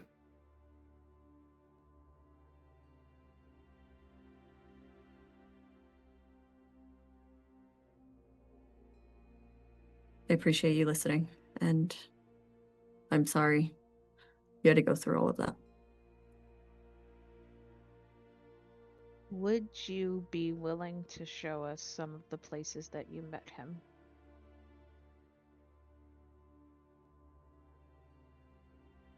I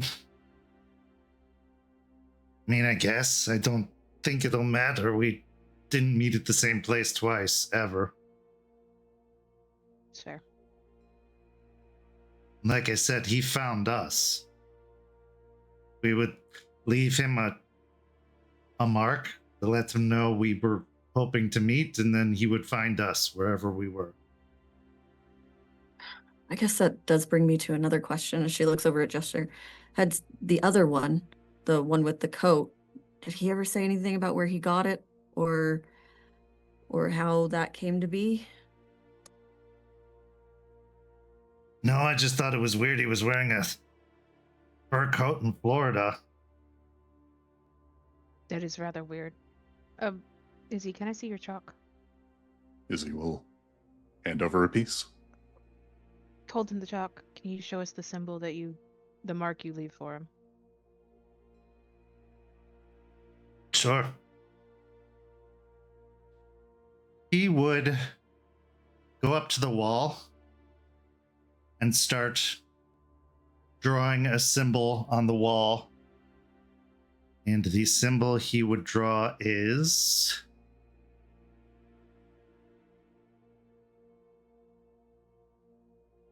a glyph.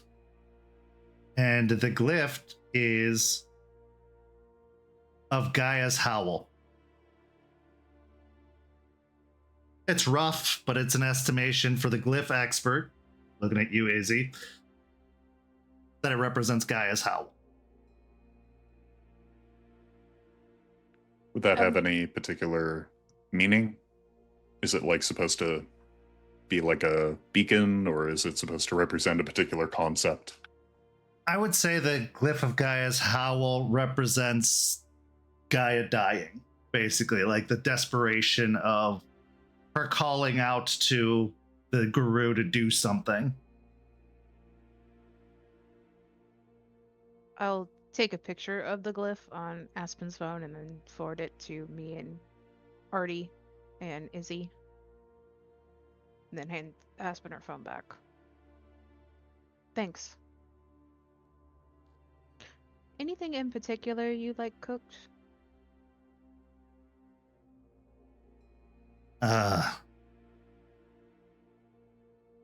Street corn? Think I could arrange some of that. Now this is starting to seem like Club Fed.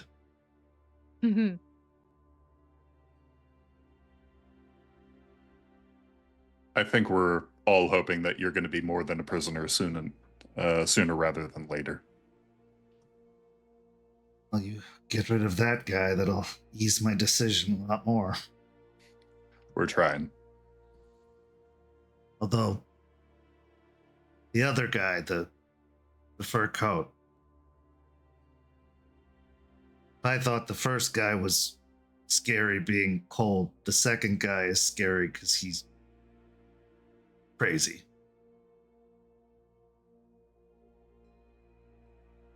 Crazy how? Crazy in a way. He probably belongs in a room somewhere. Like this. Is he prone to losing control? Or does he? I don't know if he had any control to begin with, but I didn't see him become the big wolf ever.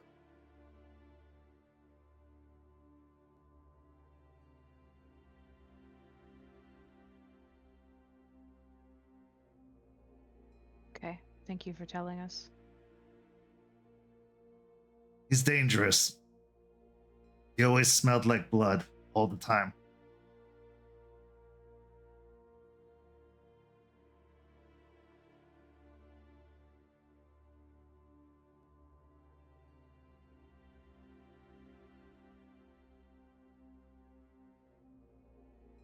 So, is there anything else you guys would like to ask before parting ways with Ricardo? Izzy has one final, like, over the shoulder as they're leaving the cell. Ricardo, by the way, do you happen to remember the day you changed? Specifically, what day? No, I don't. I don't remember how many days had passed. I just kind of woke up somewhere naked and alone. Do you remember the last memory you had?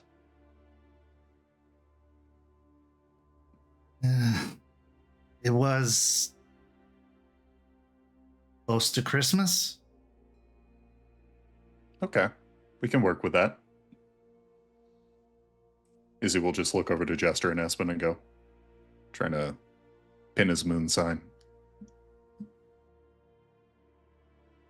Yeah, I get that.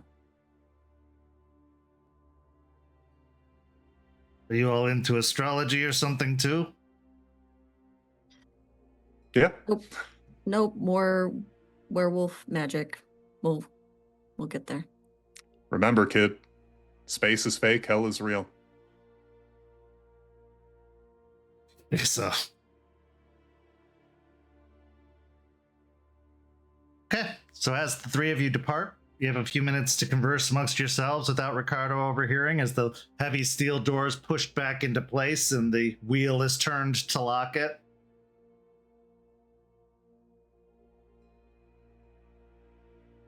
So Ethan, right? We're all agreed. Pretty sure, yeah. Who else, right? Unless we have a third mysterious figure rolling around. I mean, My there's question, still- though, is why the secrecy? Why not induct him into the cult? Aspen. Actually, you know what, Aspen and Jester, because Jester, you've been taught the art of war quite a bit by Charles. Give me an intelligence and let's make it intelligence and brawl. I think Warcraft could be considered brawl, maybe. I could also see potentially investigation. I could see academics, maybe, because there is an academic angle to this. Can I definitely do brawl? Yeah, please. Okay.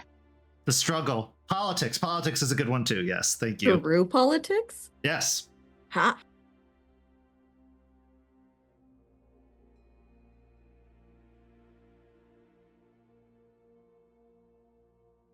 I have 3.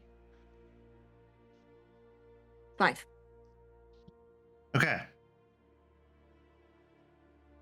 Jester, art of war. If he's not one of them, he can't be tied to them. Period. There's deniability. There's a separation. Plus, it's something he can hold over his head, learning what he is. If he inducts him into the cult, he would just learn. But here, kind of keeps his hands clean. And adding on to that, Aspen, He has a deal with the Hellhounds that he can't interfere for 60 days. That deal does not extend to this guy. This is some fine print bullshit that he's doing. And he's clearly going outside of cult politics to do it. Because this is not their style, the subterfuge, the bullshit. He is bringing in some real Shadow Lord magic here in the way he's maneuvering this. Because the cult would never agree to a fake. And it sounds like one of them is a fake. Or an imposter, if you will. I believe, like, the reports from Quinn have mentioned the stolen moon. So I'm pretty sure we're on that level. Mm-hmm. Yeah, something shows that Ethan is acting on his own, likely, in this. Because why not just send Victoria and Kyle and do things the way they've been doing? Right. He's doing something shadier. Conspiracy.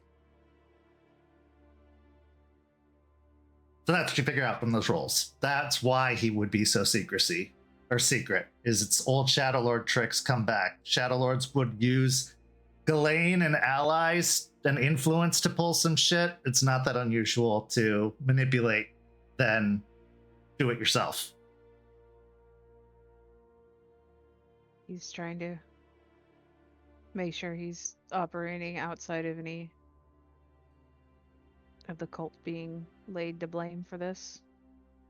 He's also doing it without probably the cult even knowing, because why would they let something like that happen, work with something not natural to us? Yeah.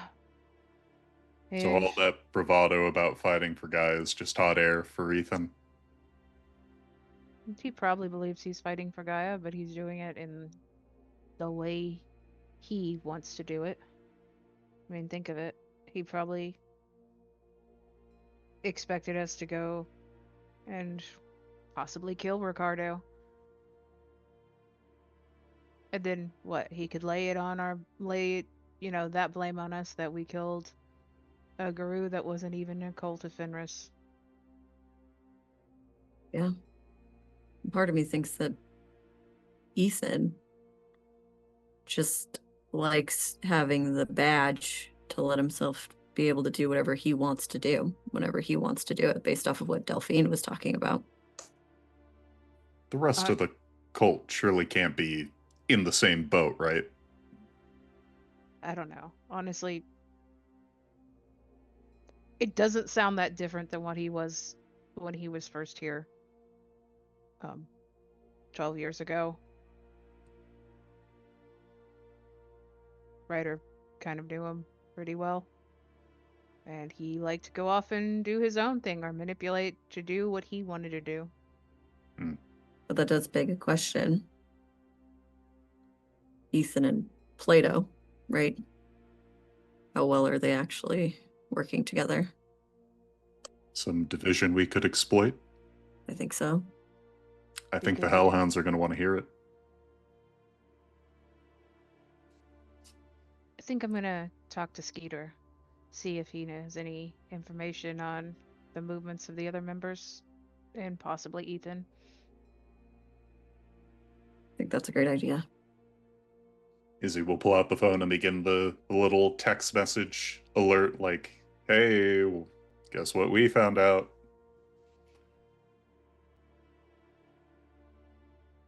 As we come to a close, fighting for Gaia is a very broad concept. It can be defined many ways. So can the concept of no holds barred. And for someone who doesn't hold many bars to begin with, has very little, if any, qualms, maybe it's justified to them. Maybe they just don't care, as long as the job gets done. Or maybe they're playing their own game, and everyone in it is a piece. This is where our session comes to a close this evening, but not without one last scene.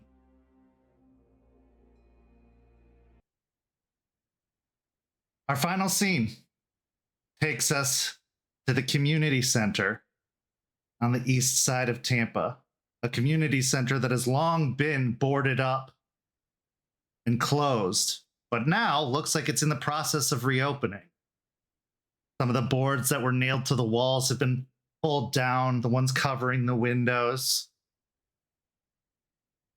You can see Father Thomas standing out front, passing out flyers, talking to some of the community's individuals who've come up, talking about how they're resuming operations after a little bit of a hiccup.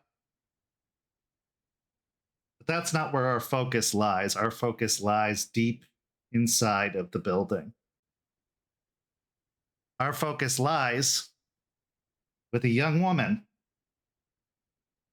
dressed ready for war, and a pin board that she stands in front of. On this pin board, it is like any kind of conspiracy board with red strings, except this looks like a hit list. And as we glaze over the hit list, we see a flyer for Ballard, Anderson, and Bateman, or a business card put up on the wall. We see some very blurry photographs of some street kids. And then we see a picture of Ricardo with a little note that says, "Almost got him once. There won't be a second time." This is where our story comes to a close. Thank you so much to these amazing players. Thank you to everybody watching at home. Go follow St. Pete by Night on all of the social media down below. Join our community by following the Discord. And if you really like us, you really, really like us, go sign up for the Ko-fi for as low as $5 a month. You get access to all kinds of behind-the-scenes features, including the Rosebud Thorns for this very session.